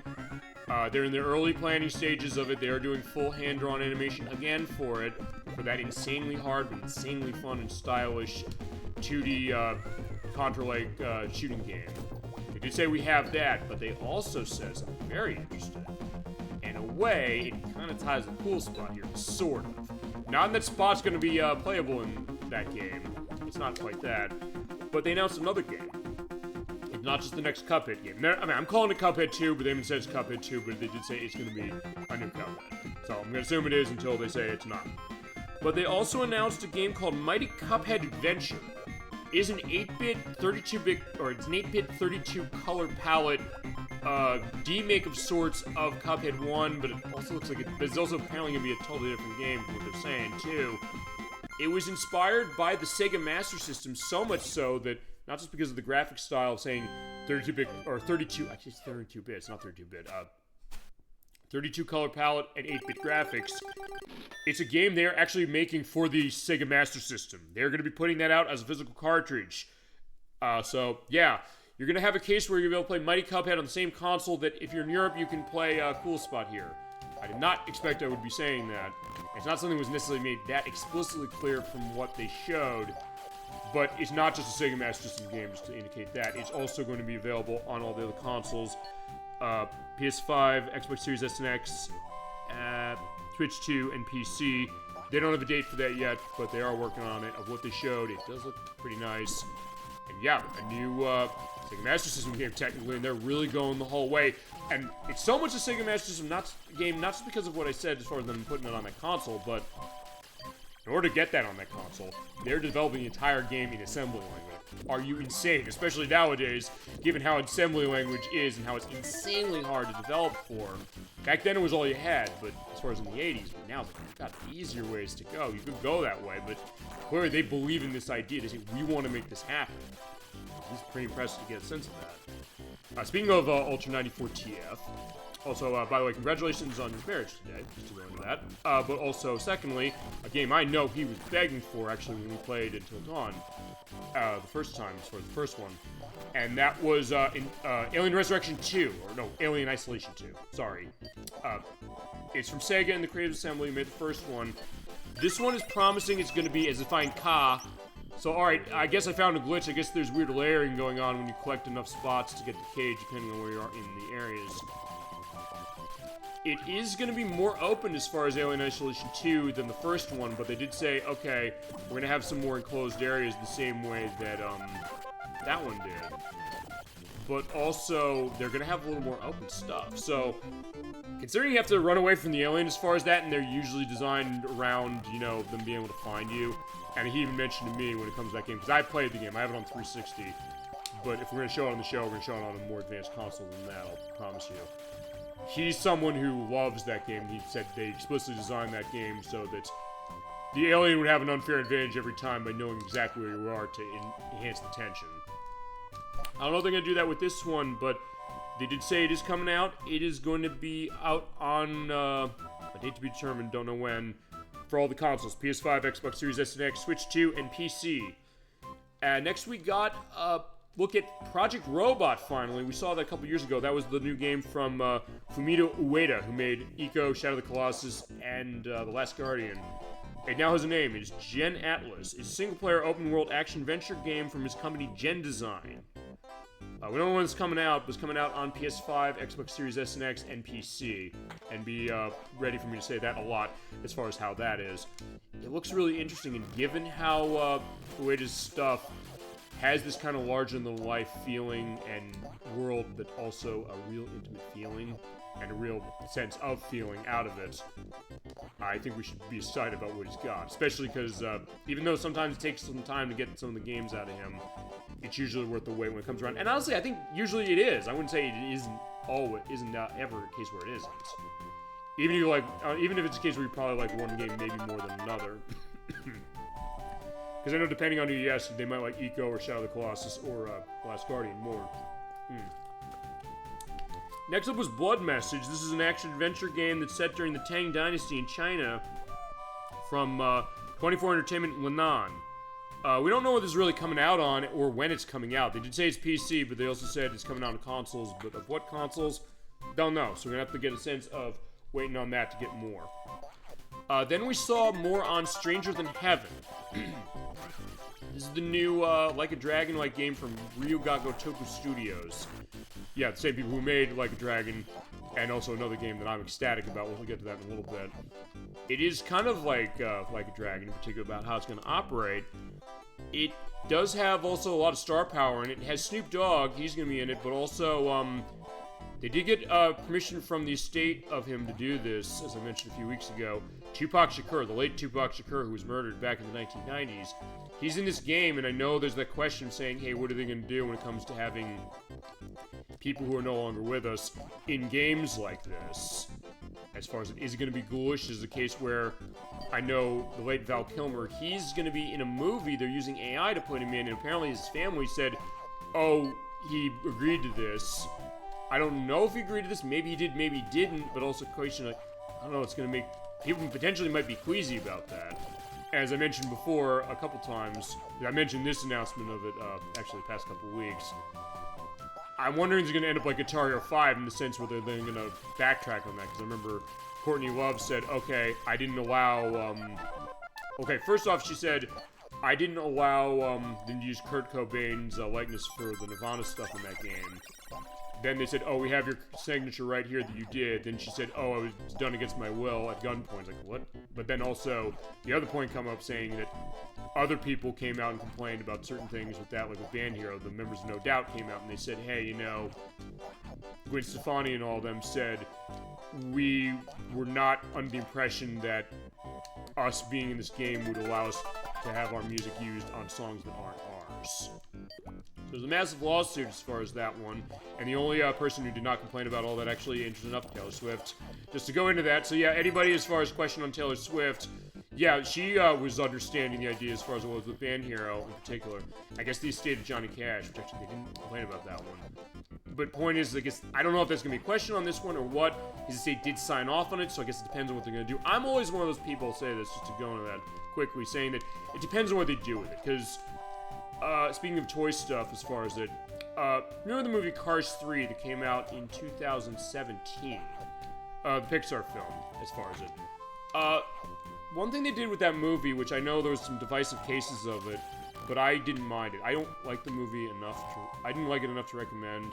And honestly, I will say this, I think Cars 2 is better. Honestly, I think the Cars movies is kind of like a slide downwards, where I like the first one a lot. I like the second one for reasons that a lot of people didn't. Even though I don't think it's a great movie. I think it's a good enough movie, though. And Cars 3, I liked a little less, honestly. And it basically showed me that Lightning McQueen is not, honestly, as interesting a character from a narrative perspective as, sure enough, Mater the Tow Truck. He's annoying as far as Lady the Cable Guy's voice. A, I don't think so, and B, I think as a character, there's more interesting things that he's done with him as far as Cars 2. But as far as Cars 3, one thing Cars 3 does really well is it does have people who are no longer alive when the movie came out, which they took archival footage of. Those being Paul Newman, who is the voice of the Hudson Hawk in the Hudson Hornet, actually, not the Hudson Hawk. Sorry, Hudson Hawk is a game on NES, but of the Hudson Hornet, he voiced him in Cars 1. There's a lot of leftover footage of him talking about cars during the making of that movie. They used that in the film, and they also included archival audio of Tommy Maglione of the Car Talk duo. But the way those movies handle it, they handle it well in the sense it's almost LJ, the case of saying, hey, Lightning is remembering Doc in particular, and also the idea that in the Cars movies, Tommy and Ray Maglione, they play Rusty and Dusty, who are the sponsors of Lightning, and then he kind of moves on as far as going to new sponsors, and there's this kind of nice things like, just keep yourself going as far as Lightning will still believe in you, and they kind of drive on, like, and also don't drive like my brother, don't drive like my brother, and it's kind of lovely, you know? So in that case, the idea of intention of, you know, honoring someone. So my thought is saying, my point on that is saying, just because they're putting a famous person in a game like Tupac Shakur that way, it's like, wait, on the surface it could be queasy. I can understand people thinking that way. Depending on what they do, it could be, but I don't know. Depending on what they do, maybe they've got something they can do it. And if his family signed off on and said, okay, we're alright with this, well, there you go. I guess there's that to be said too. Next up was Hacks. This is a co-op survival shooter. You can play with 1 to 4 players as far as how it is. It's in the Nordic wilderness with the idea that aliens are invading. It's kind of interesting. It's coming out on the PC next year. They also emphasized the 10th anniversary of Dead by Daylight. I didn't know it was 10 years as far as it. Thing is that when they announced this or discussed this, we hadn't gotten the 10th anniversary yet. That was on June 14th. So at the time, they said, oh yeah, we got a big 10th anniversary presentation planned on that day, which has since happened. So to give you a little bit of a extra as far as that, I'm going to go into some of the stuff they talked about on that. There was a decent amount. They discussed the movie that's coming out on it. Blumhouse Entertainment, I guess after the success they had on the Five Nights at Freddy's films, or Five Nights at Freddy's films. That's right. Yeah, tongue twister, I guess, as far as that one, but as it says to that, they said, hey, we can put a movie based on Dead by Daylight. They're working that. They confirmed the director. It is by Thordor Payson, who directed The Damned.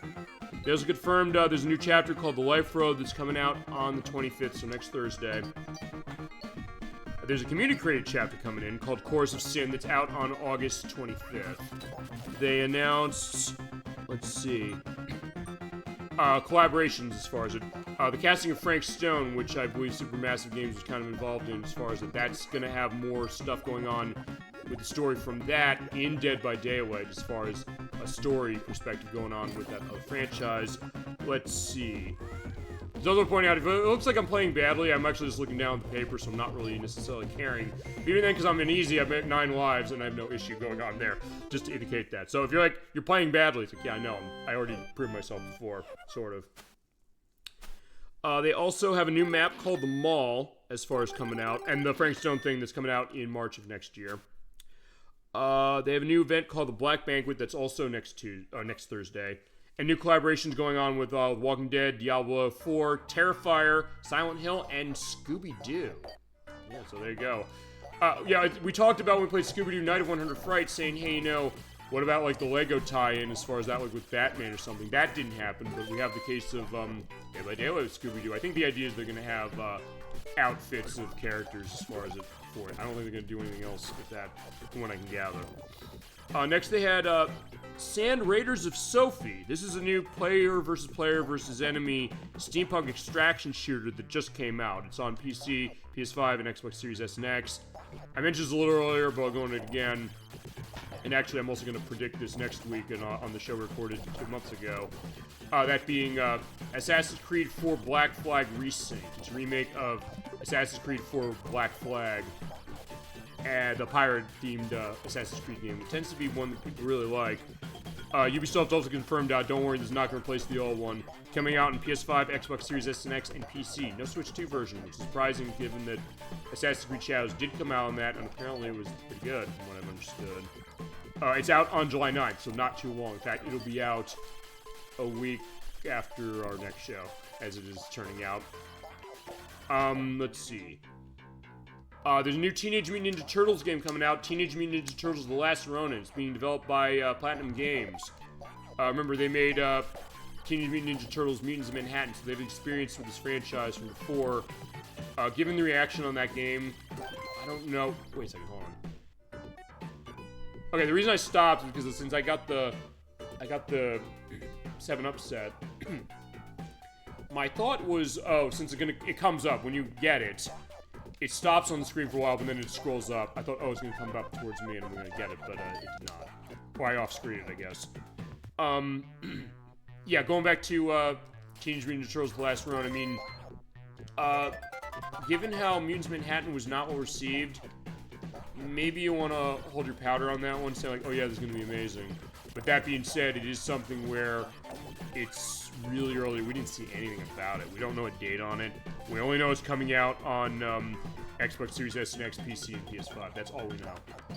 I mean, I don't think they couldn't do it. And from what I understand with Mutants in Manhattan, I don't think it was something where they said, you know, it was something that was bad, but I think they said it was repetitive. And I know the case of saying, why is it a multiplayer Teenage Mutant Ninja Turtles game that's online only? Which is, yeah, that's a problem. I agree with that. Next, they went into stuff going on Fortnite. Yeah, I'm also, by the way, saying this when it comes to all these things discussing. I'm also not discriminating against other cases of gamers. Because there are people who say, like, how dare you talk about Fortnite? That's a game for, I don't know, normies or something like that. I don't know, however you want to put that. I'm not going to do that. I want to understand that, too. I want to understand the idea that, well, there are probably people out there who love Fortnite. I'm not going to judge you for that. Definitely, for sure. I mean, for God's sake, I'm playing a platforming game based on 7-Up mascot. I'm probably going to get a lot of judgment on that alone if you don't know this. Or maybe you can say, no, this looks actually pretty good. And you're right, it is good. Same case on Fortnite, I would think, as far as it. But they have Fortnite Runners Season 3, Chapter 7, which is started now, as far as, or it's starting soon. And also the Shattered Live event. It happened already on June 5th. So that's a case where we missed it, I think. So yeah, that's a downgrade of announcing this later, as far as our downside, I should say. But either way, there's that. The new Gundam game from Bandai Namco, or Namco Bandai.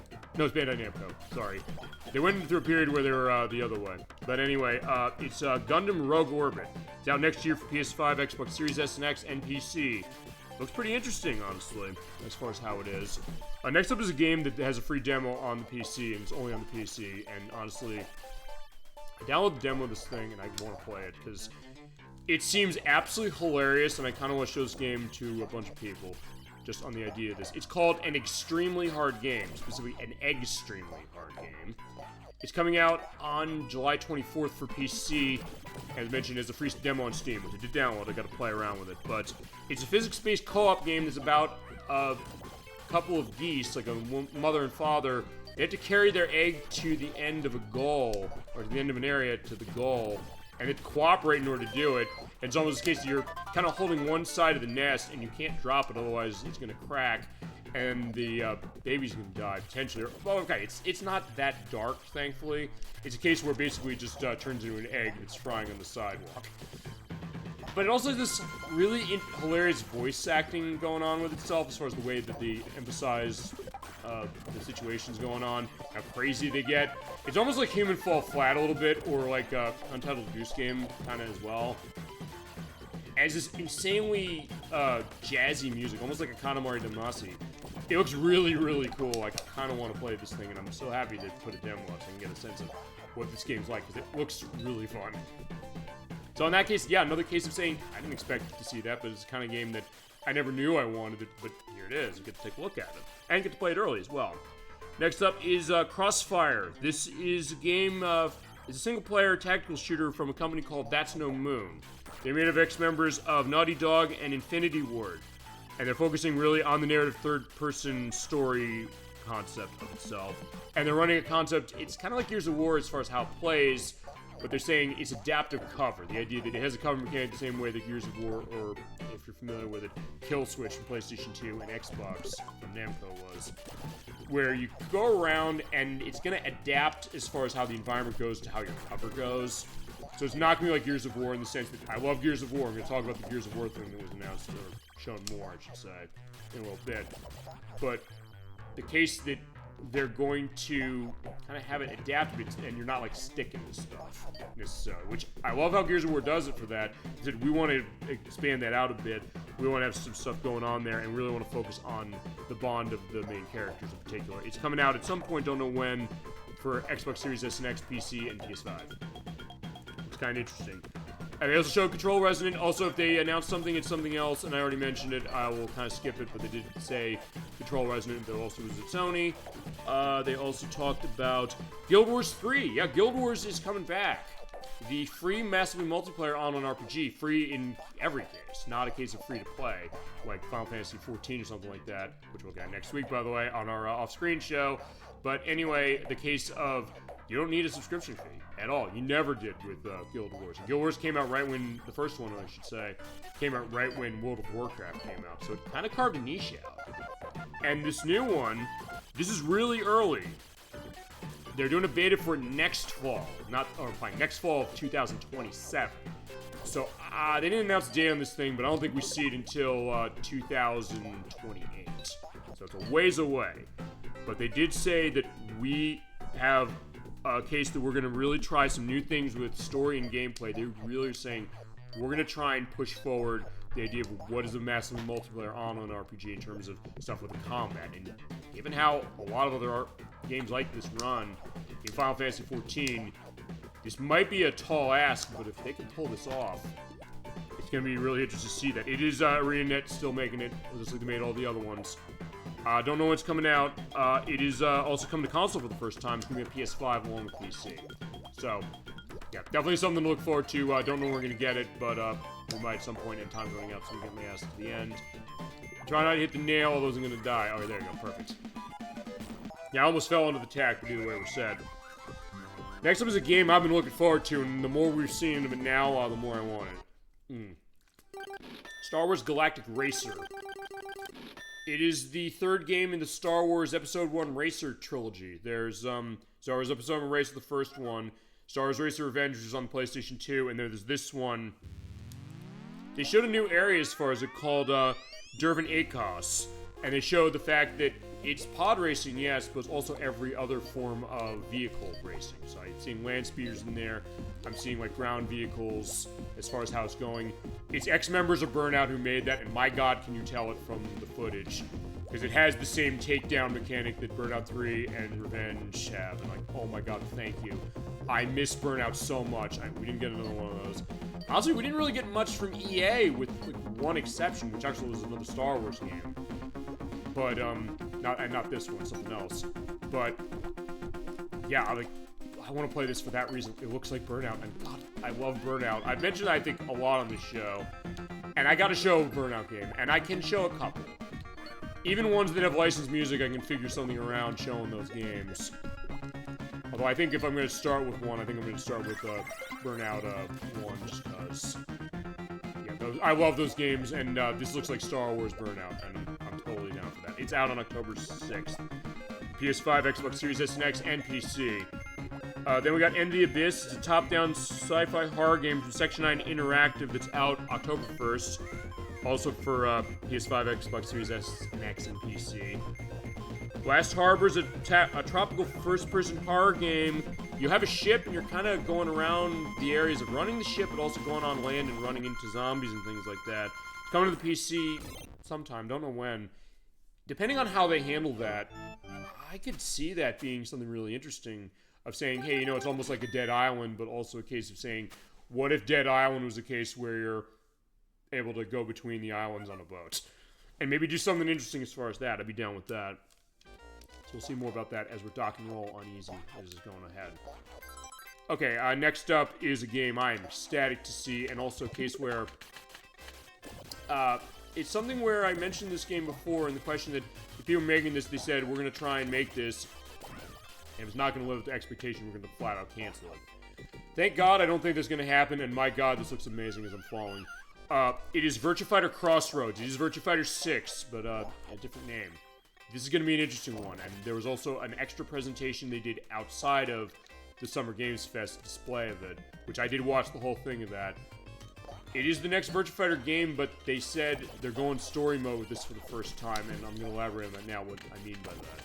Basically, it's kind of like a Dragon in terms of how the story's going to go. It is going to go mature rated, it's worth pointing out, with some of its violence and also the language within it. But as opposed to some other games of Sega's that sometimes do that, like Shadow the Hedgehog, I know did that as far as going adult more with Sonic. This one seems like it's going to be in context. The idea is you're going to be playing as some new characters, but you're also going to meet the old Virtua Fighter characters like Pi. They showed her. But also, so it's going to have like a story mode, almost like a Yakuza, but the way they're doing it is, whereas Yakuza was like Shenmue in terms of how it's the beat 'em up fighting case, when your battles here, what it's going to do is it's going to be like the Yakuza style about how it was before, but it's going to shift almost to the side, like how Virtua Fighter did. And they also said, by the way, it's also something where we have the story mode going on with it, but we're also going to have a full fighting case going on as far as the full fighting mode on its own, separated out, but also available right at the start. So you're going to have a full feature pack case of full fighting this way, with unique stuff and what they're doing on the combat that way, and then also what they're doing with the story as well. They said, we looked at Virtua Fighter, the original one, and they did get they got Yu Suzuki's blessing, I should say, sorry. Yuji Naka was for Sonic, but Yu Suzuki made the first Virtua Fighter, and the last one he made was Virtua Fighter 4 Evolution.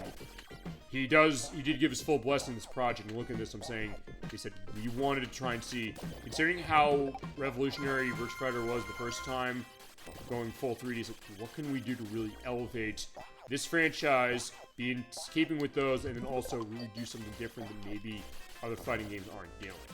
It sounds like a tall order, and it definitely is, but based on what they showed, I'm sold on this. We honestly, though, don't know when next year this is going to come. It's next year, they said that.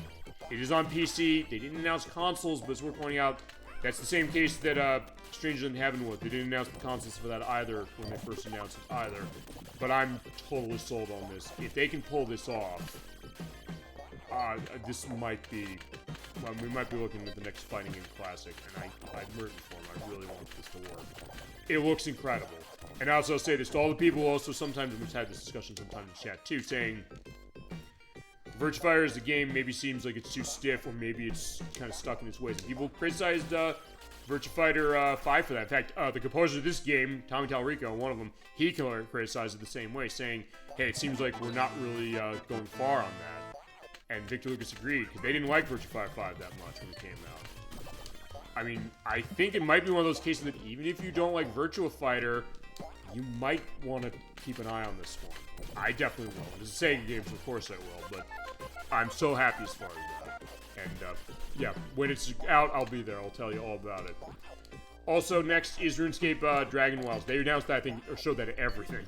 Literally everything, I'm pretty sure. I think Microsoft may have been the only one that didn't have it. Alright, let's see. I'm only halfway through this shit. Alright, so I'm gonna have to... Okay, yeah, I'm insulting that stuff by saying it. Next was a game that came out the other day. That's Adventures of Elliot, The Millennium Tales. That's from Square. It's on all the consoles, including Switch 2, and it's on the PC. It came out 2 days ago. Orbitals is that anime co-op game that's exclusive to Switch 2. They announced the date at Nintendo's conference, but they did show sizzle on it at the Summer Games Fest. It's exclusive to Switch 2. It is out on September 3rd. Next, they showed Soulframe. That's a free-to-play open-world MMO. It's a pre-alpha form, honestly, at this point. It's coming out soon for the PCs. The people who made Warframe made that. They showed Grounded 2 Into the Abyss, the new DLC pack for Grounded 2, the game of cities, the one where you're going into the gardens and you're shrunken down. It's a new update that's coming around. It's coming out on August 11th. Let's see. They announced a new expansion for Mafia: The Old Country, that single-player case as far as the Mafia series. It's coming out on... It's also August, I think. Yeah, August 14th. It's going to tie in with the story of Mafia 1 in particular. They have Don Salieri from the first game who's going to be making an appearance. I believe, from my understanding, I think it's sort of a prequel to Mafia 1 as far as how they're doing it for that, from what they showed. But that's coming out soon as well. Next was 1666 Amsterdam. This is the new game from Patrice Delier. He is the creator of Assassin's Creed, the first one. He's apparently been trying to get this game running for 16 years. He also dropped a demo of this on the PC that, from what I understand, I don't know if people are liking that, or they're not liking the idea of some aspects of generative AI being used either in that demo or in the trailer that they showed. It is kind of Assassin's Creed-like. It's the idea that it's coming in early access later this year for the PC. It kind of takes place in... I'm trying to think of what it is. Almost like Elizabethan times. It almost is like a take on... If you think Assassin's Creed, but you mixed it with the Salem Witch Trials a little bit, but with the European flair as far as that, they kind of have this game. I know people are saying they're not liking what they saw of the free prologue that they gave out that you can download for the PC. And I can get that idea as far as I haven't played it, so I can't speak, and I won't speak if I haven't played it. I'll say what other people said as far as like, hey, they're not liking it. But it is a free case. I hope it can work, because I think Assassin's Creed's a cool game. Even the first one, I know the first one is seen not as a great game compared to the later ones, but there were some interesting things that first game was doing. And I would love to see, this work. I mean, I guess the idea that you don't want to see a game be bad. You want to see a game work. I don't think there's a case where I'd say, oh, I want a game to fail in terms of being a bad game. I want to see it work, and I think it has potential. That's the thing I'm seeing there. There's definitely potential. If he's saying, I spent 16 years trying to get this game going, clearly he believes in something on this, and there's something to be said about that, but also the question saying, can he pull it off? I hope so. I'll root for him. Hopefully we'll see how that goes. Ooh. Okay, I got 2 more of the things, and there I shut the cage off. That's insanely lucky how I'm going on that. Also, you know what? I'll tell you my problem. I gotta drink 7-Up. I had the bottle of 7-Up on the table here as far as it, so I'm actually tying in with this, but I got water too. Okay. As ready to Surf Patrol again. I'm gonna try and see if I can get that glitch to happen as well. But next up was Saw Genesis. This is a prequel to the Saw movie, the horror films that came out in the 2000s, and I think they still make them. It's a 3-on-1 multiplayer horror game. It's supposed to be a prequel to the movies. It's by Broken Mirror Games and Anstar Studios. It's being published by Bloober Team, though. They're not making it, but they're publishing the idea of it. It looks insanely gory and disgusting the same way the movies are, and I gotta tell you, I'm not necessarily a fan of those movies. Basically, there's 7 if they showed you everything. You're like, no, 7 was great because they didn't show you everything. There's stuff I know for a fact they couldn't show you, honestly. But anyway, it is gonna have Tobin Bell involved as far as how it is. It's going in early access later this year. It's for the PC only. I don't know if they can put it on the consoles. Yeah, it's kind of another one of those co-op games based on a horror franchise, a horror movie franchise. We had the Halloween games coming out in September. We had Friday the 13th, and now we got Saw as far as how it is coming out later.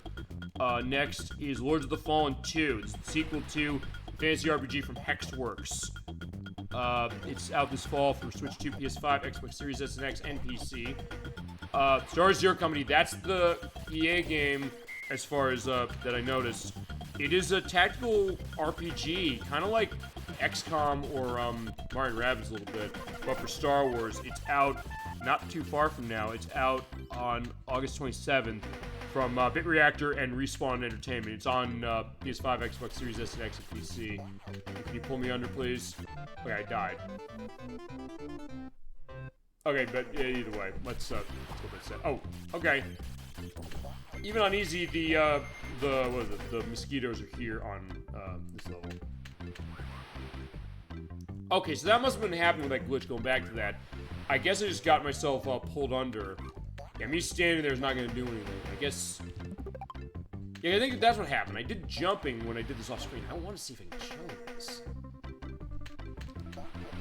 Okay, whatever.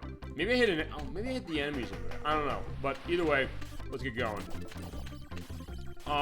Let's see. Blood of Dawnwalker was next. That's a vampire fantasy action RPG from Konrad Tomaskowitz. He is the guy who made The Witcher 3 Wild Hunt. It's coming out in September 3rd on PS5, Xbox Series S and X, and PC. That was the next case of Among Us, On Guard. See, years ago, we had that Among Us fungus thingy. It was supposed to be the DLC. I don't know if it actually came out or if it changed names. I know Crusader 64's name for it was not taken, that being a fungus Among Us. But they have this one. It's the new take on this. It's a new narrative adventure game tied to that franchise. And that was another one going back to what I said at the beginning of the Summer Games Fest case on what Jakil was saying. It was a case where it started something small, but people found it. And Inner Sloth, people who made it, they kind of were able to say, hey, you know what, we were able to get our shot, people love this, and it kind of became a franchise. And their case was saying, hey, we want other people to be able to have this case of being able to get their foot in the door this way, too. Yeah, they announced that. That is coming out on, no, date to be determined, on PC, Switch 1, and Switch 2, but it also is going to have a demo of itself. Or more, okay, yeah, for 2 more days. It's on the PC. Get moving. By the time I upload this, as far as the edit, it'll be gone as far as the demo that's on the PC, so there you go. But also, there's a new animated series of Among Us. It is on Paramount Plus. They launched it on the day of Summer Games Fest. You can go watch it now. Whether it's good or not, don't know. I don't have Amazon. Oh, no, I do have Amazon Prime. I don't have Paramount Plus, sorry. Let's see. There's 007 First Light, which came out about a month ago. Except on the Switch 2. I don't think it's out on Switch 2 yet. It's coming, but the one thing they indicated is they said we're gonna have more content with who is he? Obama. He was the character that I believe Lenny Kravitz plays in the game. So they're gonna have a full expansion going on. So they're calling it Obama will return, the same way that they say James Bond will return. He's coming back as far as something, and gonna come to all the consoles, Switch 2 included. They also showed the first case of Final Fantasy XIV running on Switch 2. It looks like maybe it's a bit choppy. It's going to early access in August of this year, as far as it. But they did show a little bit of that. They also showed Turok Origins. That's the third-person new game in the Turok franchise that's out this fall for all the consoles and the PC. They showed Armitus. That's a third-person roguelite that's set in Paris. It's coming out this winter for all the consoles and the PC as well. Aeon 2 is the sequel to NC's MMO game that is having its global launch on PC and Android on September 26th. It's in early access now, but it's been coming out early access as far as how that is as well. Next is doing a collaboration with Wuthering Waves. It's a game I'm not as familiar with, but I, from what I've understood about it, because I want to look at what is this a case of. It's an action RPG. They're having an event going on with Cyberpunk that's running until July 9th, as far as how that goes. Okay, next one is a big one for any of you fans of Monster Hunter Wilds out there, because they announced that it's getting a massive expansion. They're promising it's going to be a massive expansion, that being Monster Hunter Wilds Ascendance. It's coming out next year for PS5, Xbox Series S and X, and PC, and also at Nintendo's conference. I'll jump the gun on this one. They did announce Monster Hunter Wilds is coming to Switch 2. So I guess Sentence is going to come out on that eventually as well, from what I'm going to gather. When? Don't know. And let's see. Swords of Legends was next. It's Chinese mythologically themed. What happened? I guess I got myself knocked out of the sky. I'll have to look back. I was actually looking down on the paper. I was not actually looking at the screen, which... Okay, wait a sec. Alright, so wait a sec. My animation's going crazy. So wait, is this... Oh, right, you're saying that right there. Okay, so there's glitch right there. So I guess then this game, I don't know if the other versions of the game are like this. They can't handle the idea of Spot being on that without the animation glitching. Okay. That's weird. Alright, I'm gonna try and also have a freeze frame showing you when he goes in that weird animation. Okay, and I'm running this across native hardware. This is not a case where I'm emulating this and there's like something wrong with the port or something. No, they've never ported this game. So, well, no, ported outside of the consoles they put it to, I should say. Okay. That got me off. What's next? I'm not gonna be done with most of this. Alright. I don't want to stop as far as how it is, even though it's a case of... God, I don't know what I'm gonna do. You know what? I'll tell you what I'm gonna do. I'm gonna have Spot just stand here by the book and by the can of 7-Up while I go through some more of the stuff. Alright, next up is Hot Wheels Infinite Rush. That's an open-world arcade racing game from Milestone. They're the team from Italy that made the Hot Wheels Unleashed games. First I thought it was a new DLC pack for Forza Horizon 6, because they had the Hot Wheels thing with the 5th one, but it isn't. It's out on all the consoles and the PC. It's an arcade racing game with an open-world style, coming out on September 24th. I've heard those Hot Wheels Unleashed games are way better than you think. So, I like my arcade racing games, so maybe that's going to be something nice.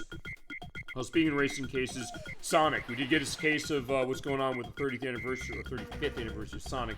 Sort of, I don't know if fans of Sonic are going to be that happy. And I don't know if I'm not happy. I'm just surprised there's not more than this. They are emphasizing more on Sonic Racing Cross Worlds. The first year is continuing next month in July, with the pack for Teenage Mutant Ninja Turtles is coming out, and then in October, the Avatar Legends pack, and they announced what they're doing for next year. Year 2 is going to have Godzilla and Neon Genesis Evangelion. I know, Sean, he's going to love the case of Godzilla, because he adores Godzilla. As far as a new Sonic game, they did announce one of those. They announced Sonic Pico Park. It's a twist on mobile game. I think it's a mobile game, it's a PC as well, I think. Called Pico Park. It's a co-op game, play up to 8 players. I'm looking at that and thinking, can this be a better co-op game, please, than Sonic Superstars? Because Sonic Superstars co-op was flat out broken. That's obvious. Not that I've shown it that way, but still, it ran really horribly as far as how it was. It just doesn't work. And if this works better, it's gonna be a victory. It's out, don't know when, on the PC. Outside of that, there was nothing else for Sonic. I know that they leaked the concept, or the concept was leaked of Sonic Frontiers Definitive Edition that I thought was supposed to be out for the anniversary on June 23rd next week. The picture of the box that shows it's a game key card, because of course it is out there. But I don't know if they're actually releasing it on the day. That'd be a weird case of saying, hey, we're going to stealth launch this. And just to jump the gun on this with Nintendo, they didn't announce it there either. They didn't announce it in any of these things, so I'm kind of surprised as far as that. Alright, but they also talked about Attack on Titan 3. I'm going to let Spot just have fun as far as it. Just play with your stuff, and at that point I'll run the continue and be done as far as how it is. That would be the idea. Next up was a game, let's see. No, next up was Attack on Titan 3. That is the new game based on the anime manga. It's coming out, don't know when, on all the consoles and the PC. They're gonna have a scouting report stream for it on July 1st to get a sense of like, what are they doing with this thing and what else is going on. The next one I was gonna say, oh, this is because I'm kind of interesting. It's called Clutch. It's a story-based open-world racing game. It's a lot of ex-members of the team that made Forza Horizon. It's coming out on Xbox Series S and X, PC, PS5 next spring. There's also Chronicles Medieval. That's an open-world war combat game that's entering early access on the PC this year. Let's see. Okay, that's... Like, how many pages have we gone through? That's only half of them. Shit. Alright, so I guess they better get moving. But yeah, I'll just let Spot stand there. If you're bored, I'm sorry, but in this case, I'll just like, yeah, he's just chilling. This game is cool, it's all about relaxing. Let's also get a better case of like where we're gonna relax by.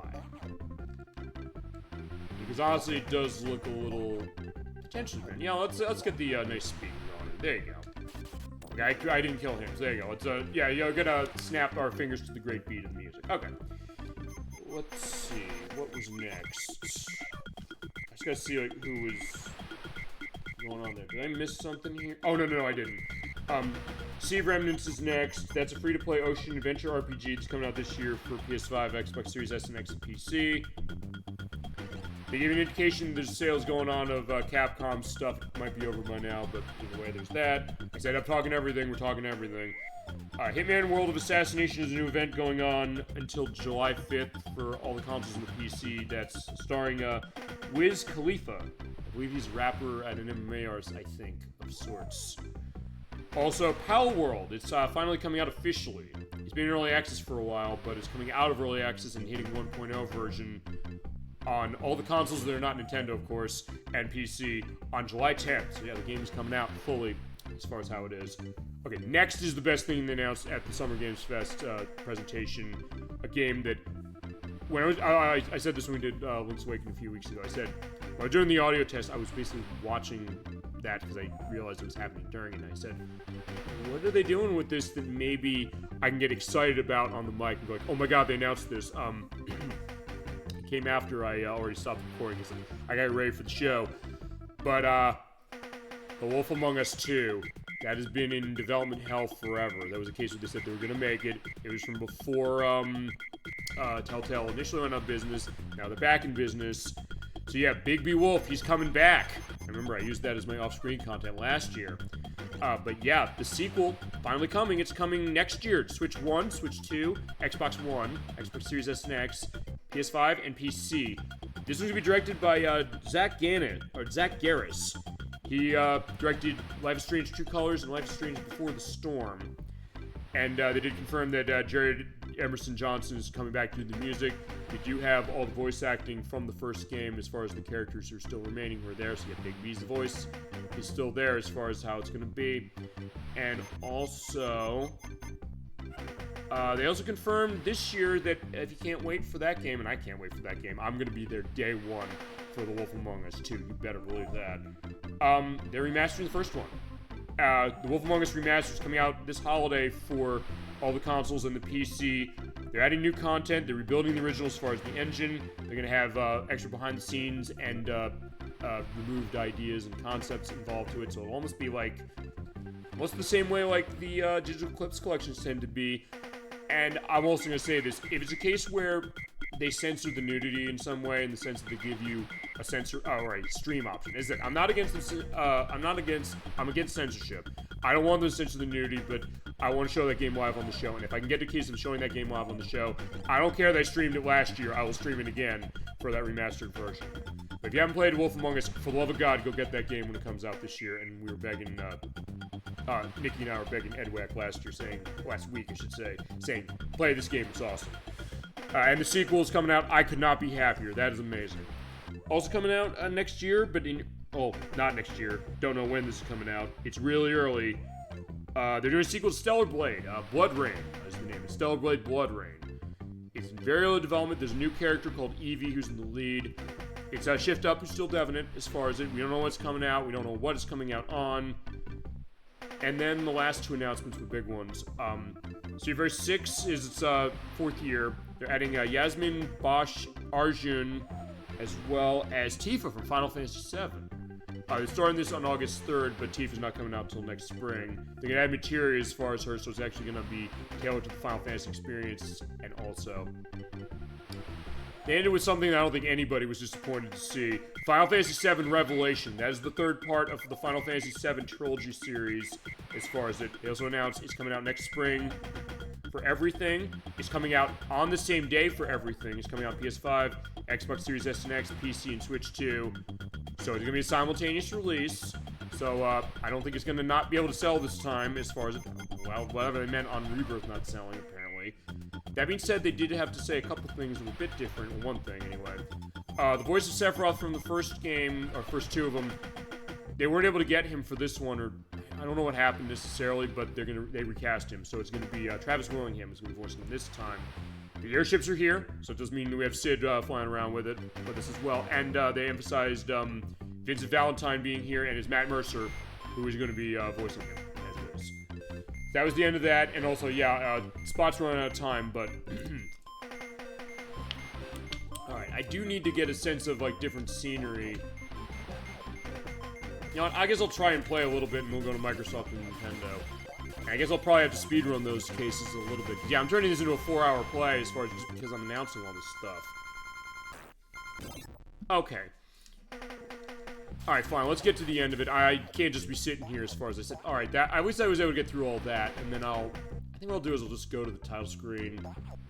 I'll just have it go through. Or I could put another game in, but I had to play around with the audio on this one in a way that, like, I have to actually this game actually really low. Actually it's kind of loud, so I don't know if I want to put something else in and, you know, risk the idea of like it sounding weird. Alright, we're done. For now. Okay, Microsoft's conference, I'll go this quick. They had Gears of War E-Day, that's the prequel to the original Gears of War games. They're playing as Marcus Phoenix before everything happened in the original game from 20 years ago. It's coming out on October 6th for PC and Xbox Series S and X. They confirmed it's a console exclusive, it's not coming to PS5. Because Microsoft has not seen success with a lot of stuff of theirs on PS5, and also because the new head, as far as the company that's trying to put in a different direction, that maybe can help them, but also the stuff they're already doing that they're shooting themselves in the foot, and it's being nice. So I'll get into that as we go. Next is Fable, or Fable 4 I'm calling it. It's the new series, the new game in the series, the RPG franchise. I do like that franchise, for sure. It's Playground Games making it. It is coming out next year. It's coming out on February 23rd, 2027 for Xbox Series S and X, PC, and that's still coming to PS5. Because everything they announced for PS5 already, as far as Microsoft's first-party stuff, they're not pulling away.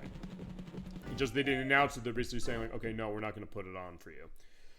Next up is Halo Campaign Evolved. That is the new remake of Halo 1 that's coming out on PC, Xbox Series S and X, and PS5 soon. It's coming out next month. It's coming out on July 28th. It's going to have 3 new prequel missions, including one we're doing flight combat. Sounds cool, and it looks really good. The only thing that is kind of annoying that came out later is the news that it's going to have cross-platform play, which is cool, but in order to indicate that, you have to have Microsoft accounts across everything, and also, I think it's even worse than that. It makes no sense to me. You have to have Microsoft accounts for every player on the console locally if you're going to be playing the co-op. Like, are you kidding me? I mean, to be fair, 360 did this as well with Perfect Dark, and I hated it there. Like, are you kidding me? And you have to do that on PS5 as well. And you have to have a Microsoft account on top of the other one, as far as for Sony's case. Like, wait a sec. In that case, just play the original on the Xbox, because that co-op is amazing. But, alright, yeah. If you want to jump through those hoops, go ahead. I mean, I'm still looking forward to it, though. But still, like, come on. Can we figure our way past this? Alright, next is Resonance of Plague Tale Legacy. This is the new game from Asobo Studios. It's a prequel to Plague Tale Requiem. It's out August 27th on PS5, Xbox Series S and X, and PC. Next is one I know Chasm22 is excited about. Persona 4 Revival. They announced the date for this remake of Persona 4 Gold, and they confirmed also, like Persona 3 Reload from a couple years ago, this is not going to be a case where they're going to not have the content from the newer version and then add as DLC later. All the golden content is going to be featured in this. It is out next year for Xbox Series S and X, PC, and PS5, and they gave a date. The date is February 18th of 2027. Then they announced State of Decay 3, the new game in the Undead Labs game, their survival horror franchise that started on 360, out next year for PS5, Xbox Series S and X, and PC. Sea of Thieves from Rare. It has a new update coming out in a couple of... Yeah, actually, no, it came out 2 days ago. It's the custom seas. Basically, when you turn in kind of in Minecraft, instead of saying, hey, you can place anything you want, you can basically do whatever you want. Which is nice, and they're giving you new camera tools going on, so you can basically have everything going on nicely. So yeah, if you're a fan of Sea of Thieves, you're going to have that going on there. Nothing else from Rare aside from that. I would like to see also Rare do other things, but we'll see how that goes. But nothing against Sea of Thieves as far as, I mean, I'm glad they saw success as far as that. As far as saying, like, oh yeah, there's something that's going on that's been going on for a long, long, long time. So still, they have some stuff going on as far as what Rare's up to. Next is Metro 2039. This is the sequel to Metro Exodus. This is from 4A Games out of the Ukraine. And they did openly say, hey, we're going to emphasize the fact that there's the war in Ukraine that's still going on. And the idea that when we were making this thing, or over the years, we were like having our offices nearly shelled and hearing the case of like rumbling going on. It is the first-person series, of course, that started on 360 and PS3. It is out February of next year for Xbox Series S and X, PC, and PS3. Or PS5, I should say, sorry. Next is Bad Magpie. This is a narrative adventure game that's from this company out of the UK called Milktube. It has a visual style that almost reminds me of a little bit of SpongeBob, sort of, in the sense you have these close-ups of these weird, like, I don't know, dark eye, like under the eyes cases of its characters. It's kind of interesting. Also, some puzzle stuff going on. This is also going to be a console exclusive for Xbox, Series S and X, and PC. It's out next year. They also announced Wolong 2, Wings of Ember. That's the sequel to Team Ninja and Tecmo's Wolong Fallen Destiny, their action RPG set in the historical period of China. It's out early next year for everything, including Switch 2. Switch 2, PS5, Xbox Series S and X, and PC. Join us. This is a game from a company called Wolf House Games. It's kind of a SimCity-like where you run a cult. It's a sandbox game, though, as far as that, with a satirical bent. So basically the idea is like, yeah, you have everybody join the cult and manage the cult, as it is. I don't know where they're going to go with that one as far as how dark does it get, but it is coming out next year in March on Xbox Series S and X, PC, and PS5. Now, one I'm going to be angry about, and you should be too, honestly. This is Senua. But I'm going to announce this game, but even though they announced it at the Microsoft conference, you might not want to get your hopes up as far as this game actually coming out. This is the third game in the Hellblade series. It's by Ninja Theory, as far as how it is. They announced it as far as coming out next year for Xbox Series S and X, PS5, and PC. That's what they said at the time. A couple days after that happened, though, word got out from Microsoft saying that as part of their restructuring, they're thinking of closing 3 studios, specifically Compulsion Games, being made South of Midnight, and unfortunately, because South of Midnight did not sell well on Series S or X, or when it came out this year on PS5 and Switch 2, and it didn't get physical versions on either one of those, so I'm really disappointed it didn't. And also Double Fine. Double Fine, they're in trouble because Kiln and Keeper that came out, they didn't make much financial sense either. But Ninja Theory, the people who made those other Hellblade games and are making this one, they were shut down already by Microsoft after they announced this. That being said, you're probably wondering, why the hell would they put this game in their conference if they were just going to kill the publisher or the developer a couple days after? Well, because they said, well, we want to try and get some cases of investors to see this, like maybe you can buy this and get this game to come out. I mean, okay, good case of saying get the game to come out, but what if nobody buys this? What if they go out? Either they're going to sell them or going to close them. They basically said we're closing you, but we're going to sell you or try to, but if you don't, you're screwed and this game's never going to come out. So it's a case where, like, yeah, Microsoft picked the studio up and it's dead. Like, and it's horrible. Thinking about the fact that these people putting their hearts and souls in this thing, but also the case of saying, talk about giving false hope, saying, oh, we're going to put your game in this as far as the announcement, but oh, by the way, we're killing your studio a couple days after it comes out, and we're going to put it in here without telling you that we're closing you because we hope somebody buys this for the game to come out. Which, okay, I hope it does. Maybe someone will. Maybe somebody will look at that and say, get the game to come out. I haven't played the Hellblade games. I've heard they're awesome, but it's something where it's like, I'd like to see that go on, or I don't know. Maybe it'll be like, I don't know, True Crime Hong Kong, where it's a case where that was something Activision said, we don't want to publish this, we don't want to get involved in this. Actually, no, they didn't close the studio. I think, or no, they didn't close the studio. They closed other studios, but they didn't close that one, and then Square picked that up and said, oh, we're going to release it. So maybe Senua, maybe it can get re-released, or get released now. But I guess, I don't know, where's the licensing on Hellblade going to go? I mean, this is like Perfect Dark from last year, except unlike that one, it's a case where that got canceled. This one's like, we don't know if this is going to get canceled. I know with Perfect Dark, 2K came out and they said, we were trying to get this game as far as being able to pick it up and continue it, but it was an argument, I guess, with Microsoft saying who has the rights to this franchise as far as the Perfect Dark name. That's what ultimately did it. They came out later and said, we tried to do this, I'm glad they did it. Like, we'll see what happens with Senua, but if you're liking what that looks like, you might not ever get to play it.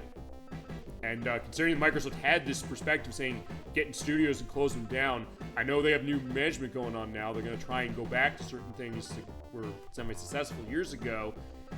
And I understand some of that. I get the idea of saying, well, like, going back to backwards compatibility, that's cool. Saying, hey, we're going to have these big cases focusing on games. We're going to have console exclusives in our system to give people a reason to buy the console, which I think is important, honestly. I know I might be in the minority saying that why not spread it around? Like, I think you need to give people a reason to buy it, or people who have the console like I do, a reason to say, I want to play it on your system over somebody else's. So that's the idea. I definitely needed to get that out because, yeah, you might never get the game coming out. So I'll have to see what's going on that one. And, yeah, Microsoft, what are you doing? Next is Fallout 76 Infestation. It's a new expansion pack for that game, which is out now. That game has been trucking along, admittedly, and for something that was totally busted when it came out, they did get a case of being able to say, hey, we're making it better, and they really changed that massively. So, kudos to Bethesda for making that happen, but a case of saying, man, I wish it had happened sooner. They also announced a new expansion for Doom the Dark Ages, that being Doom the Dark Ages Revelations. It's out on July 7th for all the consoles, except for Switch 2, because it's not on Switch 2, and they didn't announce it for Switch 2. But then again, I'll say this. I gave my choice words on Microsoft when it came to Senua. One thing they did do very nicely, and Sega was willing to let them have this. Crazy Taxi! They're bringing Crazy Taxi back. They showed that years ago at the Game Awards, like 3 years ago. I said, where is this? I said like about a couple months ago. I said, can you see this maybe? Yes, we are. Crazy Taxi World Tour. It's the new game in the franchise, the first new one in a long, long time. This one follows Axel specifically as far as from the first game to start. They didn't say if any other cabbies are going to be in there. Maybe they will be. But the idea is it's going to be story-based. We have to go all around the world to get his cab back. You're going to be able to get customizing going to get your cab going with extra powers and extra skins and things. And you're going to be running across 5 cities. They did show that it is going to run the West Coast to start from the first game. And they do have All I Want by The Offspring playing as far as that. So that's awesome. It's coming out in 2027 sometime for Xbox Series S and X, PC, PS5, and Switch 2. It is pointing out also one other thing that also kind of they stepped on a little bit of a rake on. They came out and said, with this trailer, for some of the stuff with the backgrounds, we use generative AI for the purpose of it, and also we're going to be using that for aspects of development. They then kind of came out and cleaned that up by saying, okay, you know what, we'll be doing that, but also in case we're going to review everything, and we're not going to be, just using that for anything. And I'm going to say something that's going to be maybe a little unpopular. Look, I work in a tech field. I'm not going to indicate exactly what that is, but look, I know AI is a big case of it. I might be resistant to certain aspects of it, but it's also something that, I don't know. I mean, depends. It's like any tool, really. Depends on how you use it. And I don't know necessarily what they're going to do with it, and also the question saying, like, people like, no AI ever. But then again, no, the same people who say that, the same people who say no game keycards ever for Switch 2, and they bought Pokemon Copia, no problem. As an example, but my point is saying that I don't think that's meaning like, oh, that everything in this is AI. Like, if this AI generate Crazy Taxi, it's not going to have a soul to it. So far, it looks like it is, and I know Sega's come out. I think they want to try and say, trust us, we're not going to do this. We're using this to maybe make development maybe a little more efficient, and you might need to do that for certain things. It depends on what, and I said because even the game that people loved last year, and I loved it too, Clair Obscur Expedition 33, they hid the fact that, we did AI with certain things, and people turned that a little bit, but they didn't turn out completely saying, oh no, we're never going to buy it, or never play it again. So I don't know what that's going to go on this one. If they are going to be using it for the purpose of saying, hey, we have some ideas, and then we're going to kind of do that way to kind of cut out the middleman for certain things, that's one thing. And as someone who is in tech background, I speak from a place of experience to say that, okay, that is more realistic than you think, even though it's a case where there are a lot of people who do not want to hear that, and are going to be hating me for saying that. And I get why. I understand completely. But as I said, I think it depends on what they are. I mean, depending on their attitude, depending on what they do with it, I'm not going to say no, but it's also something that I like the fact that Sega at least kind of came out, but they also kind of made it worse for themselves. Like, well, okay, A, why are you doing this? And B, why'd you say this? And also, is it creating confusion? I think that's the question. It created confusion, and that's going to be the idea, but it's still Crazy Taxi. I'm sorry. It looks amazing. I don't get the sense, even with what they're seeing on those backgrounds, I'm not getting a sense that they're like half-assing this thing. I really don't. If I did, trust me, I would be telling you. But I'm looking at this and it's like, oh my god, this looks awesome. I don't want to play it still. Next up is Age of Empires 4 Raiders of the North. It's a new expansion pack for the game. It's adding 2 new civilizations, the Scots and the Vikings. Spain, we're playing Age of Empires 2 in a couple of weeks for our scoping session for next month. They also adding new maps, new masteries, new units, and new buildings coming out this fall for all the consoles it's on and the PC. They also showed Minecraft Dungeons 2, the sequel to the top-down roguelite set in the Minecraft universe by Mojang. It's out on September 29th for all the systems and PC. They also showed Magician, the Devil's Deal. That is, it's a Victorian London-based, story-based RPG, or first-person shooter, I should say, with a magic theme to itself. It's from the people who made Epoch 2, Uppercut Games. It looks really fascinating as far as the style. And also, question like, hey, kind of shaking up the first-person genre. So we're saying, hey, we've got stuff like magic tricks and things, and stuff using for combat. I mean, I will say I'm surprised we didn't see only, what was it? Only, no, I'm conflating with only Murs in the Building. What is it? What was that hotel game we saw last year? Only Ghost to the Grand, was that it? I think that was it. I want to check that as far as it. Oh, there are no Ghosts of the Grand. Yeah, that was announced last year. We didn't see anything about that this time. I hope it doesn't mean it's dead. But we saw this. This looks kind of in a similar vibe. It's coming out next year for PS5, Xbox Series S, and X, and PC. Next is Valor Mortis. I'm also kind of. This is weird. I knew I had tons, but in this case, I'm just letting the game play itself at this point. You know, I don't fucking care. I'm going the whole way. I said I'm going to do it. I'm going to do it. And then I'll get to the case as far as telling why this game is amazing if I haven't made it clear already. But anyway, Valor Mortis is next. It's a first-person action RPG. It's a twist on the story of Napoleon. You're not playing as Napoleon this one, though they are getting somebody famous to play him.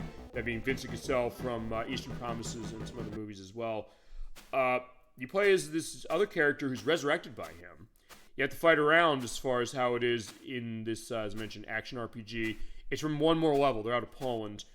It's out not too far from now. It's out October 13th on PS5, Xbox Series S and X, and PC. At least it is now, because when they showed this at the presentation, it was originally showed for September 24th. Since that, they did push it back by a couple weeks. And they said we did that because we think it's coming out when Control Resonance is coming out, and we don't want to be in the way of that. Also, there's a demo of it on Steam now if you want to take a look at it. Also, more on the Elder Scrolls Online. They have the Return of the Thieves Guild, which is fitting because we're going to be looking at Elder Scrolls 4 Oblivion for a scoping session later this year. That's on on July 8th. Also, on 4th of July itself, we're getting an update for Flight Simulator 2024. Their second, or the 22nd update, it's for the U.S. national parks. I mean, adding a bunch of national parks around the country to the game. So yeah, talk about celebrating America that way. Next is Where Winds Meet. This is a game that is an action, a wuxia adventure RPG. It is on PS5 and PC already from Everstone Studios. It's out now on Xbox Series S and X, and it has exclusive benefits if you're a Game Pass member, just to indicate that. Next is something definitely very excited about. Castlevania Belmont's Curse, the new Castlevania game, the first one in a long, long time. It's from Evil Empire as far as developers. We made Dead Cells, and Konami's also involved with the dev as well. They also gave some more information, a couple things. First off, we got a date. It's coming out on October 15th of 2026 for Xbox Series S and X, PC, and PS5. It's coming out on Switch still, but they're pushing it back to later in the year. They also confirmed where the story's set. It's going to be taking place between Castlevania Curse of Darkness from PS2 and Xbox and Castlevania Adventure from Game Boy, which means that it's only a matter of time before we get Castlevania Adventure Rebirth re-released. Please, Konami, I'm begging you. But for this one, you're playing as the daughter of Trevor Belmont and Sypha Belnades from Castlevania 3 Dracula's Curse, that being Rose Belmont. She does have the whip going on as far as how her father did, but it does have some magic properties going on. It is going to be Metroidvania-ish, like some of the other ones were, but it looks really, really good.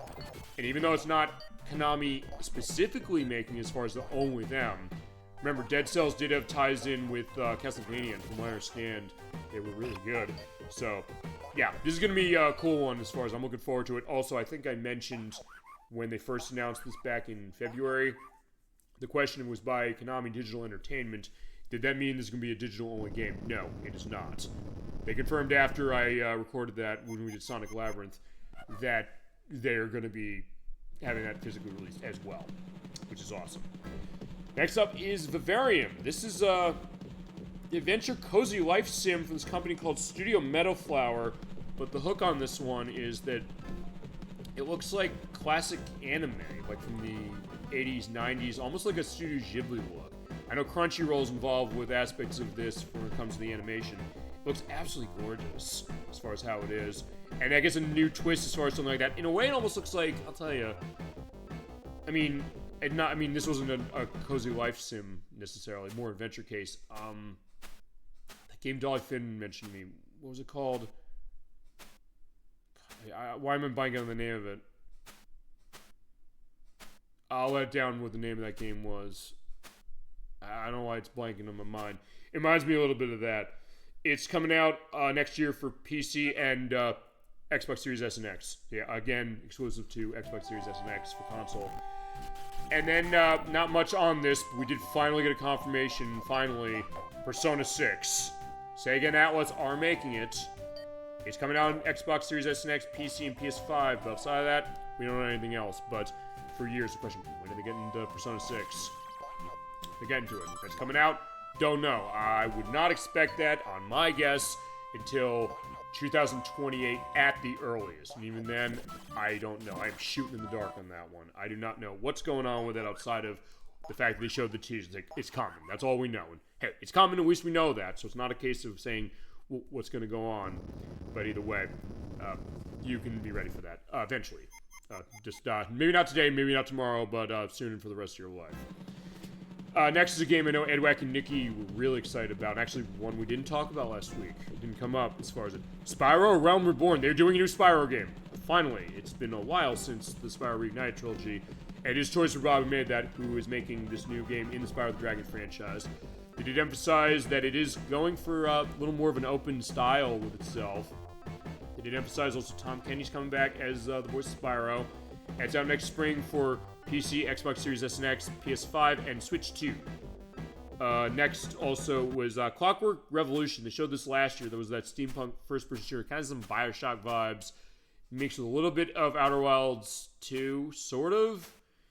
They confirmed also this is not coming to PS5. It's coming to Xbox Series S and X only for console, and then also PC. And the last thing they talked about was Call of Duty Modern Warfare 4. It has a revamped DMZ mode. It's out on all the consoles, including Switch 2 and PC on October 23rd. And, alright, I'm almost done.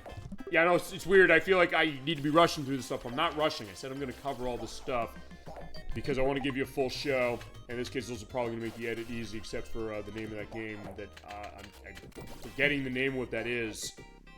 I keep wanting to say Capernaum. It's not Capernaum. I haven't shown Dolly Finn that one yet, and I want to look at that game. It was from, it came out, I think, last year. Oh, no, I don't have to edit now. Thank God I don't, I don't have to edit now. I remember the name of the game that I was saying, what was the name of it? Bavarian reminded me of, in terms of style, as far as the adventure case. Dordan, was that the name of it? Now I have the name of it, that's almost it. Or Dordogne, I should say. Yeah, Dordogne, that's the name of it, okay. That was the game I was thinking of. A game Dolly Finn exposed me to, and I'm glad she did. It's really interesting, as far as that one. Okay, lastly is the Nintendo Direct. Yeah, keep surfing Spot. We're almost there, and then we're going to have more of a celebration for yourself as far as how it is, and we'll be done with the show.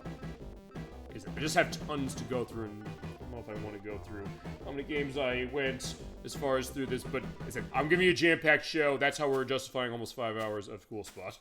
You're like, how can we do that? Show off all the difficulties, show off the game being fully beaten twice, going all this stuff. Okay, Nintendo. They had a lot of stuff, and it's been a while since they had a direct of their own. First up was Rhythm Heaven Groove. That is going to be out on the day of our next show. That's going to be on July 2nd. For Switch 1, they confirmed it's going to have 80 events for single player with, they're emphasizing WarioWare on this one. It seems like a lot. Including some games that I think are nodding to things from that. It's going to have 30 multiplayer games to it. It's also going to have a little bit of an RPG mode where you use the rhythm timing going on to defeat enemies. Or I guess a little bit like Crypto the Necro Dancer in particular. It looks really cool. It's out soon, so you're not going to wait long. I mentioned Onimusha wear the sword already. They just emphasized the fact that it has the motion controls on Switch 2, and that's coming out the same day as the other ones. The console's getting it. Dragon's Dogma 2 Dark Arisen is the extended version of the Capcom action RPG. It's coming out on Switch 2 and everything else, and PC, October 9th. Stellar Blade's coming to the Switch 2. It's on PS5 and PC already, but it's coming to Switch 2 later this year. When? Don't know. As far as sequel, I don't know if they're getting it either. And I also mentioned Orbitals again. We have the date of September 3rd. This is also the other reason we'll be able to go fast, because some of the stuff was already talked about, including Rayman Legends Reborn and Rayman Origins Enhanced Edition. They did emphasize also the Kung Foot mode is in this, and also you're going to be able to run game share to play that, and also have local and online play for that as well. I don't know if that's only in that version, but they did emphasize that for Nintendo. It's out October 1st. Again, this is a surprise. As far as it's coming to Switch 2, and a date on a game that I kind of want to play. That being Big Walk. This is the new one from House. If you made an Untitled Goose Game, it was announced already for PC, Mac, PS5, but it's also coming to Switch 2, and we have a date for it, August 4th. Not long now. It's running with its proximity-based chat system, and I guess it's going to use Game Chat on Switch 2 to do that. Which, remember, I talked about that a couple months ago, where basically a case where you can use Game Chat, and when you're when your friend's other player or other characters like right next to you, can chat with them fine. But if you're far away, they won't hear you very well. If you're in a cavern, you'll have echoing going on. If you're behind soundproof glass, they're not going to hear a damn thing you're saying, so you have to hold up a sign or something, or come with some other weird case. You can also be a total asshole to your friends if you want to, as far as it. Just making a big walk around is the name. I want to play this. This game looks really cool.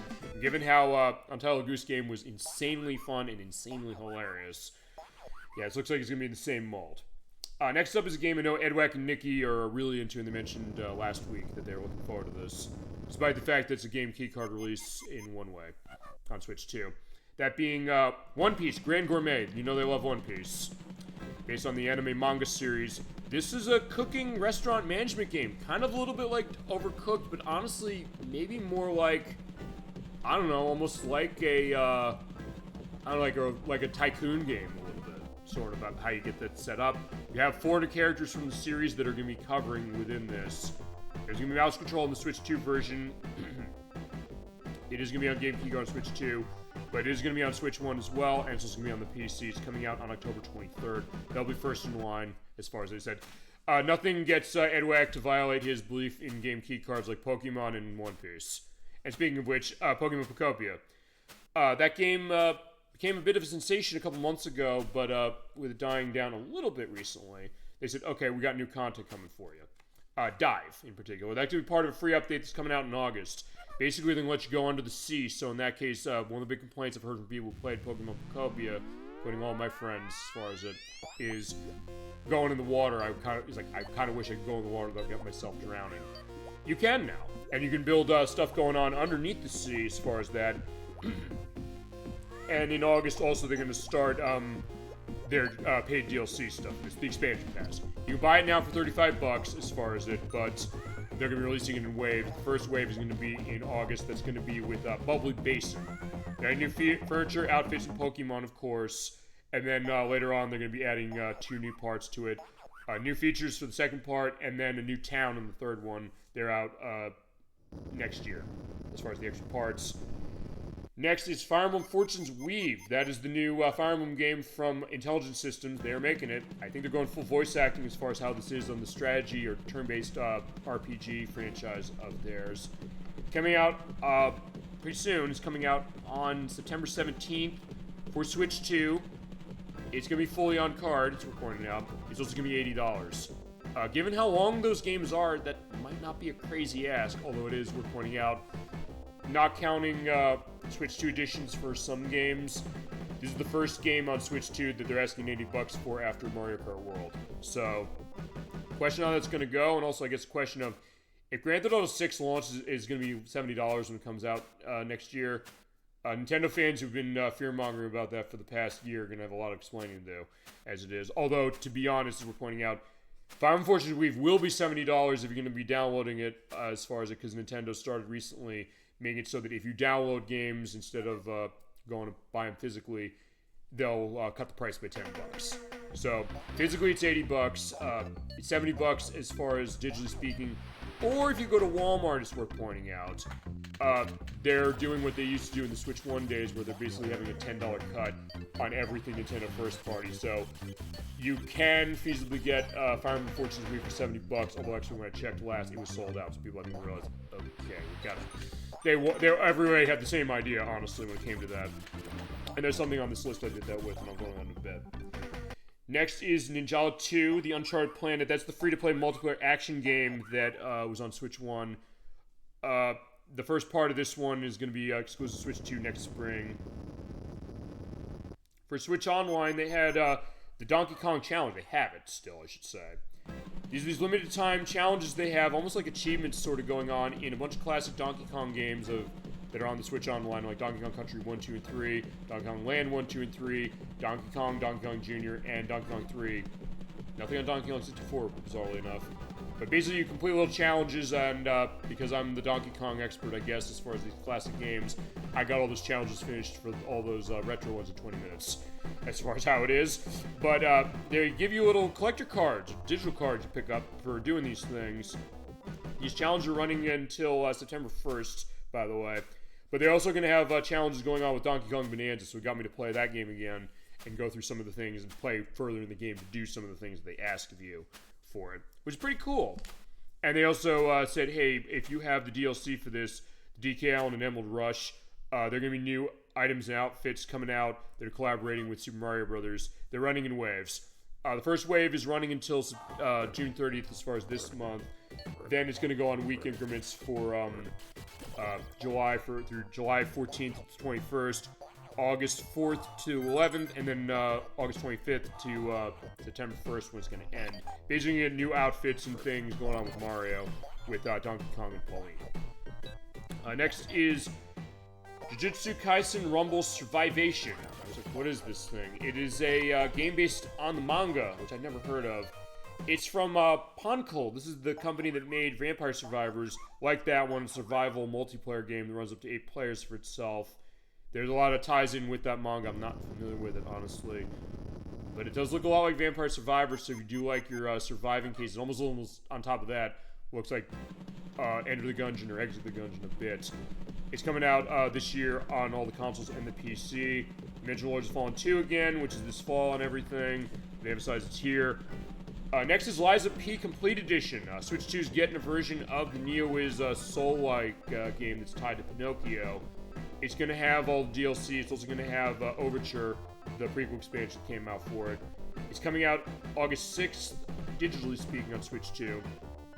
But it's worth pointing out, October 2nd, it's also coming out as a physical release, and I, in 8-bit at least, they're doing a release that is fully on the card. Yeah, so to go to Namco, I was like, yeah, Namco, you can't put One Piece Grand Gourmet on a full card, but they can put Liza P on this. Liza P is a game that's like multiple multiple gigabytes, like 30, 40, 50 gigabytes. They can put that on a card. You can't put the One Piece game, which honestly looks great as far as the visual. Almost looks like pixel art Super Nintendo, how it's going. But I'm saying, that needs a game key card, really? And this doesn't? Yeah, please, Namco. I mean, I don't know if they're going to back away from that. But that being said, just to go on that idea. But yeah, Liza P's coming.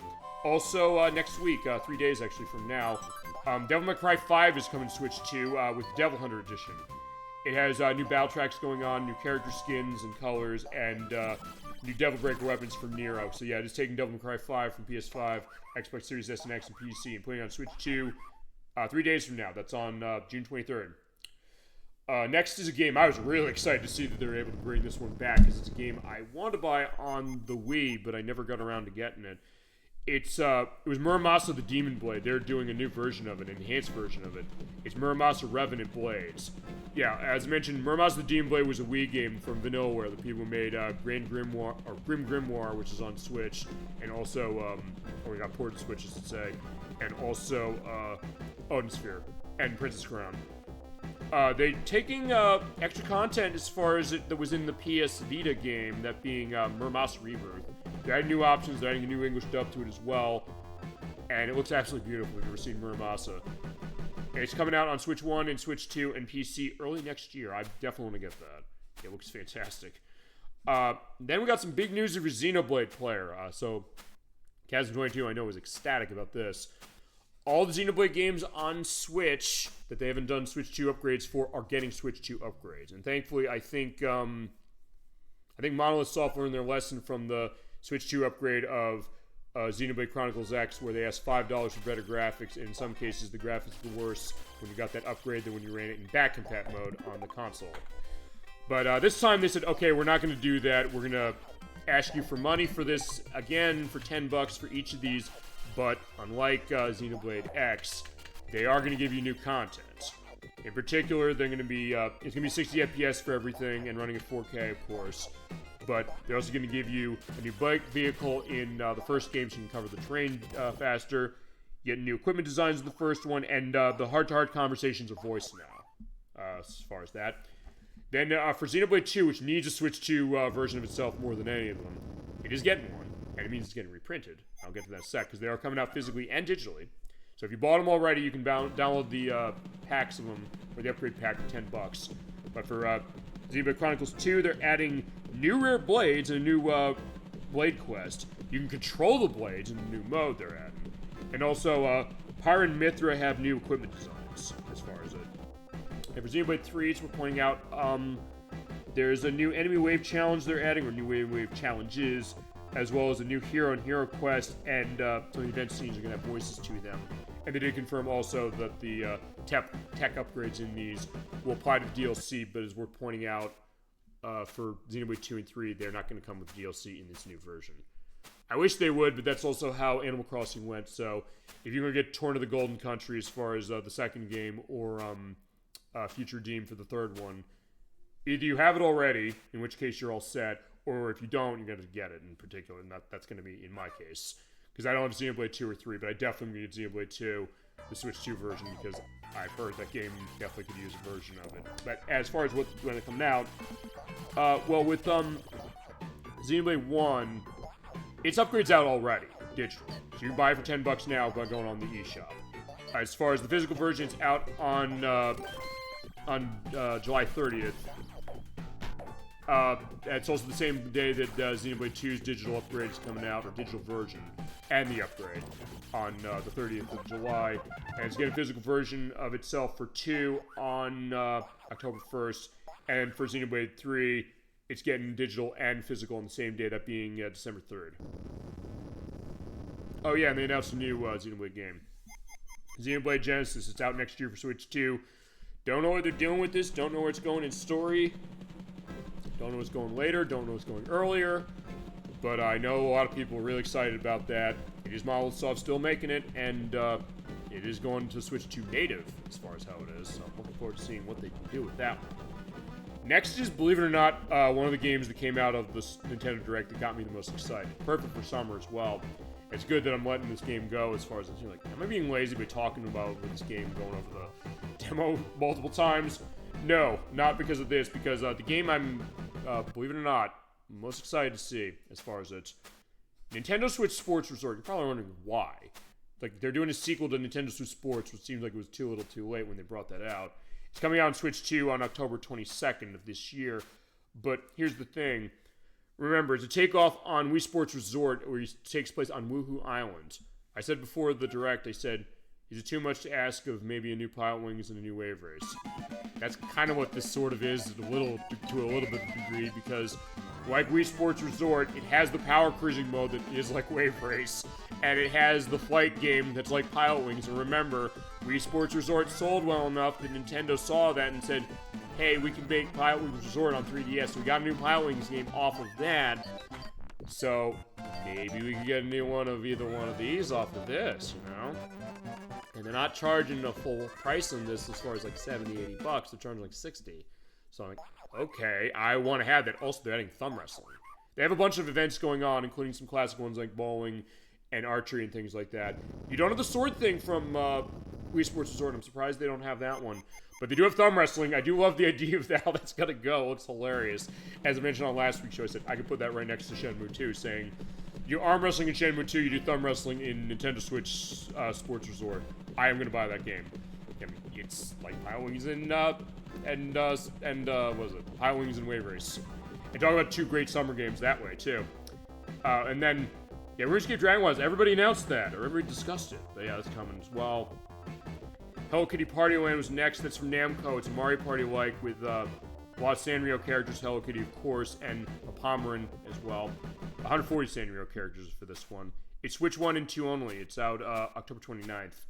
So yeah, getting close to where GTA 6 is, but not completely. Next is a game that's coming out next week, Star Fox. They showed this as a Direct about a month or so ago. Actually, a little more than that, I think, now. It is a remake of Star Fox 64, the second remake of Star Fox 64, so it's like Halo. It has two versions as far as that. They dropped a demo already. I played the demo. It is really, really good as far as how it's operating. And it's not... It is like Star Fox 64, but it also has some new stuff going on with the story and things that really is fleshing it out more, and I'm liking what I'm seeing. It's out next week for $60 on June 25th, which is the same day, actually, that the pre-order information on Grand Theft Auto 6 is coming out. Having said that, it's a case where, as I mentioned, I was able to get it for cheaper because, well, it's digitally $50. Physically, it's $60, and it is fully on card. But, as I mentioned, Walmart, they cut the price by $10, so in that case, $50. So in that case, like, yeah, $50 for that, I'm down with that. And it seems like they're definitely putting a lot into it, and it seems like it's really fun so far. And the mouse motion control case of it seems like it's working really well. And they twisted some stuff around with it. It's not exactly the same. And especially when it comes to the tutorial, there are some cases that actually have me laughing out loud at things they twist around, almost like, yeah, we kind of know. So I'm definitely looking forward to that. I'll probably play that for the show, definitely. No, not probably, we will. Only a couple more left. Next is Final Fantasy Final Fantasy Resonance. It's an HD 2D Final Fantasy, the first one. I believe this is a case where it's a mobile game, sort of, but there's an elaboration on it, and it is a fully featured case. It's coming out on all the consoles and on the PC on October 22nd of this year. You have Piku Niku 2. This is a sequel to a puzzle adventure game from this company called Sector Dub. It's very weird and elliptical. A little bit like Big Walk, but maybe not as, I don't know, endearing as Big Walk, but still seems interesting. It's almost like a murder mystery, too, as it is. So it's kind of strange, but it's out next year for PC and Switch 2. Then also, Chasm22, he is our resident Dragon Quest expert and Dragon Quest fan. Dragon Quest Monsters: The Withered World, another Dragon Quest Monsters game, is coming out December 3rd on Switch 1 and 2. Given how badly the last one ran on Switch 1, I don't know why they're bothering. But having said that, it is coming out. It is the Pokemon-like of Dragon Quest, and I heard the last one, Dark Prince, even though it ran like utter garbage, it is a case where it was fun enough, I guess. Actually, when we go back, because actually this game is not just on Switch 1 and 2, it's on everything else. It's on PS5, Xbox Series S and X, and PC as well. So, yeah, something to keep in mind as far as if you're saying, like, hey, I don't know if I want to get on Switch 1. Maybe don't. And also remember, Switch 2, it's a Square game, so it's going to be on a game key card. So, yeah, keep that in mind as well. And the Xbox as well, it's not going to be physical at all, because Square doesn't care about putting it physically on that console. Although, weirdly enough, I have games of theirs that are, so it's weird as far as how that goes. Anyway, next is the Duskbloods. That's the PvP hack and slash vampire game from Software that's exclusive to Switch 2. We still don't know a whole lot about it, weirdly enough. And we didn't get too much on Elden Ring as far as that, the Switch 2 version, but they did announce it's coming out in August. They did give a date on that one, I believe. But for this one, it's getting a closed network test this summer, but as far as when it's actually coming out, yeah, your guess is as good as mine. Next, Ak is our expert on Splatoon, so of course he was the one to talk on Splatoon Raiders. We've seen this a little bit before. It's kind of the open world, sort of single-player adventure take on Splatoon, the shooting franchise of Nintendo's, with the little squid ink-wing people going around. It's more of an adventure focus with an open world, almost like Donkey Kong Bonanza. It's out on July 23rd. They did emphasize that it is a Switch 2 exclusive, but we're not done as far as learning more because they're going to have a specific Nintendo Direct about that on June 30th. And I said to Ak, you have to come into work as far as this for our lunch break. He's like, I know I do. I was like, we have to do it with you. We can't talk about Splatoon without your expertise. He's the expert on that. He owns every single game in that franchise for this show. I am not touching it without him. I'll tell you that right now. But they also said a few things to keep in mind. From now until the day of the release of Splatoon Raiders, there's a pre-game story stuff going on as far as events going on. They'll tell you in the Nintendo Today app if you have it. And also there's a special Splatfest coming July 11th through 13th that's tying to this game. And then only a few more left and we'll be done, and I'll talk about Spot's game. I feel like I'm blackballing Spot. Sorry, Spot, we love you. And no, there's not a new cool spot in this list. I wish there was. That'd be hilarious. Next is Deltarune Chapter 5. It's out actually in only 4 days, and it's free. It comes a free update if you already bought Deltarune as is. So get ready for that. Next is Metaphor ReFantazio. This is coming out on Switch 2 now. Came out on PS5, Xbox Series S and X, and PC already. It looks like they're running 30 FPS. This is, I guess, the same way as far as the engine of Persona 3 Reload on it. I'm going to guess Game Key Card on this the same way that one was. But they also are saying, all right, we're going to release this a week before Grand Theft Auto 6. I guess because Grand Theft Auto 6 isn't coming out on Switch 2, and because it's a game that's already out. So I guess that's the counter-programming up. Re-releases as far as against Grand Theft Auto 6. It's coming out on November 12th. I'm glad that other things are coming out in November at least, just to go that. But in my case, I have Metaphor ReFantazio on PS5 because the Kazakh 22 gave it to me on that. Yeah, if you have Switch 2 and you'll play it, there you go.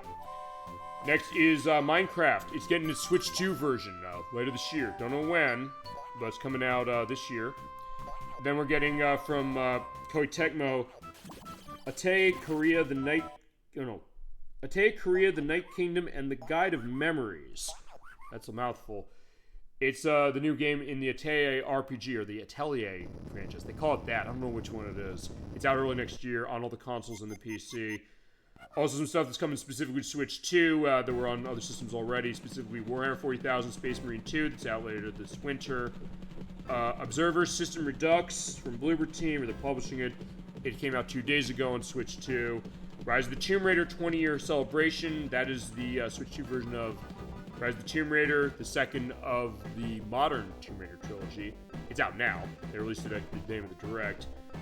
Tales of Eternia from PlayStation 1 that's getting remastered from Namco. It's coming out on October 16th this year on all the systems and the PC. SnowRunners on Switch 2 now. It was on the other systems as far as that, what is it? This is like that kind of driving truck simulator game. There's that. Fitness Boxing gets Switch 2 version on July 16th. Everbloom is a kind of cute and cuddly farming game, sort of. Almost looks like Tunic meets Harvest Moon a little bit. It's out next spring for Switch 2 and PC. Final Fantasy 14, they showed again. It's out August as far as its network tests going on, or it's however they're doing that. Let's see. Oh yeah, and the last three things. Kingdom Hearts. Some big announcements on Kingdom Hearts. Kingdom Hearts 1, 2, and 3. Those collections in particular, they're all coming out for Switch 2. And they're also coming out on everything else as far as PS5, Xbox Series S and X, and PC. So we're pointing out, if you did buy them digitally, they cut the price in half for that. Even if you only bought one of them and you get like the whole collection that has them all, you get a price cut in half. And there's a free demo of Kingdom Hearts 3 that you can play as far as on Switch 2. Oh, it seemed like it was going too fast on that one, and also a lot of like versus criticisms on Kingdom Hearts 3 that you mentioned over the years. Kind of looking at like, maybe he's got a point. And I put the Xbox One version in against it. I don't know, this feels like it's better than I thought. But either way, it is coming to Switch 2. So, and also, yeah, if you did buy the cloud versions of them, they're not necessarily leaving you out in the cold saying, hey, they're pulling those from sale, number one. But your saves are good, and also you get a 50% discount off of it. And that's across every console. So actually, in my case, we started Kingdom Hearts Chain of Memories a few months ago as far as the scoping session program. I can pay only $20 to get Kingdom Hearts 1.5, 2.5, and 2.8. For Kingdom Hearts 3, I can't, but as I mentioned, if you bought even just one of those digitally, the Kingdom Hearts 1, 2, and 3 collection, that's normally like, it's normally $80. And given how many games are in that, I understand it. It's only $40. So I might take advantage of that, maybe, on Series S and X. And also for 3's case, we're pointing out if you're buying 3 on its own, it does have Remind, the DLC with it. So in that case, you're in a good case of having all that stuff.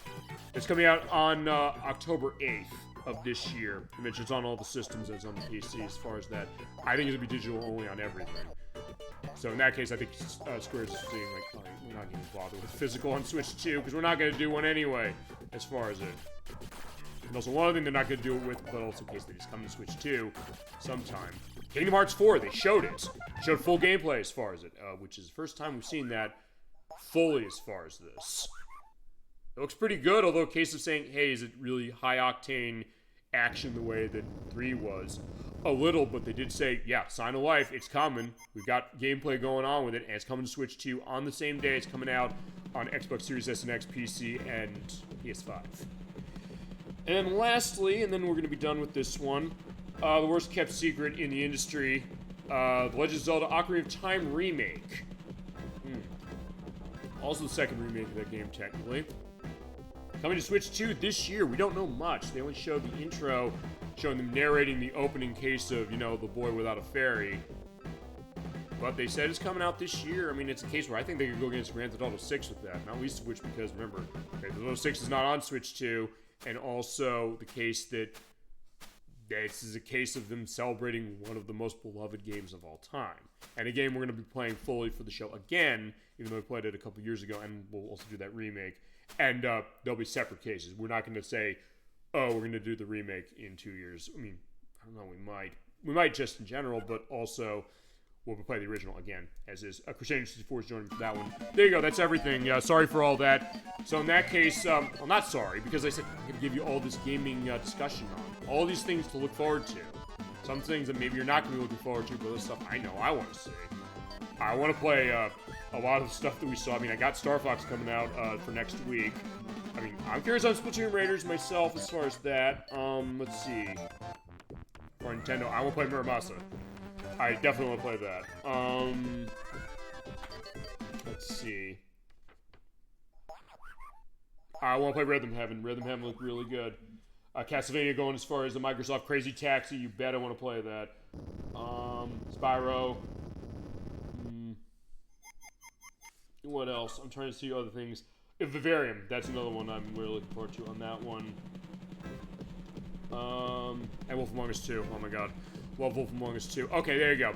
So you've seen this screen probably for the past half an hour. I'm like, why the hell were we not off it? I'm sorry.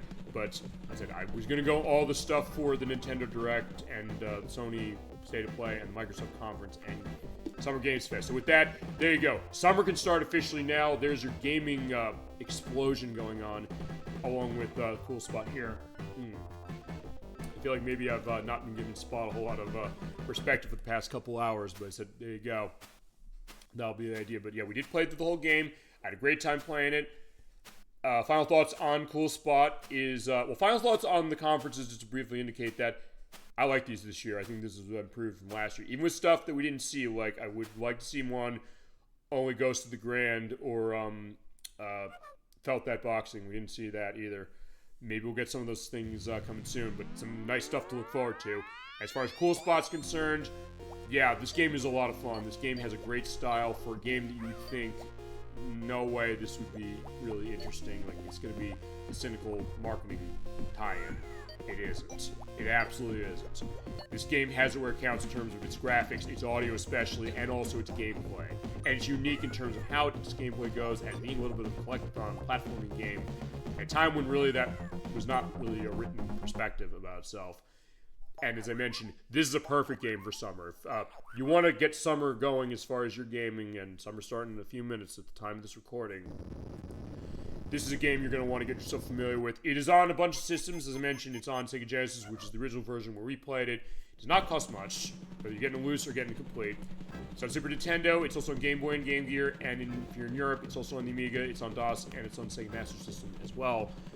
And it is a lot of fun. It's got a great style, and you'd think that, hey, you know, what's going to go on as far as that? Oh, they're going to keep myself here, so in that case, we get the whole case of Wipeout going on for this one. Yeah, if you've not played this game, if you're not familiar with Spot as far as it, yeah, definitely take a look at this game. I would recommend it highly. Even just in case where questions on what different versions are, like which is a better version in some ways. Actually, it's kind of weird how it kind of goes around. As I mentioned, Super Nintendo maybe has better looks as far as some aspects of the color going on, but the music's definitely better on Genesis in terms of how it is, and some of the design about, you know, the enemy staying dead after a death from you, as far as it helped the gameplay, but also the movement speed is better on the Game Gear, so it's kind of weird how it goes. So you might want to take a look at a bunch of them. So yeah, don't necessarily think that just because, oh yeah, I can't get it on one system, that you're going to lose out. You're going to get some interesting benefits depending on where you pick it up. As I said, if you want the taste of well, there's only 3 as far as how it is for this, but if you want the best of there is only one, and it's this one. I know I haven't played the other ones, but I do feel confident in saying that I don't know if those can top this. This game is definitely kind of a 1 in a million case, and yeah, in some ways they'll tell you it is the best outcome you could possibly hope for. It comes to saying like, hey, I want a game based on 7-Up, and it's a lot of fun. You take the 7-Up licensing out of it, and it's still an awesome game.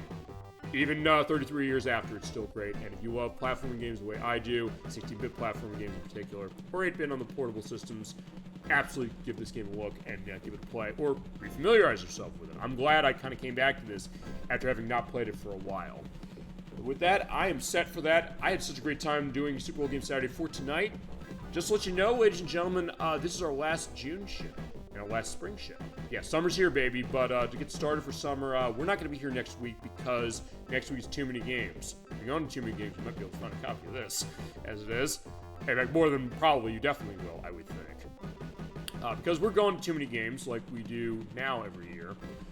We're not going to have a live show next week, but on our YouTube site, which we do have linked to in the Twitch area as far as we're recording now. If you're watching on the YouTube site, it's here in a couple of days. It's going to be on June 27th. We're going to be playing Final Fantasy XIV. Yeah, I'm going to be having my first look as far as I'm creating my account, creating my character, and Crusader 64, not Gemini 96, Crusader 64, Chasm 22, and 1842 joined me for this, record this 4 months ago, actually back in, not 4 months ago, 2 months ago, back in April. It feels like it's been 4 months ago. But we had a great time recording it. We looked at this on the Xbox Series X, just to let you know. We didn't know at the time that was coming on Switch 2, but we were saying, like, maybe it's gonna. There's some stuff we kind of predicted the future of, weirdly enough, as far as how that was. We had a lot of fun with that. And also when I edited it, I had a lot of fun kind of mentioning the fact that, we call these things out. Now, it's going to be exclusive to our YouTube site next week. It'll go live at 7 p.m. Eastern Standard Time next Saturday as a live premiere. As far as our next live show, it's going to be on a Thursday. I wonder why a Thursday? Yeah, we're coming back on July 2nd because of the long 4th of July weekend. I'm taking it off as far as that, so I'm going to do a show early, but I'm also going to let you have it off as well, saying, hey, enjoy your time with friends, family, or just doing stuff yourself, whatever you want to do. So we're going to have another summer game. We're hitting the water, so fitting we have this set. I mentioned Wave Race when it came to Nintendo Switch Sports Resort. Yeah, we're playing the next game in the Wave Race franchise, that being Wave Race Blue Storm for the GameCube. It came out the launch of the system in 2001 from Nintendo Software Technology. It is a really interesting game, not better than Wave Race 64, but it does have some nice ties to that one. And it does have some enhancements over Wave Race 64 for certain things. And I love my jet ski racing games in particular, and this is another good one, and a perfect one for summer. We're going to show off everything the game has to offer in terms of all its tracks, not a whole lot, and all of its characters, but also some extra unlockables in particular. And And we're going to have a nice summer case going on, and we're going to run that progressive scan through the week, just to let you know. So it's going to be the best that Wave Races ever looked. And even get a new one is an official one. That's why I'm buying Nintendo Switch Sports Resort. Maybe we can get another one of those, and maybe a new Pilot Wings. A man can dream, for sure. But that'll be our show as far as Thursday at 7 p.m. Eastern Standard Time on July 2nd. Then, week after that, we're going to be on July 11th. We're going to be at 7 p.m. Eastern Standard Time on the Saturday. We're going to be coming back to The Legend of Zelda Link's Awakening. We're going to be completing the game. I have the Switch version that we're running the remake through as far as the full play. We'll finish the game as far as how it's going to go. I'm pretty sure. And that's going to be the idea of our return for Zelda that way. And then week after that is going to be our scoping session for Age of Empires 2. Use the Xbox Series X for that one for the purpose of its remake. There's a lot to that game, so I want to show that game off. I love it. It's one of my favorite real-time strategy games ever. Maybe the best real-time strategy game ever made, or the most perfectly designed. That might be a better way to put it, honestly. I cannot wait to show you that game. I cannot wait to soak in that wonderful real-time strategy game. It's also kind of one of our first real-time strategy games to this traditional degree that we're going to show on the show. As far as what I'm going to do, I'm probably going to show off the tutorial campaign with William Wallace, but also I'll figure some other stuff what I want to show on that. I still have to figure that. At the end of the month, on July 25th at 3 p.m. Eastern Standard Time, Crusader 64 is coming back. He's starting Kodelka for the PlayStation. That is the prequel to Shadow Hearts. So it's the rarest game he has in his collection as far as a physical release. And we are going to be showing off that game. We're going to start that game. We're going to start at 3 p.m. Eastern Standard Time to have longer parts. But this is not going to be nearly as long as Shadow Hearts 1 or Shadow Hearts Covenant was. The game runs about, I don't know, 20-something hours, maybe a little less than that, maybe 15, 20. That being said, he's doing it mostly blind. He did see a full playthrough of the game years ago. So we're just going to see what happens as far as how it's going to go. That's the idea of it, is it? Okay, sure, no problem. I'm going to guess we'll probably run 3 parts on that one, and we'll figure how that's going to go. Then in August 1st, we're not going to have a show. I'm actually going to be having one more show in July. We're going to be having the finale, sort of The Legend of Zelda Link's Awakening. This is going to be a little bit of a question mark, because if I do complete the game fully next time, the finale is going to be showing off the Game Boy Color game and the extra stuff as far as that. But also, I said, there's cleanup I'm going to do. I'll have to figure how that's going to go. And also how the Dompe Shack quest works. Because I might be able to cover that more either next time or on Friday, July 31st at 7 p.m. Eastern Standard Time, which will be when we have that show for that game. I might be able to cover more of it because I thought, hey, I'm going to have to go off screen, and actually I have to do some things as far as going through that in order to get all the heart pieces as well. So I might have to do it that way. I might also have that as an off-screen show, because there's 2 off-screen shows I'm going to have coming up, just to let you know. But I'm going to be doing Friday because I have stuff going on the Saturday. And then after that, week after that, August 8th, playing On the Ball for Super Nintendo. That's on Elect vs. Request. I wanted to show that game off. Then the week after that, I think I'm going to do the scoping session of Indiana Jones and the Great Circle. I'm going to show the Xbox Series X version off, but I also want to get the Switch 2 version. Probably show the intro of that game on that first, and then run Series X for the purpose of the scope. I love that game, another great summer game in particular. And then week after that, on August 22nd, is the next part of Kodelka. August 29th, I do have an open show. My open show plan is this. I want to celebrate the 30th anniversary of Sonic 3D Blast. I want to do a little differently. Played on Sega Saturn years ago. I think I justify coming back to that. But I do want to show the Sega Genesis version, and also, I'm thinking about this. I think what I want to do is I want to put something into context with Sonic 3D Blast that I don't think gets discussed enough, and honestly, I'm just as guilty of this. And that is the fact that Sonic 3D Blast is kind of a remake of Flicky, which is an old arcade game of Sega's. So my thought is this. We're going to be looking at Sonic 3D Blast for Sega Saturn and Sega Genesis, and I will also look at Flicky as well. Show what was the idea and see where are the parallels here. I think it might be worth doing that, and as far as Flicky's concerned, I'm thinking I might pull out the Astro City Mini, because I have the arcade version within that. I'm looking for a reason to pull that out. I'll have to do that, but actually in that case, I think I'm going to switch between like 3 consoles, because for that I would use that. For Sonic 3D Blast, I don't know if I would use the Genesis version because I do have it on Genesis, or if I'd use Sonic's Ultimate Genesis Collection on Xbox 360 for it. I'm not going to use the Sega Genesis Classics Collection. There's noticeable button lag in that one in particular.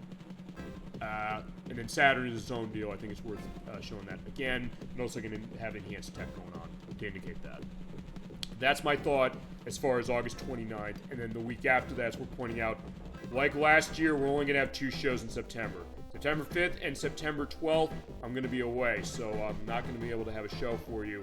I'm working on off-screen content. One of those things might be extra stuff with the Dante Shack from Link's Awakening, or it might be play of Final Fantasy 14, I think. Because I gotta get myself ready, because we're doing the scoping show that, not this year, but next year whenever Cold comes out. I'll have to figure that. And as far as the last 2 shows we got in September, so we'll be back on September 19th, I believe. It's either going to be the scoping session of Mass Effect, which I owe AG42, and the other one of those 2 will be either that, I guess, will be the finale maybe of Kodelka. And then again in October with Halloween Block going full swing, which is going to have the start of Bloodborne for PlayStation 4 from Gemini 96. I want to show off, I mentioned Haunted House for Atari 2600. I hope I can do that one. But if not, I think I'll show Devil's Crush for TurboGrafx 16. We might need another part of Kodelka. If we do, it'll be then Persona 3, speaking of which, Persona 3 FES is going to be our scoping session that month. And then Halloween Night, I keep saying Gemini 96. I mean, he's going to be in for Bloodborne, but for Shader 64, he'll be in for a horror game. We're going to talk about that over the next couple weeks when he's on the show. And then November, we're going to have scoping session. I think I have an idea of what we're doing with Chasm 22. We might be really involved. The Game Show Showcase on Thanksgiving weekend. We'll have Bloodborne still going. As far as the Disney game, I think I might be able to pull out Toy Story 2 and start that, maybe. Because I'm also technically going to have an open show in December as it's going to go, because as far as how it's going to go, the end of the year, I'm probably going to stack up on shows, so we'll have, as the last 2 shows of the year, kind of 2 on the same weekend. Our Tetris show of Tetris Attack for Super Nintendo that I know Dolly Finn's going to be involved with, and our scoping session of The Elder Scrolls 4 Oblivion that I know Monty UK is going to be involved in. Details on when those are coming later date. And then we'll have Bloodborne going. I guess we'll have Toy Story 2 going. I guess. That's what I'm thinking on the Disney game. I want to try and squeeze that in, but I also don't know a whole lot on it. But I'll think it through. I will get to Toy Story 2, and I know Toy Story 2 is getting re-released in the collection as well.